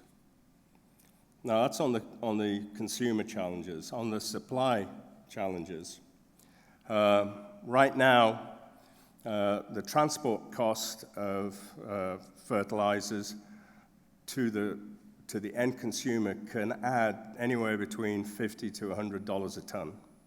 So the final selling price is key to these remote areas. The supply chain currently is also very cumbersome. The longer there are intermediaries that deal with purchasing the material, then distributing it, and then distributing it again. And the more times it goes through one hand to the next, that just delays the time it takes and the price to the end consumer, the farmer. The end consumer may also be constrained by liquidity, or it's actually liquidity in the supply chain. Now, one of the advantages that Africa has is, as a continent, it is very advanced in telephone banking. The number of transactions that are taking place are enormous compared to the rest of the world. This kind of advanced form of commerce will be beneficial in shortening that time and cost to the farmer. Small markets, generally the consumers are small market consumers compared to traditional and some of the other emerging areas. So they don't always benefit from the economies of scale of procuring and distributing bulk quantities of fertilizer. The other aspect is that the amount of fluctuations that can happen year to year in terms of fertilizer demand can result in the wholesaler or distributor having to have a lot of working capital invested in fertilizer that he is not going to be able to sell. And again, that working capital ultimately gets passed on to the consumer. So these are the challenges on the supply and the demand side. So the real benefit in use of application is if the farmer can see a direct improvement in their yield. And for them, it's very simple economics, what it costs for the seeds, to farm the land, and the cost of the fertilizer. He has to make a profit at the end. So it really leads, the desire to have an improved yield leads to an opportunity to come up with a customized blending strategy. And the African Soils Information Service is a database that has been developed over the last 8 years or so, where groups of people have been sampling soil, characterizing the soil, and then mapping the soil to show regionally what the soil demands are, the nutrient levels in the soil for various countries. I don't know if anybody attended. There was a presentation yesterday about the soil in Ivory Coast, and they had sampled and analyzed the data throughout the country and had been able to establish NPK maps for their entire country. So given where you are located, you can determine which nutrients you need to develop. So this is something from their literature.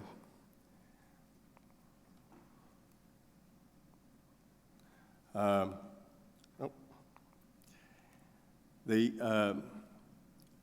soil samples are collected, characteristics of the soil are recorded. There are teams in universities, colleges, and agricultural companies who are correlating that data and generating essentially a database for attempting to do a database for the entire continent.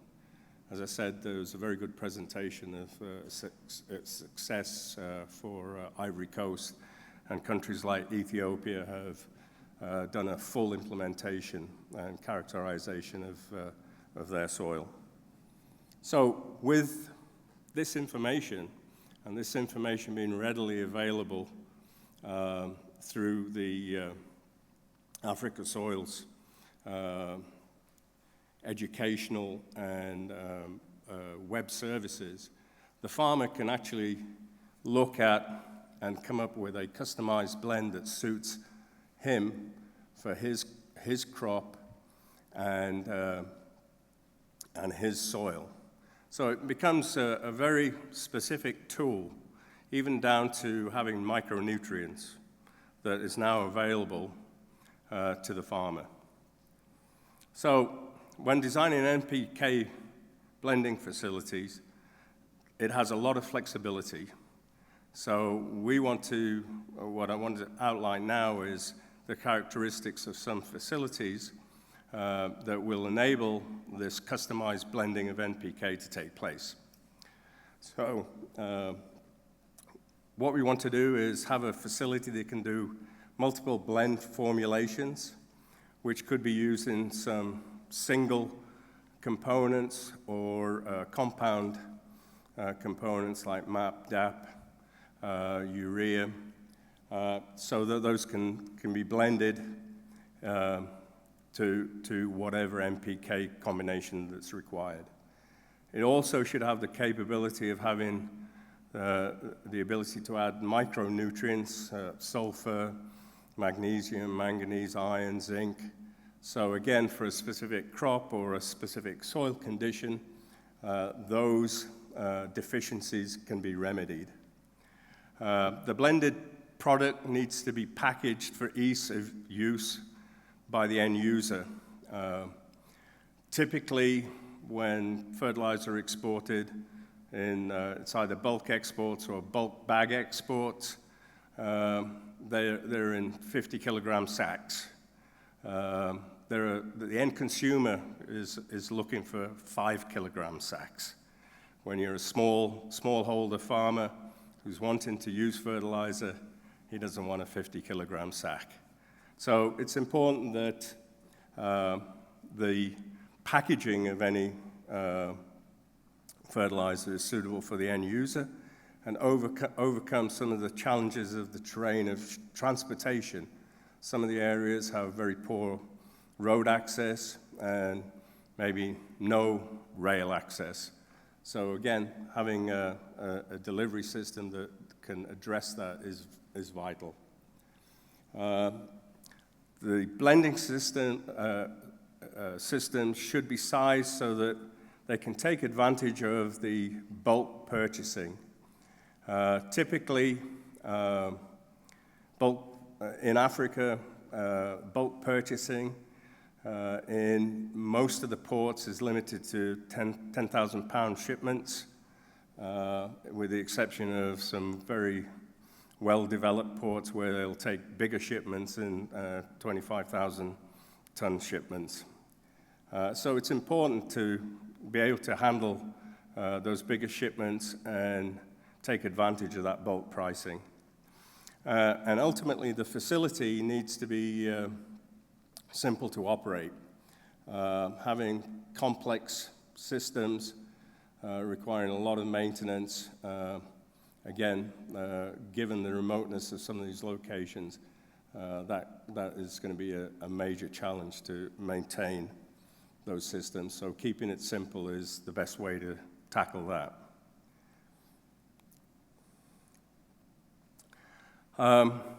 Now, what I'm about to describe is some configurations of facilities. There, again, just going back to my introduction, it's not high tech. People have developed configurations to suit the particular country or circumstance. So I'm just giving some typical installations that could be used in some of the emerging markets that we have here in Africa. So the first one is a port warehouse and blending facility. Again, the important thing is at a port, being able to handle a 25,000-ton bulk shipment, having a storage facility that can store multiple shipments so that you can basically have all the components for your blend in the same warehouse or in the same general area. And typically having a two-ship capacity or two-load capacity of 50,000 metric tons for each component would be a reasonable approach to take. The ship and loading capacity to support that would be in the range of 750 to 1,500 tons to make it reasonably economical.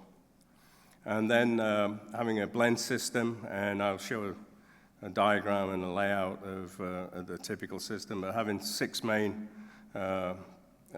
nutrient product tanks with micronutrient addition bins, and the facility would have a blending facility that consists of a feed auger with a helical blade blender and 2 loading bins to load out to either trucks, rail, or super sacks. And additionally, again, depending on the logistics, the logistical challenges in the country, having the bags, having the blended product bagged at the port is an advantage. So you can see the compartmentalized storage units. These are the individual storage units for the component nutrients. They're blended below that and then go to a super sack loading and a truck loading, and then again utilizing the same warehousing, a bagging machine that's capable of going down to 5 kilogram bags.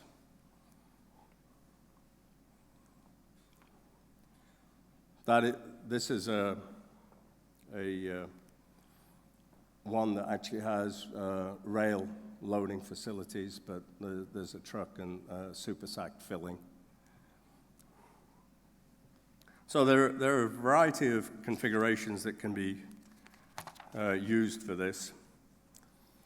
So the next topic I'll cover is what I call a regional blending facility design.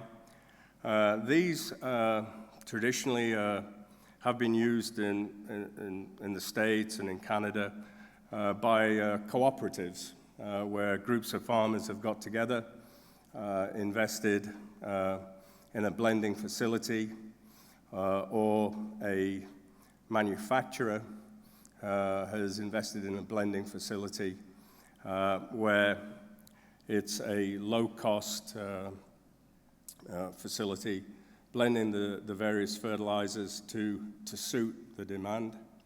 And this particular configuration, we have 3 components: the feed auger that does some partial blending, the blender, and then again going to either a bagging machine or a truck loading.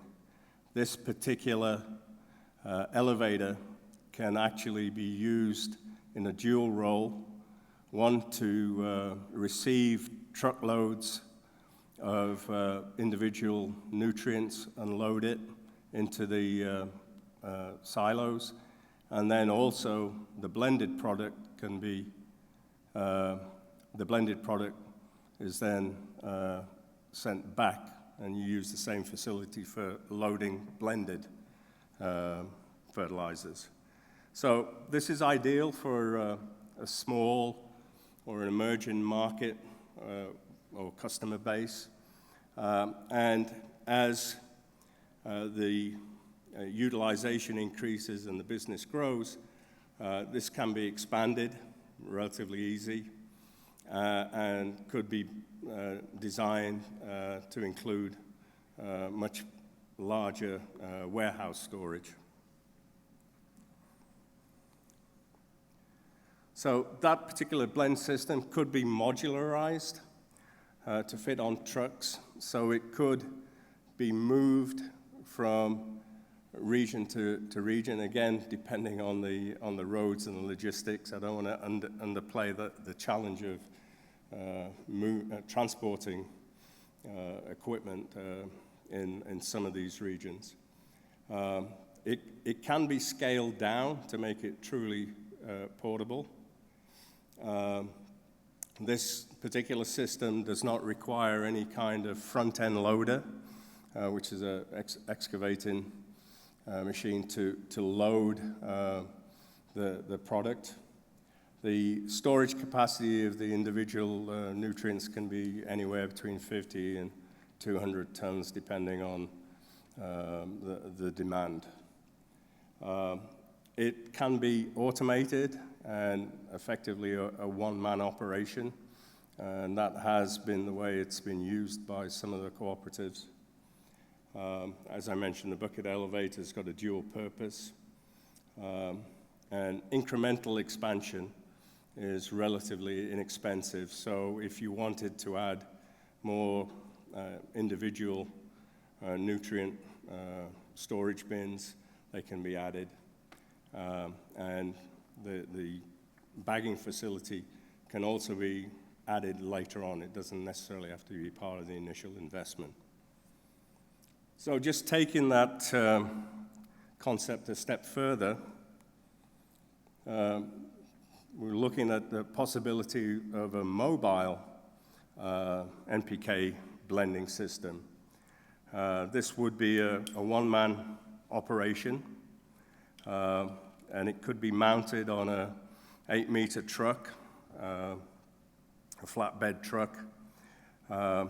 It's a low power design, so there could be various options to power it up. And the capacity is 1 to 3 tons an hour, and it could be moved to the small holdings where the ultimate customer is. Larger truck beds can be used to carry super sacks to add additional capacity. So essentially what we have is the blending system, but in place of the silos, you're using super sacks for the components. The micronutrient addition would be at this scale would be just something that could be manually done. This offloading chute drops off the end of the truck. The truck would be fitted, and we're not showing here, with basically a lifting arm so that you could lift more sacks in place, take the sacks off, the empty sacks off. So with that concept, we could bring customized NPK blending to a very small consumer, to the smallholders in remote areas. So just wrapping up, to make sure this succeeds, the use of fertilizers succeeds, the farmer ultimately must have a lower cost supply. There has to be some reliability and timeliness in its delivery. The cost and yield improvements have to be realized by using the tailored NPK blends. Ideally, these facilities should be sized to take full advantage of bulk purchases. Using the mobile system will get us to give some remote farmers some sophisticated opportunities to use customized fertilizers. And anything that governments or investors can do to improve port facilities and infrastructure, they add a vital part in the delivery chain, and any improvement will reduce cost. And ultimately, it's shortening the supply from the producer to the consumer. Small package delivery is important. Strategically locating the mid-sized blending facilities and using e-commerce between the suppliers and the end users, development of that process would greatly enhance the delivery. Thank you very much for your attention, and I appreciate the opportunity. Thank you, Carl, for a very interesting presentation. For time reasons, we're going to need to move along to the next presentation. The next presentation is Novel Technology to Convert Low-Grade Phosphate Rock into Slow-Release Fertilizers, presented by Dr. Zhenhel He of the University of Florida in the United States. Dr. He obtained his PhD in soil environmental chemistry from Tsinghua University of China.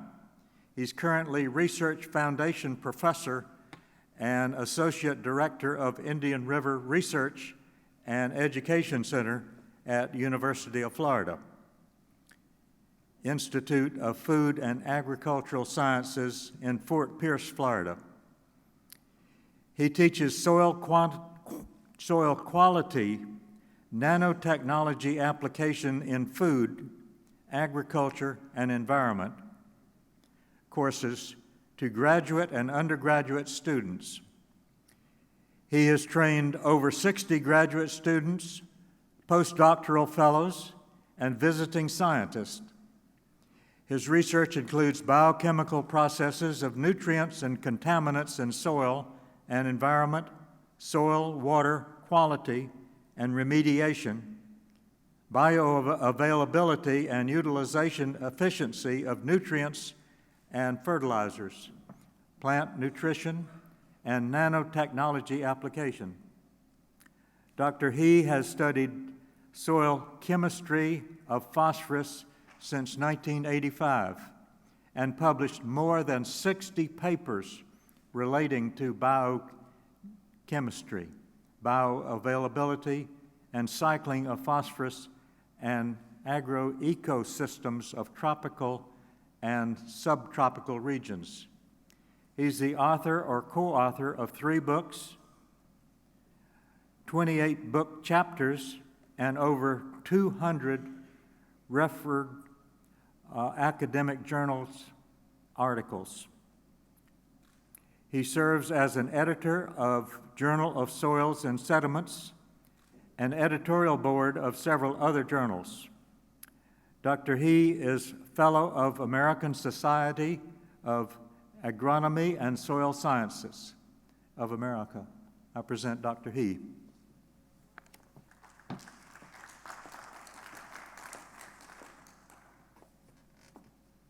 Thank you very much, Tom, for your kind introduction. Good afternoon, ladies and gentlemen.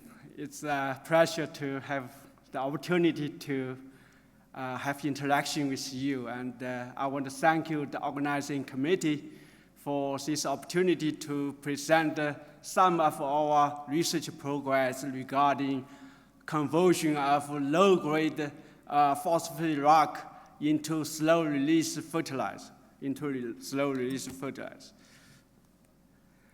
As you already know that the phosphorus has many functions, and it is essential to plant growth, to animal nutrition, and to human health. We all know about that. Currently, 90% of the manned phosphorus are used for fertilizer and animal feeds. More phosphorus fertilizer are definitely required to secure our food, for food security, particularly in the tropical and subtropical regions where available P in soils is very low. However, we have a problem in agriculture because use of water-soluble fertilizer causes of the leaching loss of phosphorus into water environment, so cause a lot of water eutrophication. At least the water-soluble phosphorus fertilizer has been claimed to be the cause. On the other hand, the phosphate reserve in the world are very limited, and estimate we have only 16,000 million metric tons, so that's very limited numbers. And also the high-grade phosphate rock, and we use it for phosphoric acid production, and which is increasingly depleted. So next, we are going to see a lot of low-grade phosphate rock reserve there. What are we going to do with those? Right now, they are just piled up in the mining area and without much benefit. In addition, the lack use of the low PR material really and is very limited due to high transportation costs because it has a very low available P there. In Florida, and as you know, we have not as big as in Morocco, but we have a pretty decent size of the phosphate industry. And so phosphate industry is one of the Florida leading exports, and which produce significant amount of phosphorus related product. However, during the beneficiation process, large amount of dolomite phosphate rock produced, and as a byproduct because of the high dolomite material. So this PR is not adequate for producing phosphoric acid. However, it does contain substantial amount of magnesium, calcium, and phosphorus, which are very much needed by our crops. So that's and we believe it is still potentially useful for developing phosphorus fertilizer. So historically, as you know, and the direct use of PR powder and can be dated back to 1950s, and it has been practiced for how many years? Almost 70 years. However, its application in agriculture is still very limited due to low analysis and also because of the high transportation cost. Later on, and blended with organic material such as manure, which can increase the available P in the PR material. However, and it's still not enough to support the normal growth of plant of most of the crops. So far, the main method or traditional way of making our phosphorus fertilizers by dissolving all the PR into concentrated sulfuric acid and to produce the water-soluble fertilizers, such as ammonium phosphate or superphosphate or TSP, triple superphosphate. However, and this kind of traditional method is facing challenge now. There are three aspects. One, it generates a lot of waste, solid waste and liquid waste, and so face a lot of environmental challenge. And that's one. Second, those kind of methods only probably very effective for high-grade phosphate rock. for low-grade phosphate rock, it may not be profitable. It may not be profitable. Third, the use of water-soluble fertilizer has facing more and more challenges. Probably in the near future, the government is going to establish new regulation to limit the use of the water-soluble fertilizer for those environmentally sensitive area or soils. So all those are the challenges. So it means our industry, phosphate industry, need to find an alternative approach for the fertilizer development. For the fertilizer development.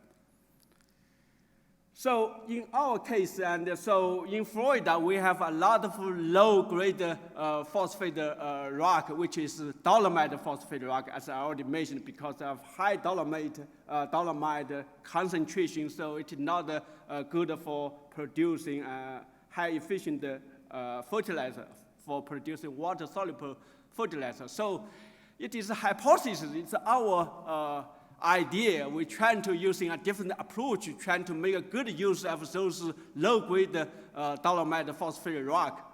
And we believe, and if we hypothesize, if all the DPR can be converted into high-efficient, slow-release phosphate fertilizer, then more benefit will be created, not only for phosphate industry, also for agriculture and for environment. So that's our hypothesis for our project.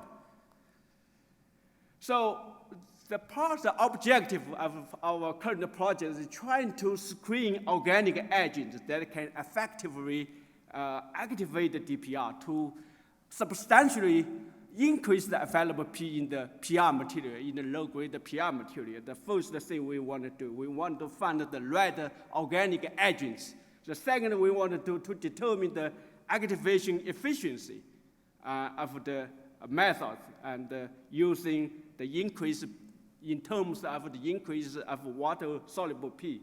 And then we are going to categorize to determine to measure the release properties or release characteristics of the available P from the activated phosphate rock, from the activated phosphate DPR. And as compared with the original DPR or with the water-soluble fertilizer such as the superphosphate.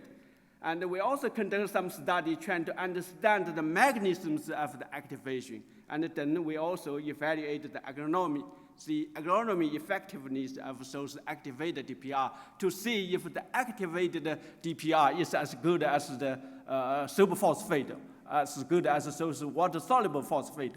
If it does, then it is really very promising to make it into, to use our low-grade PR and to make the use for slow-release fertilizer. So that's what we are going to do.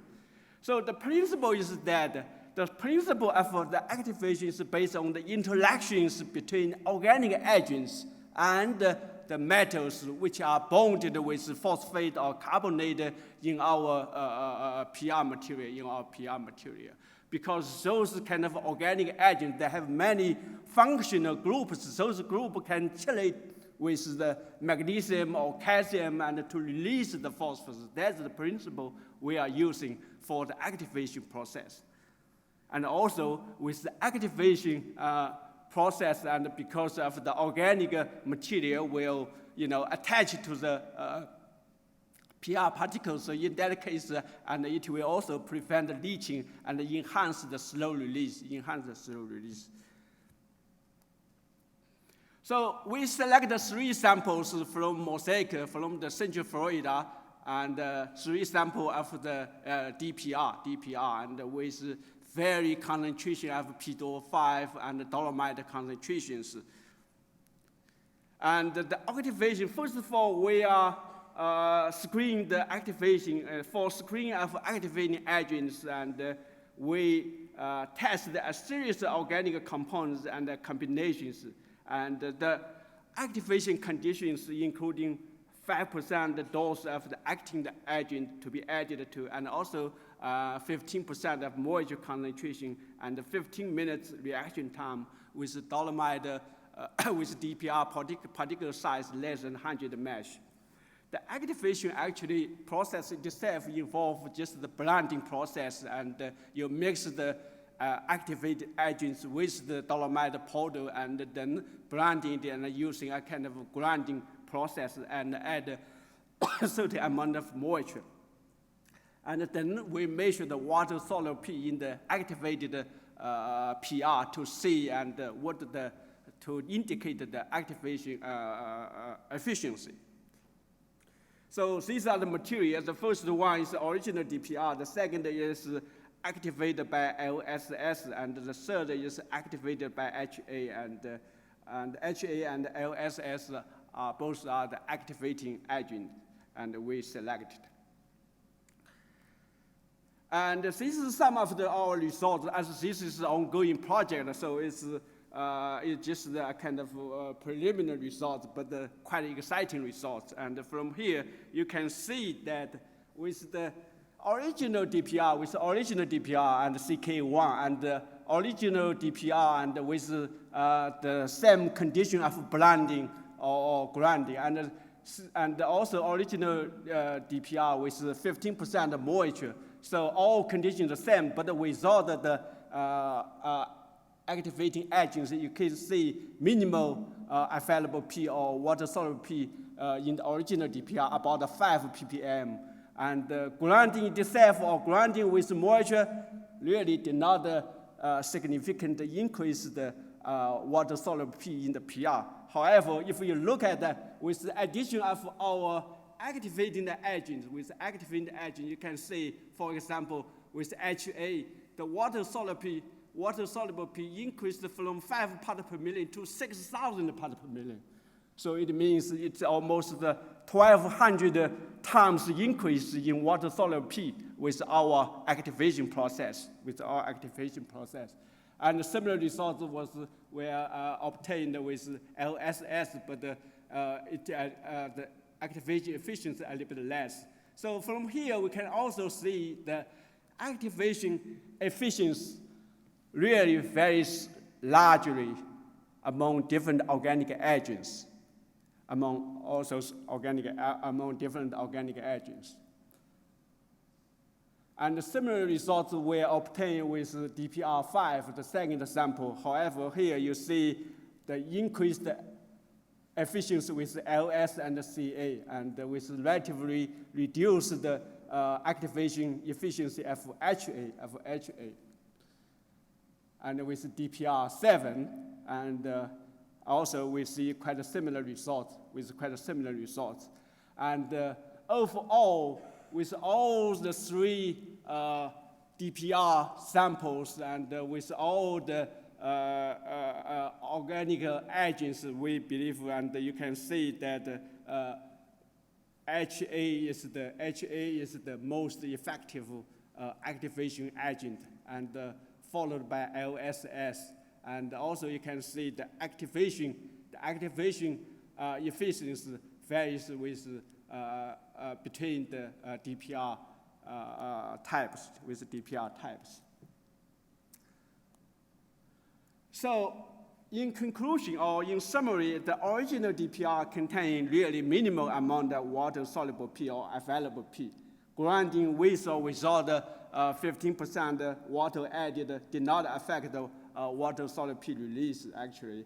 However, addition of our activating organic agents or their combination significantly enhanced the release of water-soluble P from the DPR, up to 100 to 6,000 parts per million. However, the activation efficiency varied largely among the organic agents and their combinations and between the DPR types. Both HA and LSS are very effective in activating all the DPIs, but their efficiency varies, as we already mentioned.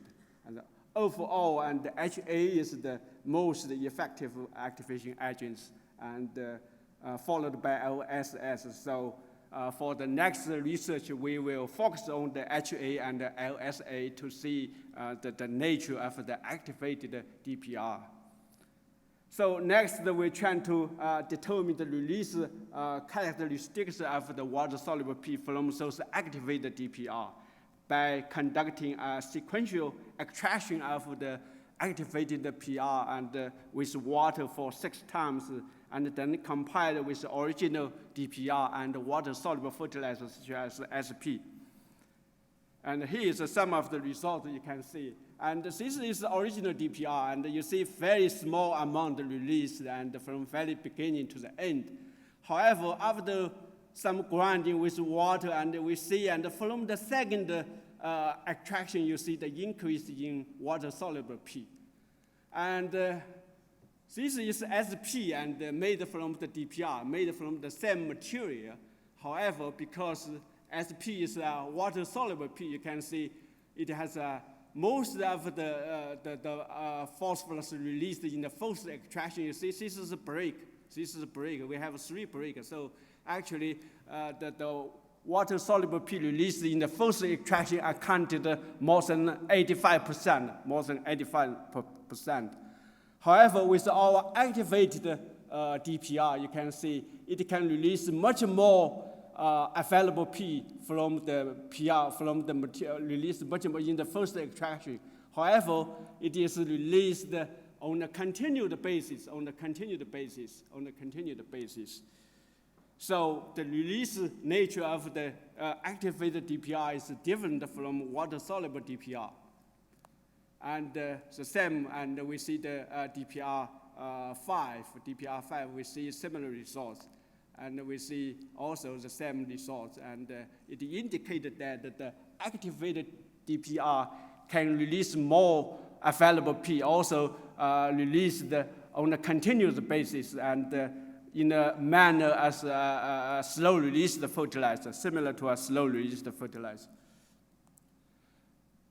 So, and I think we already go through, And so next we're trying to understand the mechanisms of DPR activation by conduct the XRD analysis,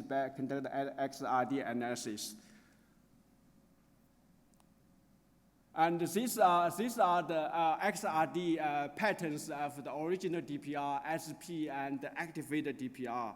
And these D means dolomite, Q means quartz, and A means apatite. And so this is original DPR. This is activated and with HA. This is activated with LSS. You can see based on the peak change, and we only see a slight decrease in dolomite peaks and slightly increase in apatite peaks, and also increase in quartz peaks. On the other hand, if we look at the SP, the water-soluble, you will not see any apatite or dolomite there. They're only left with gypsum and anhydride. So it means in SP case, and all the minerals that have been dissolved. But in all cases, and the well-crystallized minerals are still there. So it means the activation process does not completely destroy the mineral structure, And it's the same results and with the DPR5 and DPR7.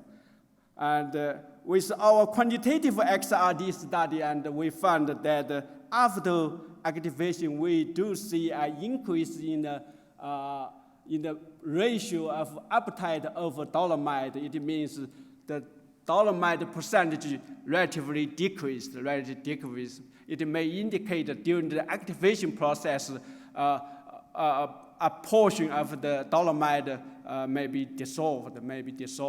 And also, I believe, most of the non-crystalline and the polycrystalline material of phosphate will be also dissolved. So, in summary, the activation of DPR result in only slight decrease in the intensity of dolomite and increase in the quartz or apatite, and we believe it because of the dissolution of known and poorly crystalline material, particularly dolomite. And the activation process significantly increases the ratio of apatite over dolomite, which may be attributed to the preferential dissolution of dolomite during the activation process.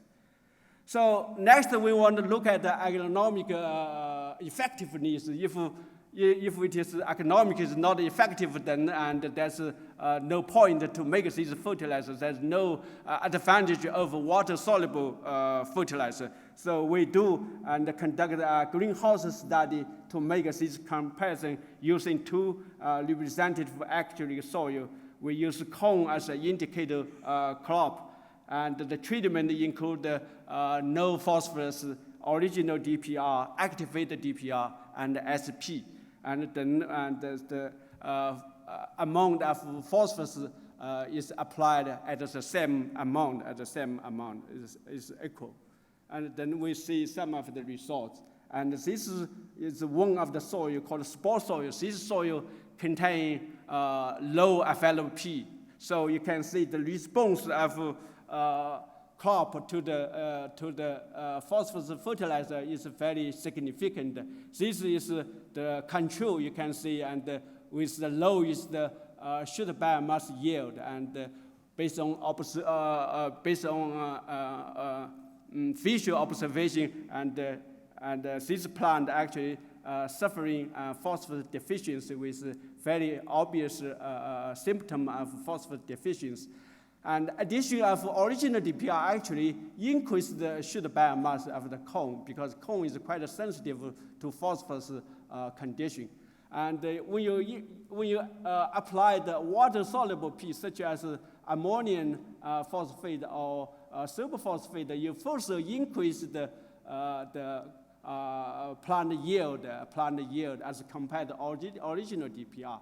However, here is our activated DPR. A is HA activated DPR, and this is LS. You can see the activated DPR actually at least as good as the water-soluble fertilizers, or even better. You can see like this one, HAP1, and also LSSP1, definitely better than water-soluble fertilizers. It means our activated fertilizer will work well and will supply sufficient phosphorus to the plant for our crop production. So this is really a very promising sign of the future for this activated DPR material. However, this soil is different. You can see with this soil, and because the soil contains pretty high FLP already there, so there's no deficiency of phosphorus in this soil. So you can see the response of all fertilizer are very minimal. However, we do see some response with our activated fertilizer, because with activated fertilizer, you not only supply the crop with phosphorus, also magnesium and calcium. So particularly magnesium. So we believe the activated fertilizer has advantages over traditional water-soluble fertilizer in two aspects. One, it can release the available P slowly and based on the need of crop. Secondly, it will not only supply phosphorus, it will also supply magnesium, which is also very much needed for our crop production. So I don't think I need to go too detailed about the conclusion. So I think we already talked about our source, and these are the reference. And we thank you for the FIBO for the support, and also thank you the Mosaic for the collaboration. Finally, I thank you for your attention, and I'm ready for any questions.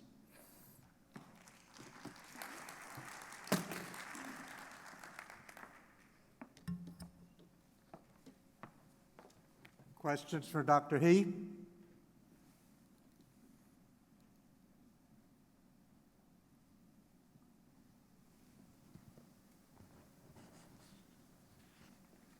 If there are no questions, we'll move on to the next presentation. The author of the presentation is Dr. Andrew Norov. It is application of units combining the granulation and drying for development of flexible processes of phosphorus-containing fertilizer production. He is with the Research Institute for Fertilizers and Insectofungicides in Russia. Dr. Norov graduated from D. Mendeleev University of Chemical Technology of Russia in the profession Technology of Non-Organic Fertilizers. He worked in OJSC, Voskresensky Minerals Fertilizer. Generally at fertilizer production sites since 2007. He has been working in JSC NIUIF in positions of Head of Department, Director of Science and Technology, Director of Production Technology. General specialization is phosphorus-containing fertilizer production. He is the author of more than 60 scientific publications and 25 patents. He has a PhD degree and is an honorary chemist. Dr. Norov is fluent in Russian, but not in English, and not too many of us are fluent in Russian. So his colleague will do the presentation for us. This is Yaroslav Ellen, who will do the presentation.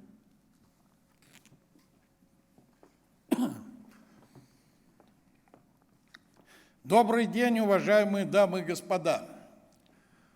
Я представляю старейший в России институт по фосфорсодержащим удобрениям НИУИФ имени профессора Самойлова. Я не говорю по-английски, поэтому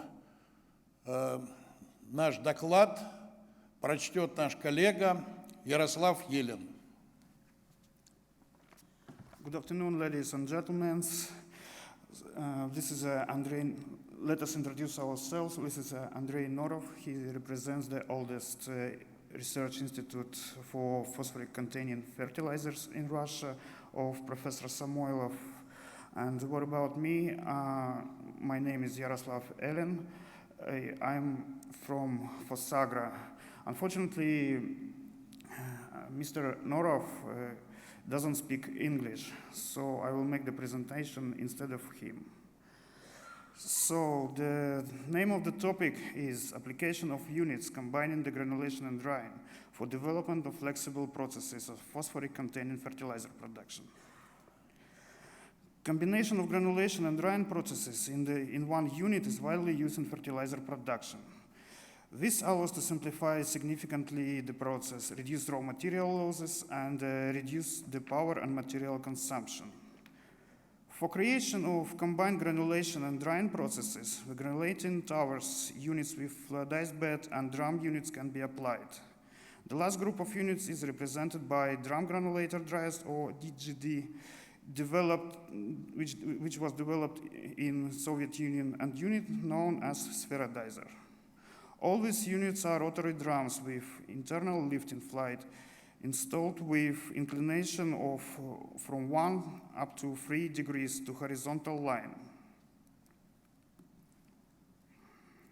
DGD unit differs from spherodizer by internal lifting flight and primarily by presence of reverse screw, allowing to return some amount of granulated material, internal return material, to the head part of unit. At drum rotation, the blades of special design installed inside the drum pass through the product layer at the bottom, which is called abstraction, capturing the product and then create the curtain by pouring over the whole section. The slurry is applied onto this curtain by nozzles, This slurry is dispersed with compressed air or by steam generated at pipe reactor operation. Also, the fuel gases and external return material are fed into drum head parts. For feed of external return material to the curtain area, head part of DGD is equipped by screw attachment. At slurry application to curtain particles, the granules formation occurs. Further, these granules are dried. Maximal amount of slurry fed onto curtain depends on granules' limited moisture, at which the agglomerates are formed into obstruction. Mechanism of granules formation in DGD can be represented by following stages. Heating of return material particles pouring from flight blades in flow of hot head transfer medium or fuel gases. Application of liquid film into return material particles that were passing through the jet flow of slurry. Drying of wetted granules in heated gases flow after their discharge from slurry jet. The length of granulation area in DGD is determined by depth of slurry jet penetration through return material curtain into amount of the drum. Due to high intensity of heat and mass exchange in spraying area, the formation of general amount of granules and removal of greater part of moisture are practically finished at first meters of unit length. Final drying of granules is carried out at further length at more gentle temperature conditions. The presence of reverse screw in DGD provides the feed of internal return material, besides external return material, into granulation section that provides the formation of more compact granules curtain and increases the number of centers of granule formation, comparing with spherodizer. This in turn allows to intensify the granulation process, increase the unit capacity, apply the heat transfer medium of higher temperature, increase thermal efficiency of system, increase the yield of product, and decrease the amount of external return material. There are processes using DGD and not using the external return material. The oversized fraction is fed for crushing after screening, and after that it is returned for rescreening. Fraction of small particles is fed to reverse screw of DGD, but this solution is not the best from the point of capacity and stabilization of process and product quality. Experience has shown that only a combination of external and internal return material is optimal for process with DGD. The feature of fertilizer granulation and drying in DGD is periodic fluctuation of granulometry and the related change of mass flow of return material and final product. These processes influence negatively on final product properties also. For stabilization of granulation and drying processes and qualitative parameters of fertilizers, it is necessary to maintain and to define flow rate and quality of external return material. Also, the method of process stabilization and regulation by change of external return material granulometry is proposed. With DGD design, allowing besides the granulation and drying to carry out fertilizer cooling and screening simultaneously are developed. However, the experience of industrial implementation of these units has shown that they are too difficult and inconvenient in operation, and combination of excessive number of operations, 3 or 4, in one unit significantly reduces efficiency and the quality of each operation. Fertilizer granulation and drying process depends on moisture content in initial slurry, its neutralization level, fuel gas temperature, configuration, and dispersibility of slurry jet, gas flow velocity, and other factors. Moreover, the unit design features, design and size of internal plate, reverse screw, drum inclination angle, rotary speed, and etc. influence on the process. Comparing the processes using DGD and common processes with ammonizer granulators and drying drums, usually it is concluded that the first ones have following advantages. They allow to obtain granulated fertilizer from slurries with high moisture, 40% and more. They contain less units of equipment that in turn decreases the capital cost for their manufacturer, power consumption, repairing cost, and increases their reliability and the operation lifetime. They have comparatively small external return material cycle. It is absent in some processes that allows to use transporting equipment of less capacity and accordingly of less cost and decreases power consumption. Usually the disadvantages of process lines with DGD are following: less capacity comparing with ammonization granulator and dry and drum process, relatively narrow range of products.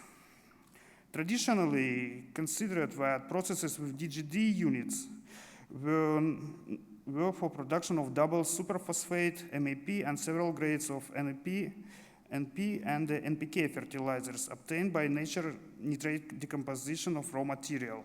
At this, the capacity of single production line was from 10 up to 25 tons per hour, depending on fertilizer type, slurry moisture content, and DGD unit diameter.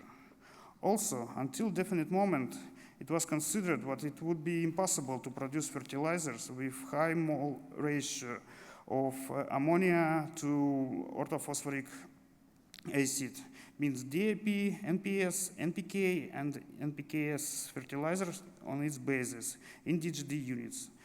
During last year, JSC NUIF has carried out the large scope of works, which has allowed to change significantly the ideas about capabilities of this unit.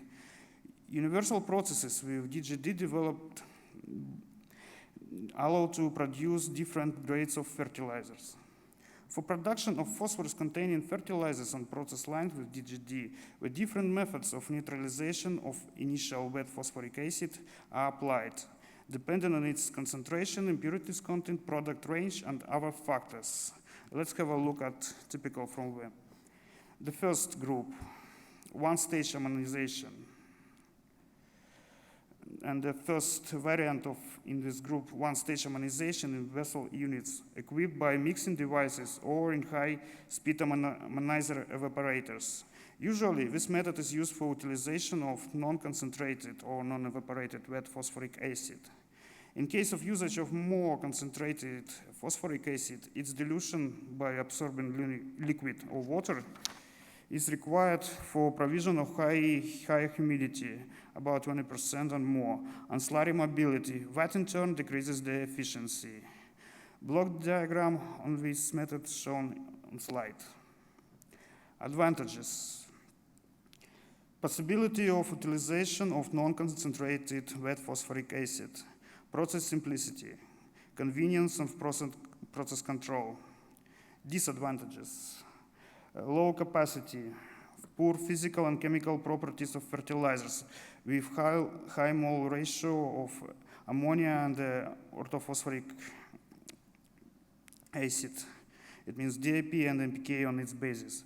The next variant, one-stage neutralization and vessel-type neutralizer with further slurry evaporation.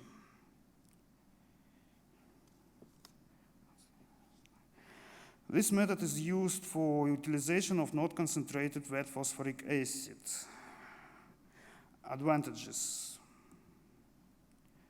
Possibility of utilization of non-concentrated wet phosphoric acid. Disadvantages.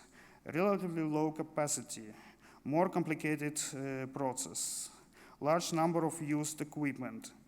It is impossible to produce fertilizers with high mole ratio of ammonia and orthophosphoric acid, DAP, and NPK on its basis.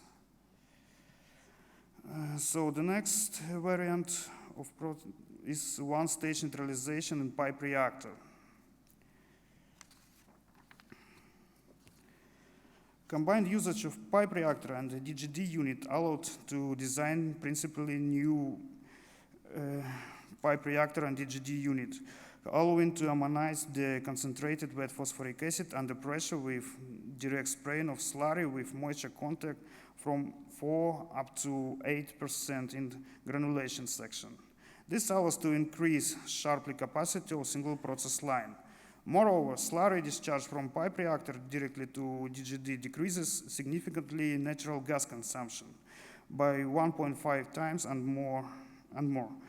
And at definite loads and recycle of part of heated air, for example, after a fluidized bed cooler, it is possible to achieve the autothermal drying.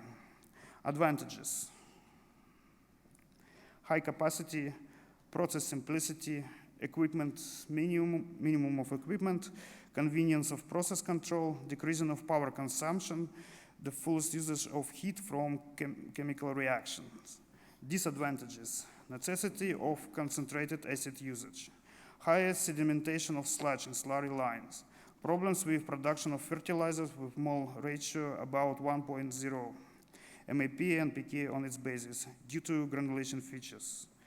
On the basis of researches of operation of unit with pipe reactor and DGD, with slurry and with moisture content of from 4 up to 8%, with satisfied granulation is achieved at mole ratio 1.2, 1.25, or 1.7, 1.8.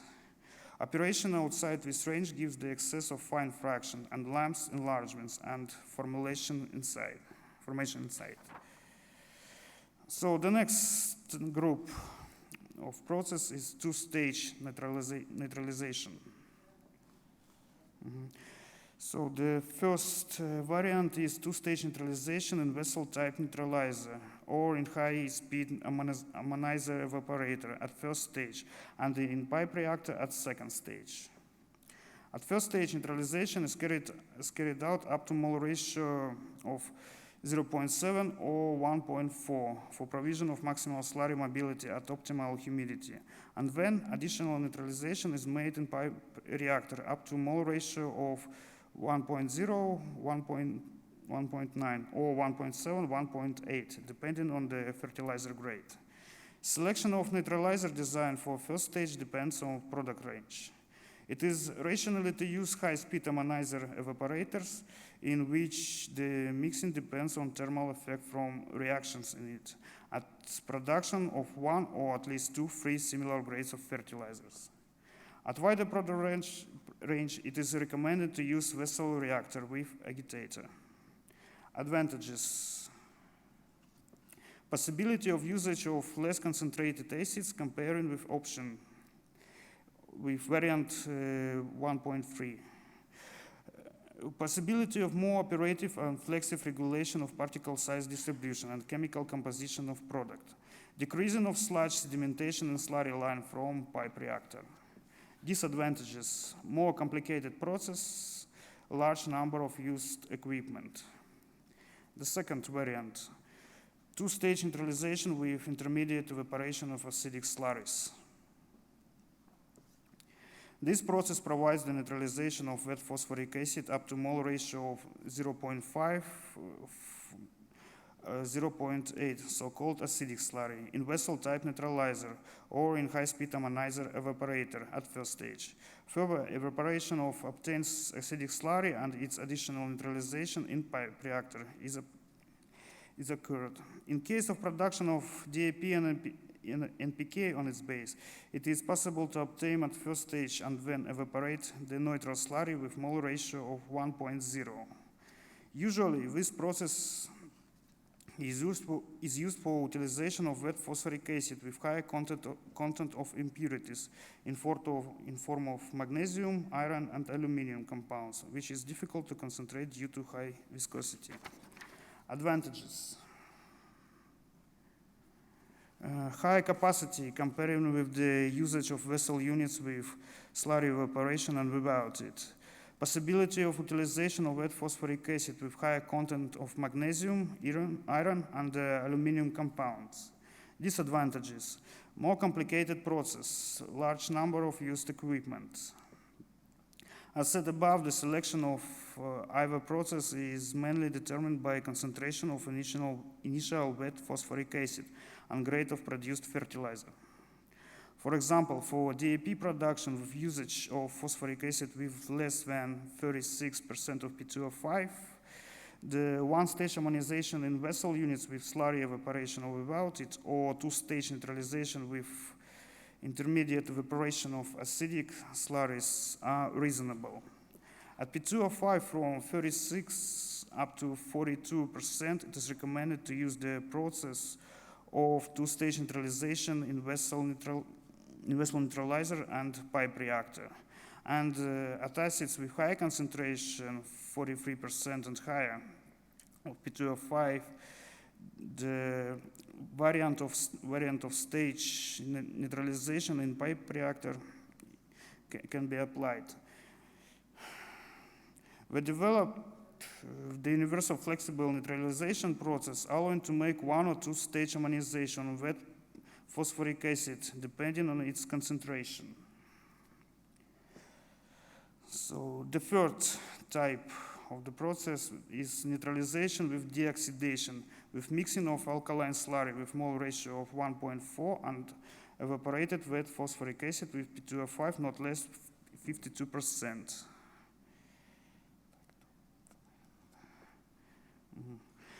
In this process, non-concentrated phosphoric acid is neutralized in vessel-type neutralizer or in high-speed ammonizer evaporator, up to mole ratio of 1.4 with further interaction of obtained slurry and evaporated wet phosphoric acid with formation of monoammonium phosphate, mole ratio 1.0, 1.1.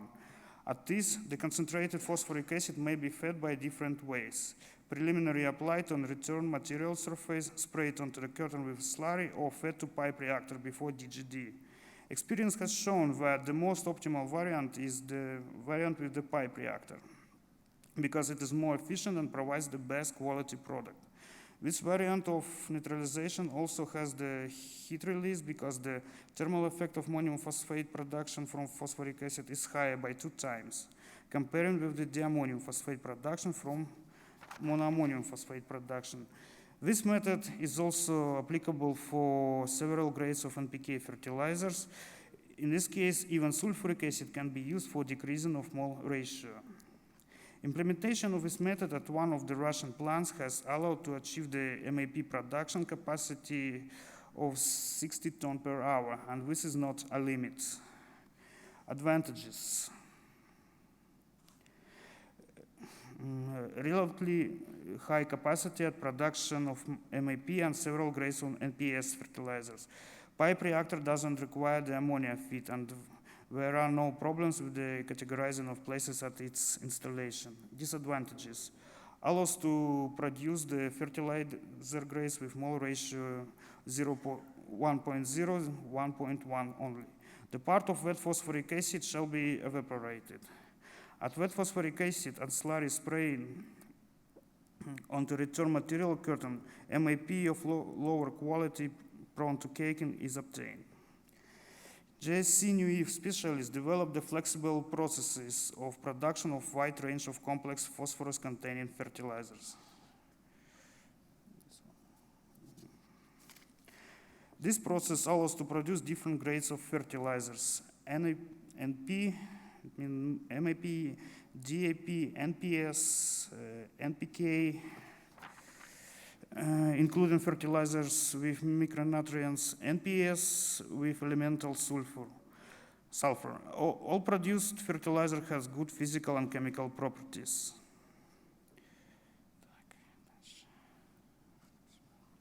On this slide, one more flexible process allowing produce the following fertilizers is shown.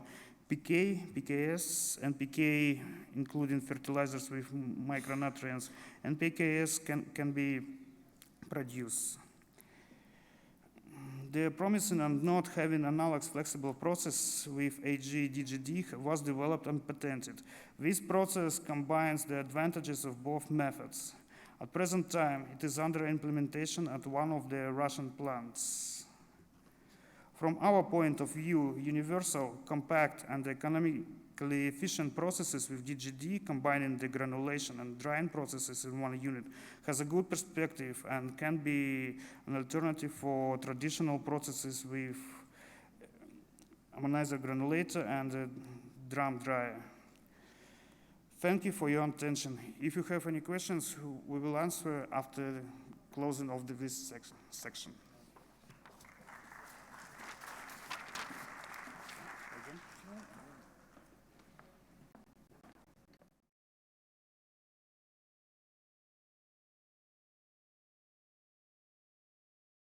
By either Dr. Norov or Mr. Yaroslav. Any questions? The scheduled next presenter will not be able to be here, so we'll move along to the last presenter. We thank you for your excellent presentation. Oh, a question, okay. Dave Ivel from Jacobs. I have a question related to the size of the combined granulator dryer. So in a regular ammonium phosphate plant, you have a granulator. Maybe you use a pipe reactor to introduce the slurry into that granulator, and you need to exhaust all the steam that you produce from the pipe through the granulator.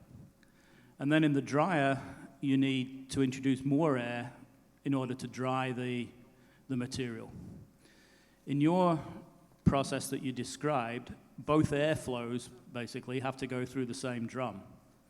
So I'm just wondering, for a plant like 60 tons an hour of DAP, what diameter drum would you need? Again, the question about diameter, yes? Какой диаметр должен, чтобы вот это все перерабатывать? Значит, переведи. Коротко, значит, реализованы в промышленности БГС диаметрами от 3,5 до 4,5 метров. В перспективе был проект с диаметром 5 и 5,5 метров, но он пока не реализован. 3-4,5. So DGD with diameters of 3.5 up to 4.5 meters are industrially used. So where is the perspective for plans to make the DGD with the 5.5 meters diameter? But this project is not realized now.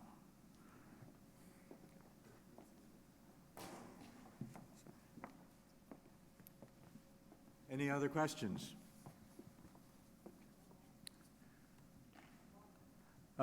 James Montanaro indeed is here. Oh, we thank you for your excellent presentation.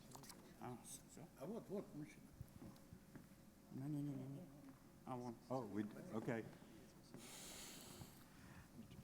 With this combined drying and granulation, as you say that high mold ratio fertilizer cannot be made, then what is the maximum nutrient of nitrogen you can make it from this?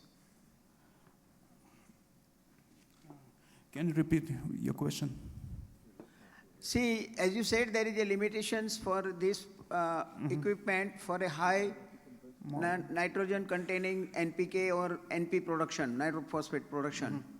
So what is the maximum limit? Because see, many countries high nutrient NPK or NP are being used. So this equipment or this machine cannot serve the purpose.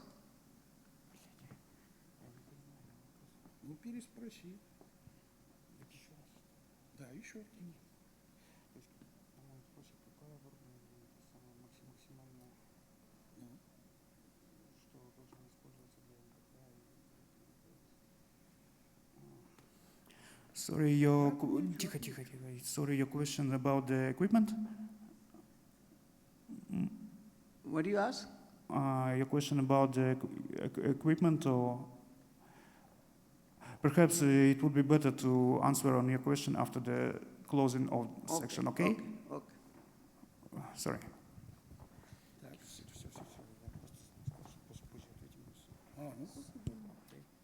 Thank you very much. We appreciate your excellent presentation.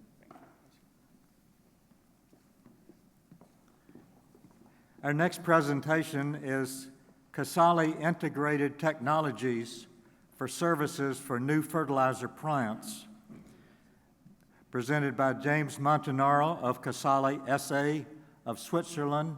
Unfortunately, I don't have his bio, but he knows all about himself, and he will tell you a little bit about himself. So, good afternoon, everybody. Of course, thank you for being here. Who I am, I'm James Montanaro. I'm Business Development Manager in Casale. Casale is a licensor, so we provide technology, equipment, and so on, but I will explain better during the presentation. I'm a mechanical graduated. I made my PhD. I worked as a teacher in production for 2 years. Then I worked in different EPC contractor. And then in the last 3 years, I've been working in Casale in Switzerland, where already Mr. Ramakrishna at the beginning of the presentation told that the first ranking, in the ranking of world university, the first one is in Zurich, the second one always in Switzerland. So I guess you believe us. Thanks also to OCP, of course, for this opportunity, for this presentation. What we are going to present is the Casale integrated technology, and services for new plants, for new fertilizer plants, of course. So I have more than 50 pages to present to you. After that, I will ask you to repeat all of them, like in a school. You have to be careful. Otherwise, I will say to your parents. Of course, I'm kidding.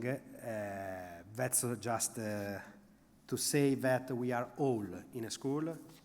We are licensor, but we would like to be like in a Greek school where everybody has the right to talk, to be listened, to exchange our knowledge, to share our experience. Not only the licensor, of course also the producer, of course also the supplier. So we are here to share know-how, technology, and this is why I would like, with this presentation, just to present a little bit our knowledge, our capability, and of course, again, our volunteer to listen to everybody and to discuss with everybody. So, we are talking about fertilizer plant. That's we are talking about fertilizer complex, and it's a complex task. Any one of you works, manage, or own, operate something similar to what you are seeing here. This is a plant in Iran we made a few years ago. So everybody knows how complicated it is to improve our business, our revenue, by improving our production line, our plants. So everybody has, at the end, the task to think about the best option, the best solution. And based on the fact that we are talking about new plants, when you start talking about new plants, the first thing you start thinking is, oh my God, I have to start with an EPC project. I have to award someone to do engineering, then procurement, and oh my God, also construction. That's what's going on, that will happen. But here there are not only 3 bad boys, there is also a 4th bad boys, that is the study. Before doing any activity, you have to think about the best option. We all together have to think about the best option. We always forget, and we believe that is the most important phase, to think about what we have to do. Then we will realize it. But there is a 4th phase, that is the feasibility study, the study where the concept study or any phase of a study, where we have to really understand which will be the plant we want to do, in which way. Also because, let me say, it's not so easy oh, yeah, you're not buying just a car. You're buying something much more complicated. You are developing something much more complicated with hundreds of interfaces. You can have more than 10 like sensors, everybody working together. Let's see, everybody working by themselves in the same time as anybody else. So it means that usually what happens? I do my job, I do my package, I provide you the battery limit, and you will do your job. That's all. It's a big effort. It's a huge risk. At opposite, we can be one single interface, one light sensor. It's obvious, you reduce your risk. You reduce your effort. Why? Why one single interface? First of all, because we can provide a full range of services, from feasibility study up to basic, detail engineering, procurement, construction, commissioning, customer care, site service, as you call it, as you want to call it, all together or integrated, in connection. Of course, we can do also for revamping, but we are talking about new plans. And there is another reason why you can talk to us as a unique interface, because this is what we can provide to you nowadays. Give us natural gas, and we will give you the technology to produce syngas. You want to produce methanol? We can tell you, we can share with you how to produce methanol with our technology. You want to produce ammonia? Maybe someone here is consuming a huge amount of ammonia. So we can give you how to produce by yourself.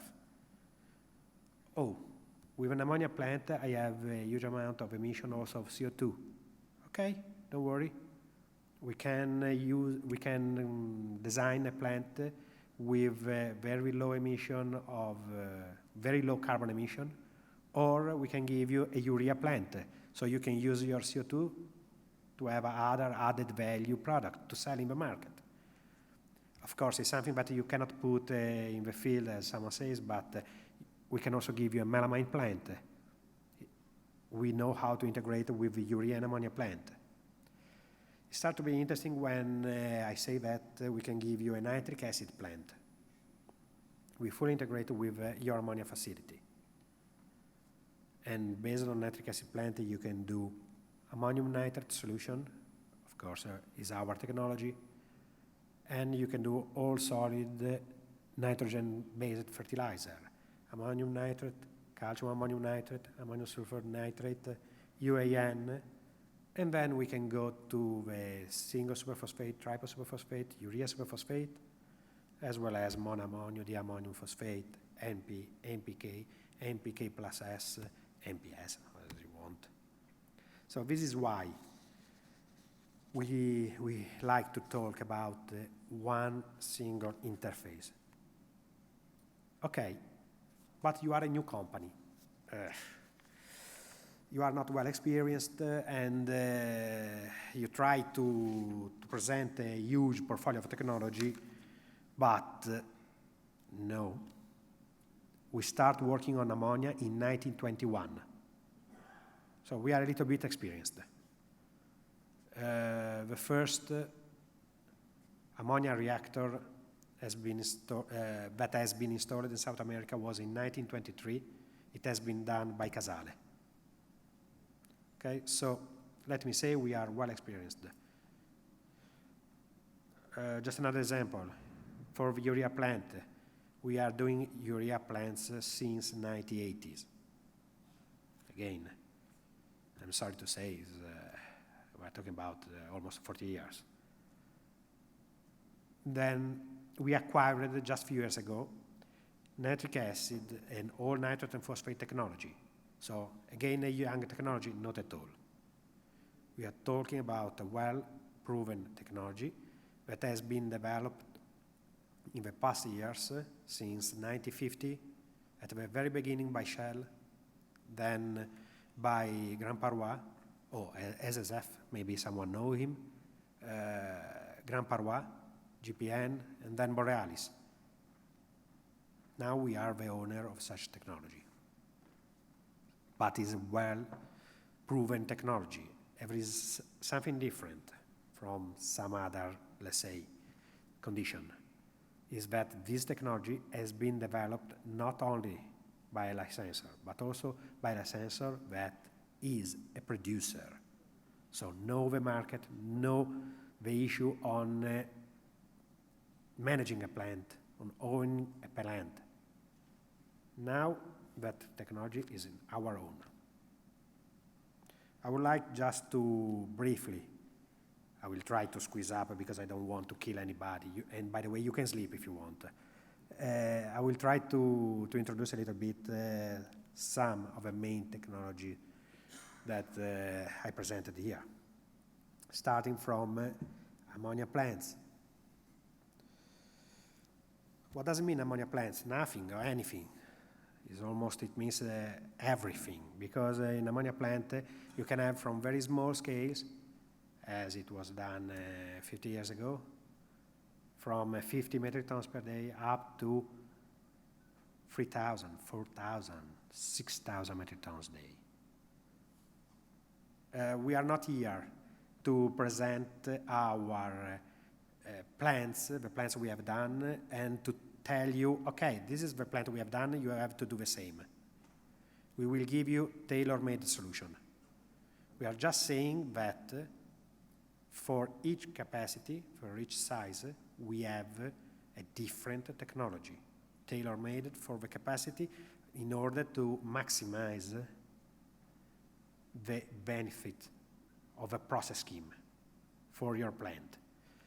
And of course, we do it because it's economy of scale.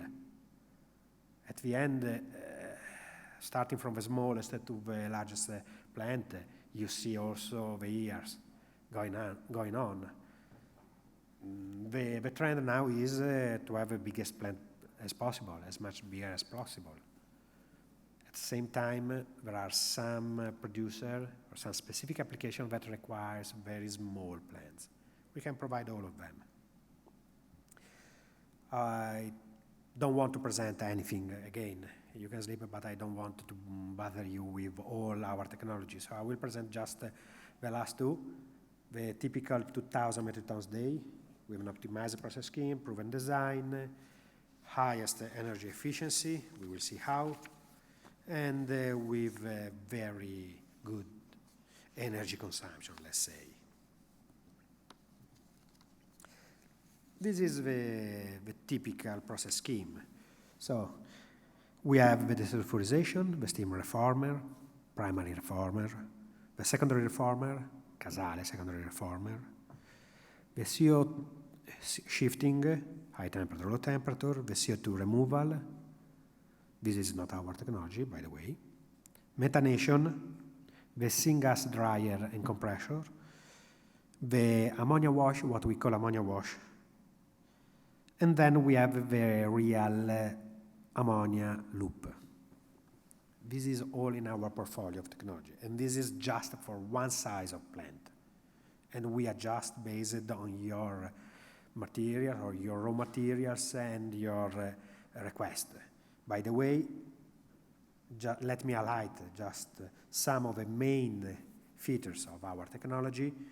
We can provide you with our secondary reformer, with our burner. I will avoid, if you want, ask me, I will clarify the benefits. Is proven. I would like to, if you agree, to skip a little bit, to go faster, to move faster. The CO shifting with our axial radial reactor. The ejector ammonia wash system for drying. That's an honestly 5 minutes. I spent 15 minutes. Okay, thank you. And then the 3 beds to interchange axial radial technology for ammonia reactor, and the waste heat boiler. Then, these are just some of a sum up of this design and this process scheme. And these are just some reference lists. Let me say the last one we signed was just 10 days ago. And some of them are working since 2008. So this is the biggest size we have. Low steam to carbon ratio, high pressure front end, inert free loop, 6 giga of energy consumption. This is the schematic. I don't want to spend too much again, but let me say, these are the proprietary technology we can apply.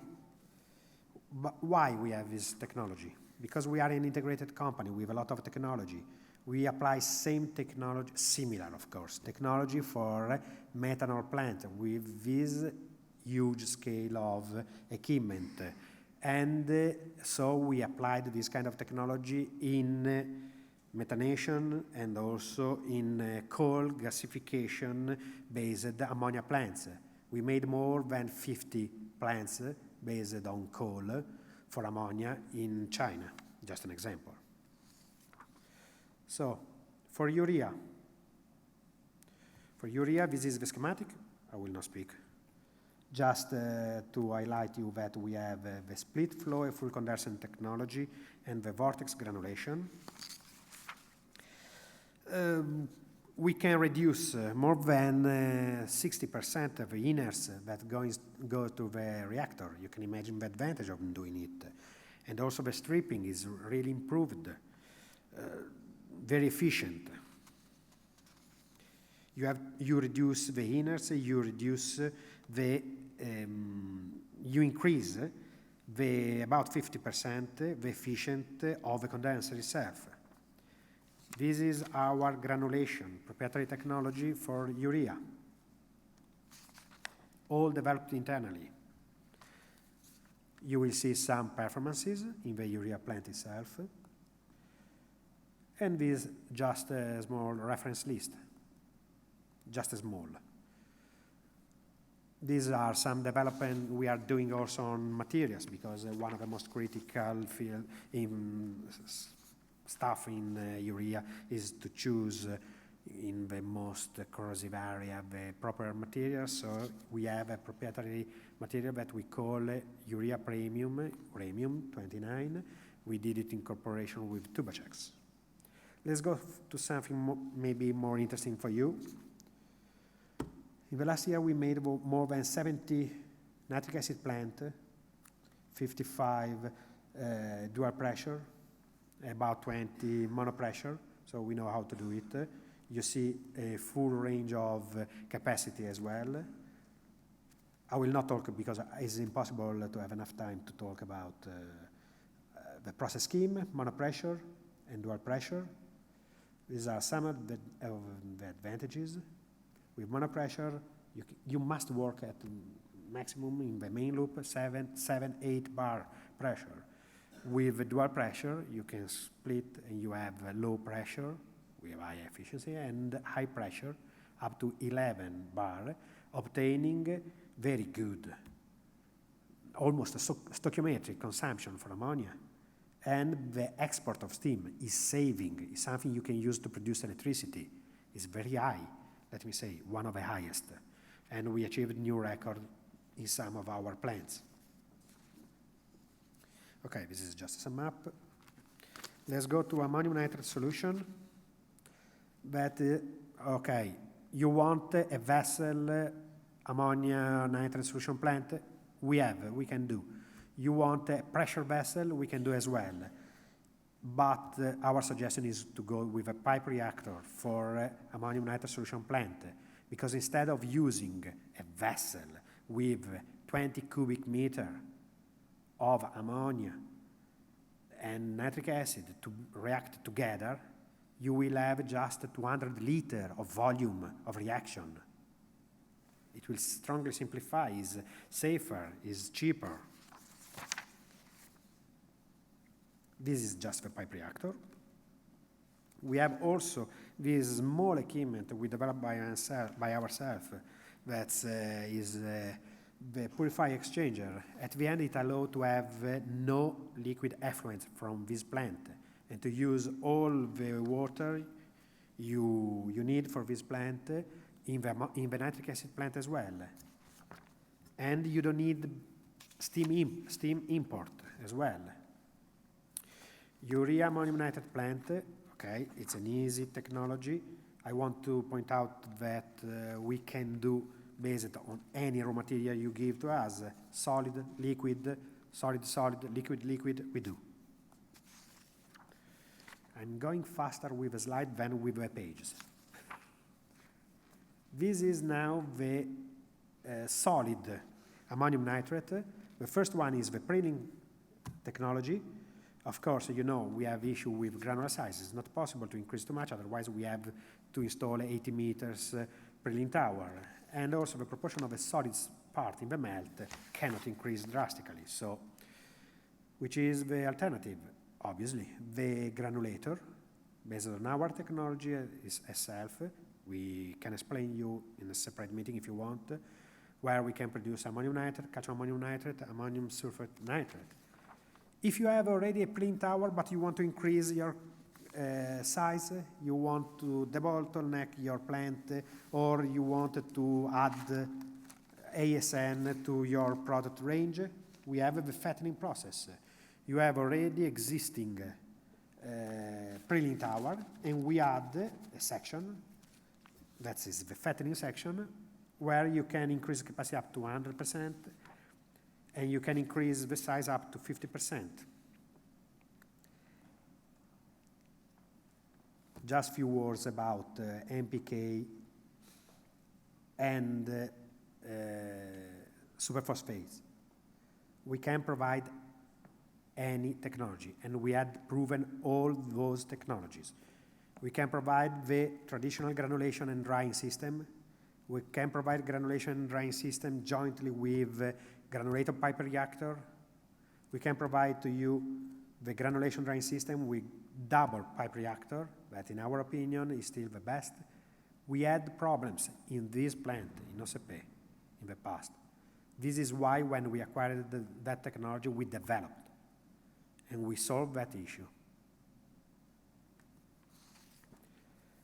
Otherwise, we can also install, if you want, just to have, not the flexibility to produce almost all grades of NPK, all grades of superphosphate, we can give you also the rotary den for single superphosphate, triple superphosphate, with also this small package to add if you want to do urea superphosphate.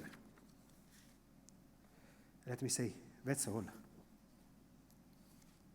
So, just to sum up again, I tried to present what you can be interested on for what concerns the technology we can provide for all new plants. Let me say, if you want some information on that, if you want some information for revamping, we have a huge portfolio of technology also for revamping, and we are, again, more than 100 years experienced for all these technologies. Thank you.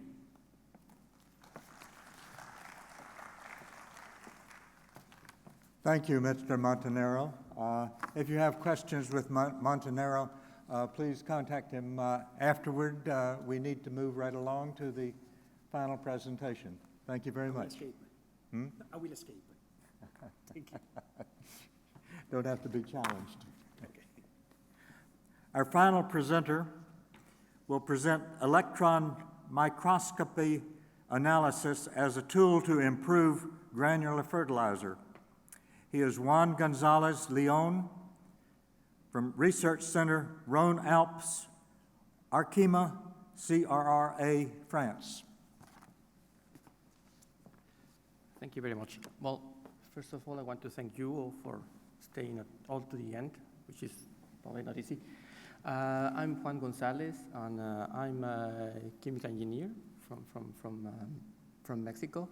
I did my PhD in the United States in MIT for material science, and I worked for about 10 years for Arkema in the specialty additives, and particularly I am in charge of the fertilizer additives. So I want to talk about a technique that is complementary to characterize the fertilizers, the granular fertilizers, which I think might be interesting to share. We saw this slide in the morning about Arkema. I just want to say that it's a company that makes different kind of chemistries, and some of them are what we call performance additives. That's where we are. We do surfactants. We find solutions for applying the surfactants, and their products end up being in many different kinds of end products. As John said, I work for a research center of Arkema, one of the main hubs, which is based in France, in Lyon.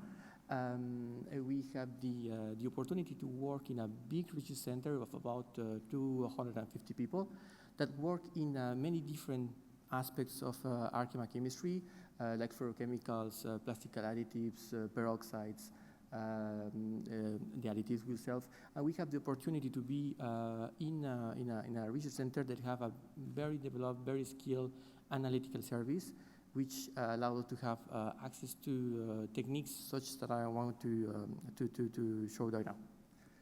So usually what we do with granular fertilizers, we do macroscopic quantification, characterization, which are great because allow us to have a good quality control. We see the size distribution, we see the density, hardness, we can see the moisture content. These are great. This allows us to have red flags if we have a problem, to see if our production is going well. But to go a little bit further, what is sometimes lacking is to get a better understanding what is the structure, what is the surface, what is going inside of the granule to improve our fertilizer production, for example, or to actually solve a problem. So if we want to see what is going on, we actually have to see inside what's going on. So that's why we are talking about microscopy, which is the first thing that we come to our mind. We can, of course, use already optical microscopy, which can already give us some information, but having a different kind of microscopy using electrons instead of visible light can allow us to see something that can be new, something that can be different.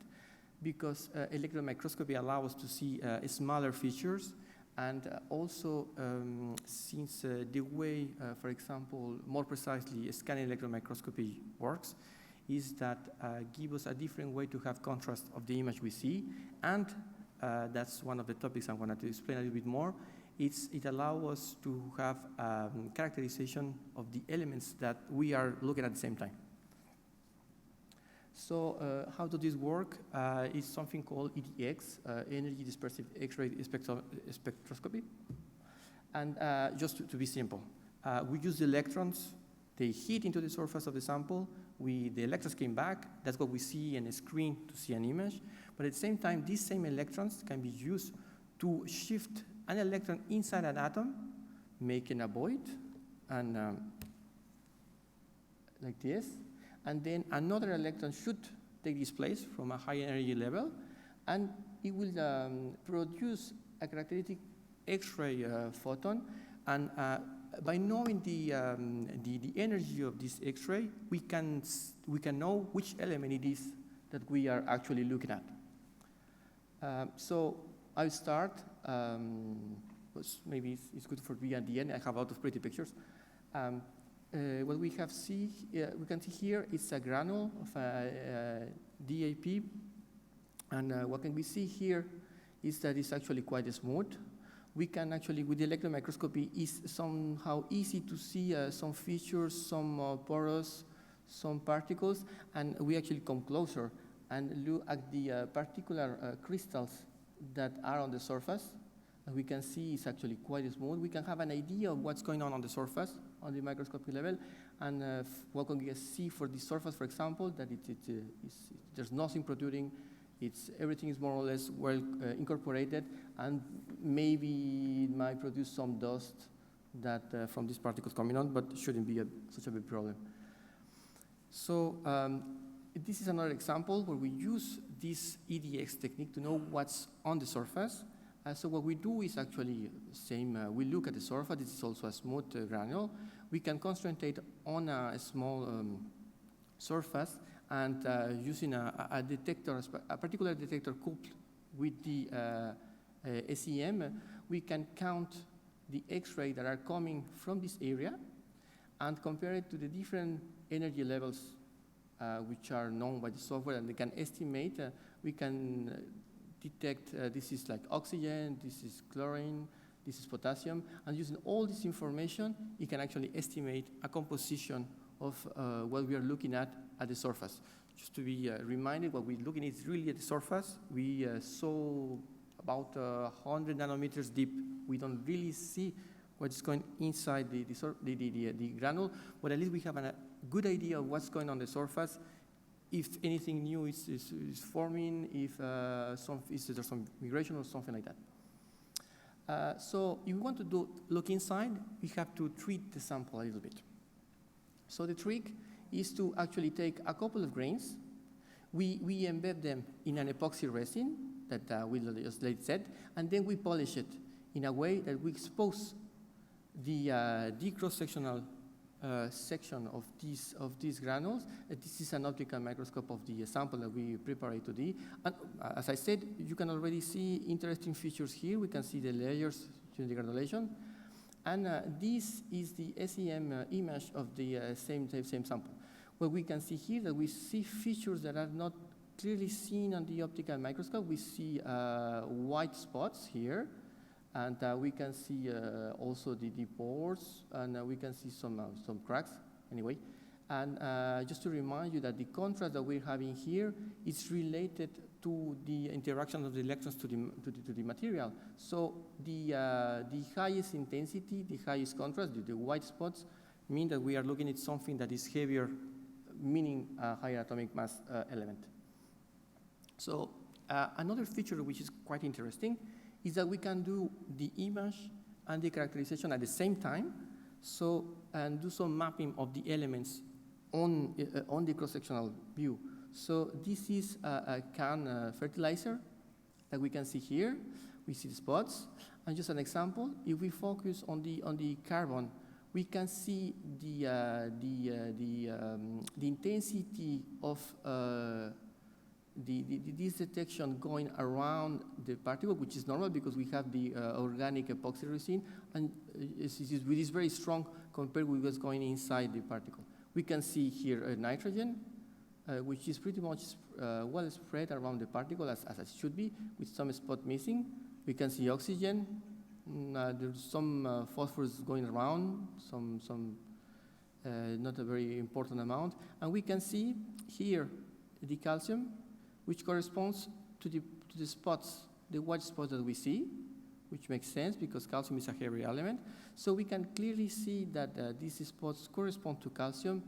We can see the holes also. It's hard to see from where you are. We can see the holes in the nitrogen corresponds to the calcium. And so it's a way to actually see not only what we have, but where it is. If I show you another example, this is a DAP, just to show you also the cross-sectional in an optical microscope. We can see again the features. This is just to show that we can see different things with a different kind of microscopy. And again, we can see we can do the elemental mapping with the nitrogen. We can see the phosphorus, of course, which is a strong signal. And again, in this case, just for example, we can see that there's some calcium-containing particles, which are quite strong in here. And also, we can compare this with the overall size of the particle. So just to show you a practical example of what we can do also, this is a cake sample. So what we have seen is, again, granules that are cake, and we can actually see here the crystalline bridge that was formed during the caking, a very large crystalline bridge that is the main reason of the strong caking found in this MPK.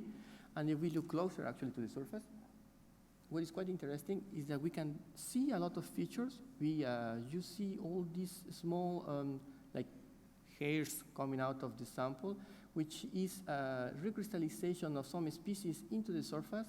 We can see some large crystals going on, some large things going around. And of course, these crystals are the main source for the formation of this bridge, so caking, and also during handling, all these things that are very thin and very long will come out, and then we will have a problem of dust. So if we apply also EDX to this kind of problem, we can see the cross-sectional view of the bridge. We can see the bridge here between the two granules. And just to concentrate in two elements, we see potassium. We have a large concentration of potassium here. We can see in the intensity of the signal it's giving. And chlorine is about everywhere. We can also see that it's someplace around the surface, which suggests that the main reason for having this caking bridge is related to the amount of potassium and chlorine, most likely potash, which also supports other authors that say that the KCl is the main reason of the caking in the NPK. So I try to do my best to go a little bit probably too fast. Just to conclude, I just wanted to show that the SEM is an analytical tool that can really complement what we know about the fertilizers, the granular fertilizers. We can see the surface, we can see what is on it, and if we prepare the sample a little bit, it's not too complicated, we can actually see what is going inside. And if we couple this SEM with the technique such as the EDX that I explained, it's very rich because we can know what we're looking at and where it is distributed in the sample.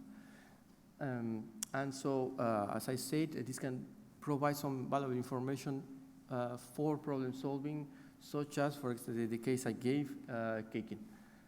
I did my best to go fast. If you have any questions, I don't know if you have time for questions, because we are running very late. If not, I'll be very happy to do what I can to solve your questions. Thank you very much.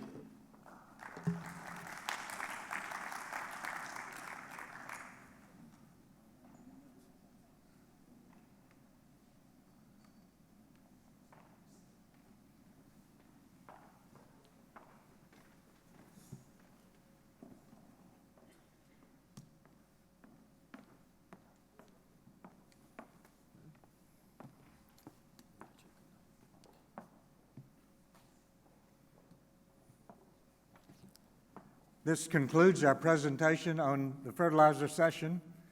These were the last presentations for the day, the last for the conference. Would anyone from the SYMPHOS committee would like to speak in closing remarks?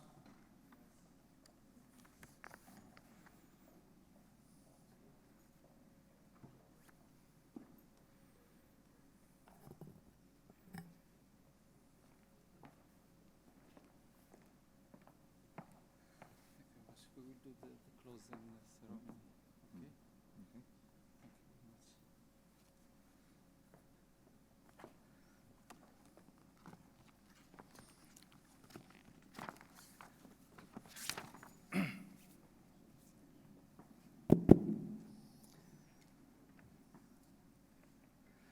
Okay? Okay.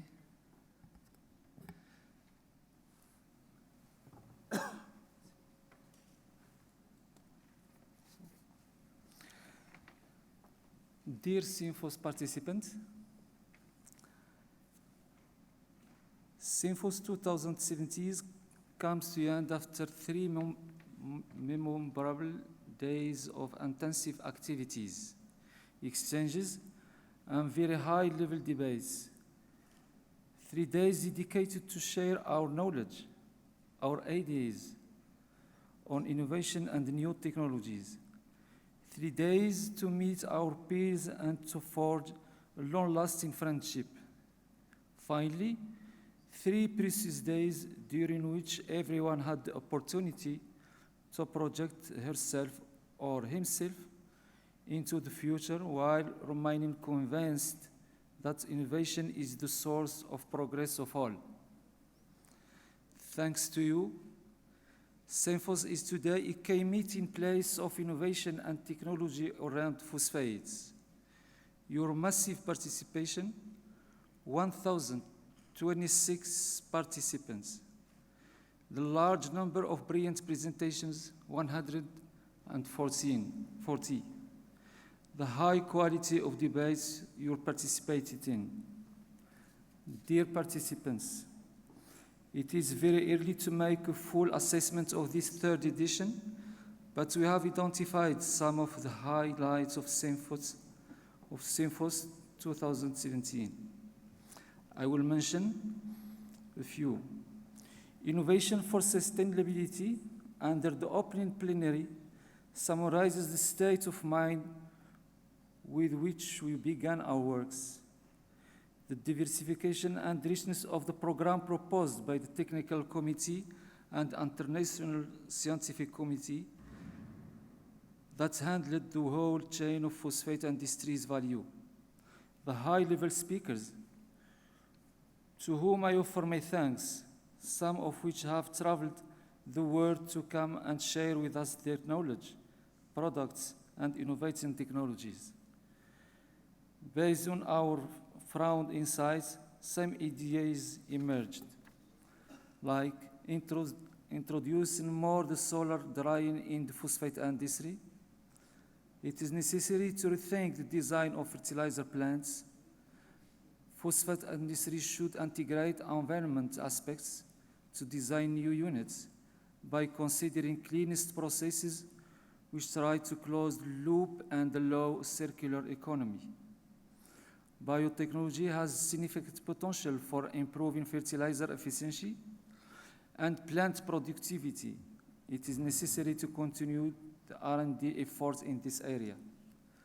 To the maintenance is to be projected in a vision of predictive maintenance rather than systematic maintenance. Dear SYMPHOS participants, SYMPHOS is also an event dedicated to networking thanks to its exhibition that hosted more than 106 companies and thanks to its B2B meetings platform. The gala dinner last night also offered a more informal opportunity to get together and enjoy an artistic and cultural journey. The success of SYMPHOS is such that many participants ask us to maintain this event every 2 years, maintain the level of conferences, and to deal with other teams such as digitalization. Be confident that we will be looking into it. Dear SYMPHOS community, this year we were happy to notice massive media participation to cover the symposium. Over 40 news organizations from different continents, Africa, Europe, and America, were present. A successful organization based on your initial feedback on our evaluation questionnaire, thanks to a dedicated team that helped me overcome my task. I want to thank all of them for their commitment and help to success in these events. Last but not least, I would like to thank the general management team for their continued trust. Their unconditional support to the organizing committee made SYMPHOS a scientific and technological platform of international reference in the phosphate production field. Ladies and gentlemen, we encourage all of you to keep innovating and give you an appointment on 2090 for the 5th edition, where we will share our progress and innovations that are vital for the phosphate industry. Thank you very much.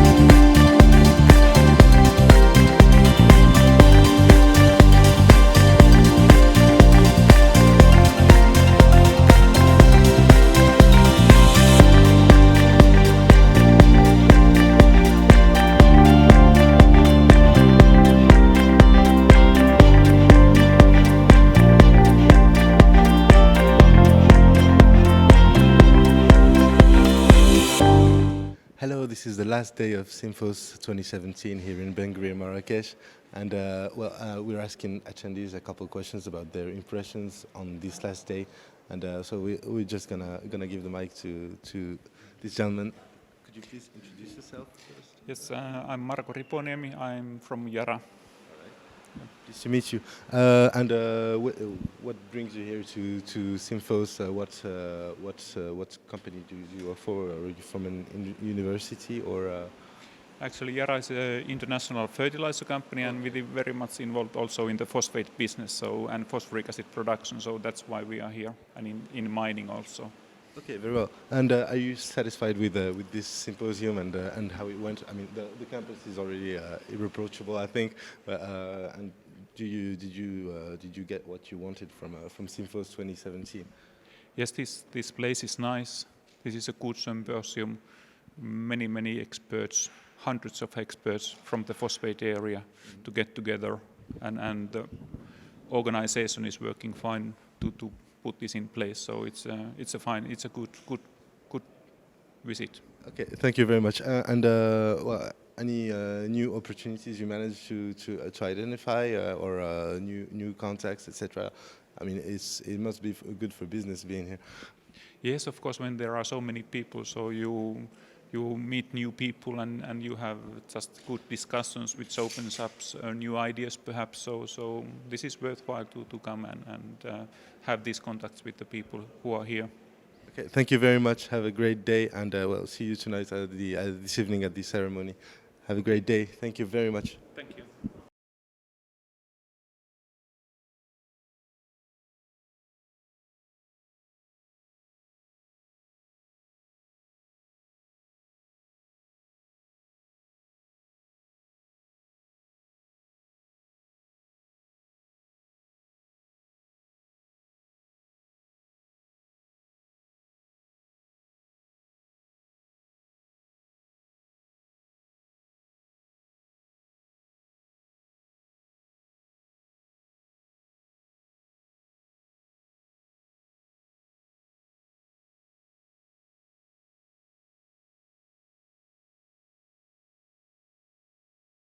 Hello, this is the last day of SYMPHOS, as you all know, and we're still glad to be here, and we're with Mr. Rakesh Mathur, who came as an exhibitor here, and we're just going to ask him a couple of questions about his experience at SYMPHOS 2017. Hello, sir. Well, first of all, can you give a more complete introduction of yourself, of your work, your company? Yeah, sure. I'm Prakash Mathur, and we are working for OCP for now almost like 4 years. NEC Global is a company which was introduced to OCP in 2012, and we are attending SYMPHOS from its very first variant here in 2011, and that's how we got introduced to OCP. We are basically manufacturing these additives for various processes of fertilizer production. And since these all are green technology products, so it was very well accepted by OCP, and that is how now we are also kind of ecosystem partners with them. Thank you very much. And what were your expectations for this edition? And well, are you satisfied with it? Certainly, we are very much satisfied, and we look forward for attending more and more editions of SYMPHOS. Inshallah. Well, and I'd just like to ask you one last question. This campus is really impressive. I can't stop looking at it personally. What do you think of it? What do you think of this university and what it can really bring for the industry?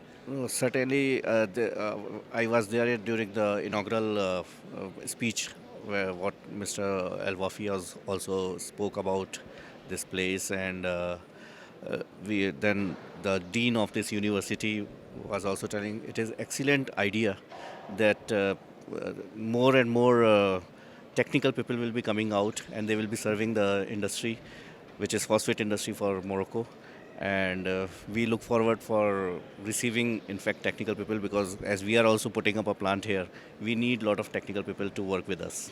So it is actually it is a very good idea. Okay. Well, we're really glad. Thank you a lot for your time, and well, we can't wait for the first PhD students to graduate from here, so they can make their contributions to our industry. Thank you very much. Thanks a lot. Had a great time.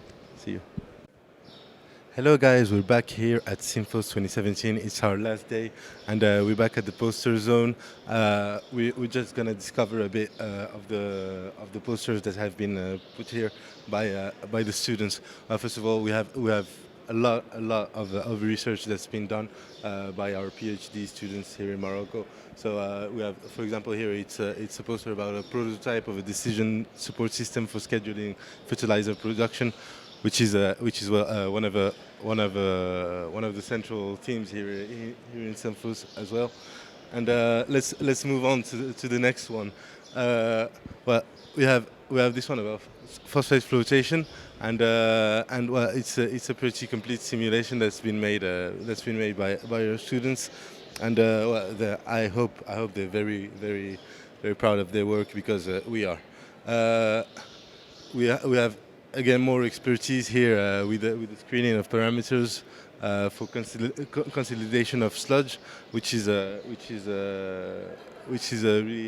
very pointy subject here in phosphate industries, and it's been made by a whole team of students here at UM6P. Okay, let's move on to the next page if you want. Well, here we have some more fundamental research made by our students, like here conception of phosphorus fertilizers coated by polymers, and it's a method that's supposed to help get more efficiency in the use of phosphate fertilizers, more durability as well, and a study as well about sodium carbonate, which honestly is a bit too technical for me to understand. Let's move on. We have here a study of organic matter in phosphogypsum. Sorry about that. And it's a study about that's going to help us understand better what's going on in terms of pollution, and get more precise, more scientific indicators for that. And let's move on to the next place if you wish.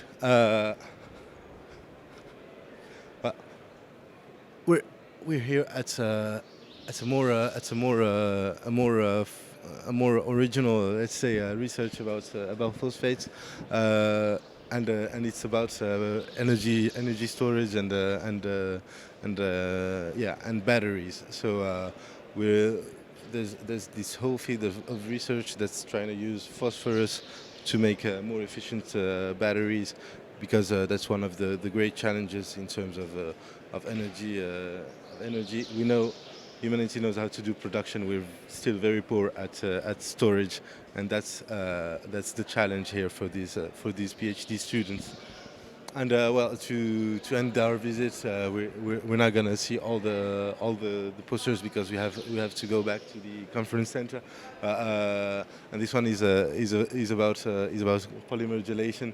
And well, it's once again very much complex study, and it's been made as well by students here at UM6P, and we're very proud and hopeful about their work, because we're certain they're gonna manage to make a difference with all their research and the applications they're gonna find for the future. Thank you very much for following us, and well, stay tuned and tweet at us using hashtag SYMPHOSLive as usual. Hashtag SYMPHOSLive. Thank you very much. See you.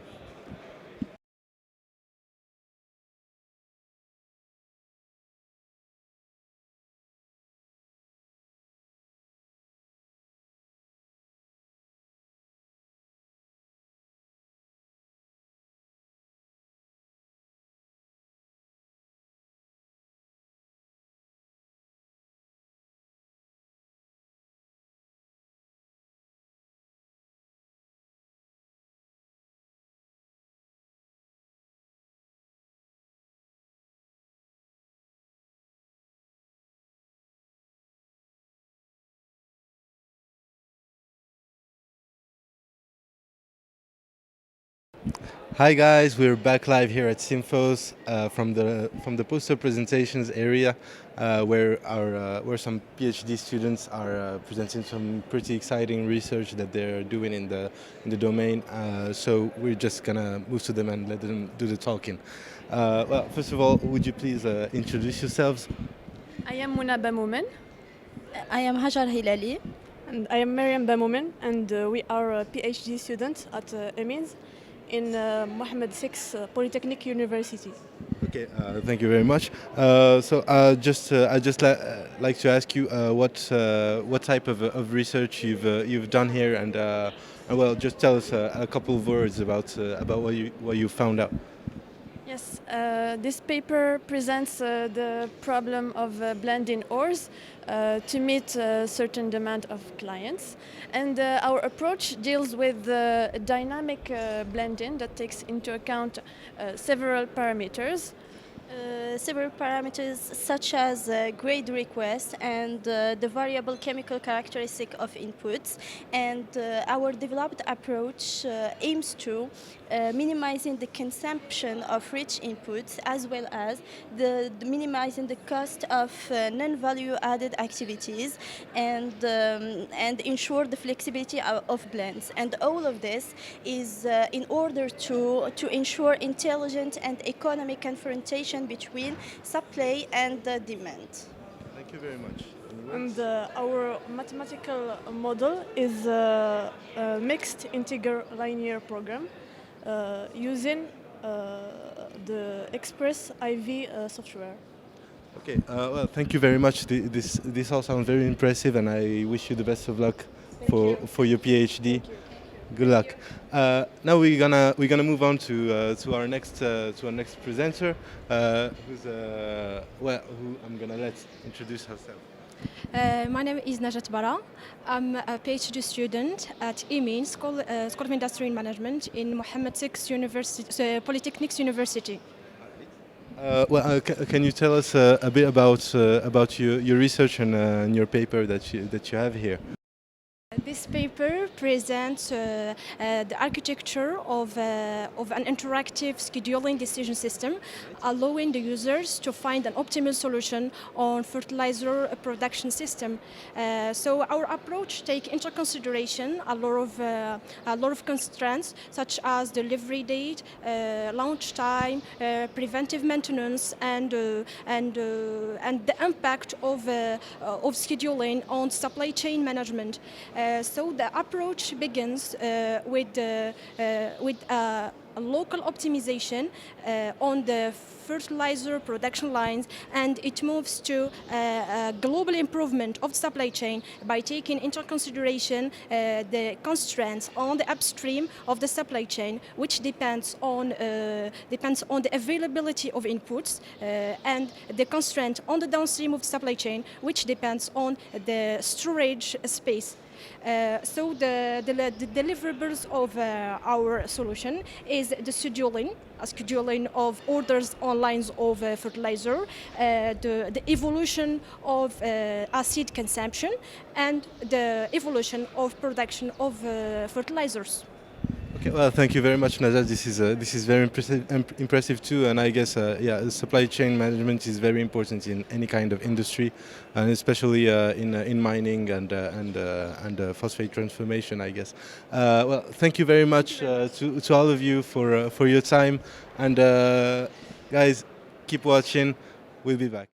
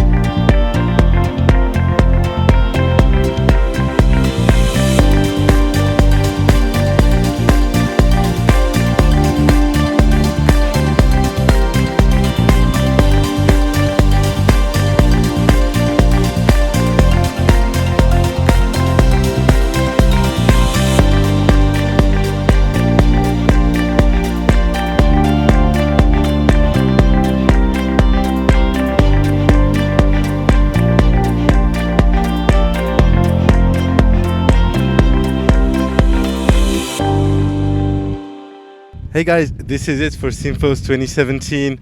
It's a bit windy, so I guess the weather wants us to go away, but we really wish we didn't have to. So we had a great time during these 3 days. A lot of discoveries, a lot of great meetings with people here of all walks of life who really want to advance the phosphate industry and make it and keep it as a solution maker for the future and for all the challenges that our planet is facing. So we really had a great time learning about innovations that are gonna help to build better food sustainability, food security, better sustainability for fertilizer use, richer soils, more durably richer soils. We even learned about how our industry can contribute to energy storage, to the future of the automotive industry as well. And it's really been a very exciting 3 days, and we're glad that you watched us. We're glad that all these people attended, and we really hope you had a great time as well. So don't forget, you can watch the replays on YouTube, on OCP's channel. You can still tweet at us using #SymphosLive, #SymphosLive. And you can also follow us on LinkedIn for the latest from OCP and SYMPHOS. So thank you very much again, and we'll see you at the next edition of SYMPHOS. Thanks a lot.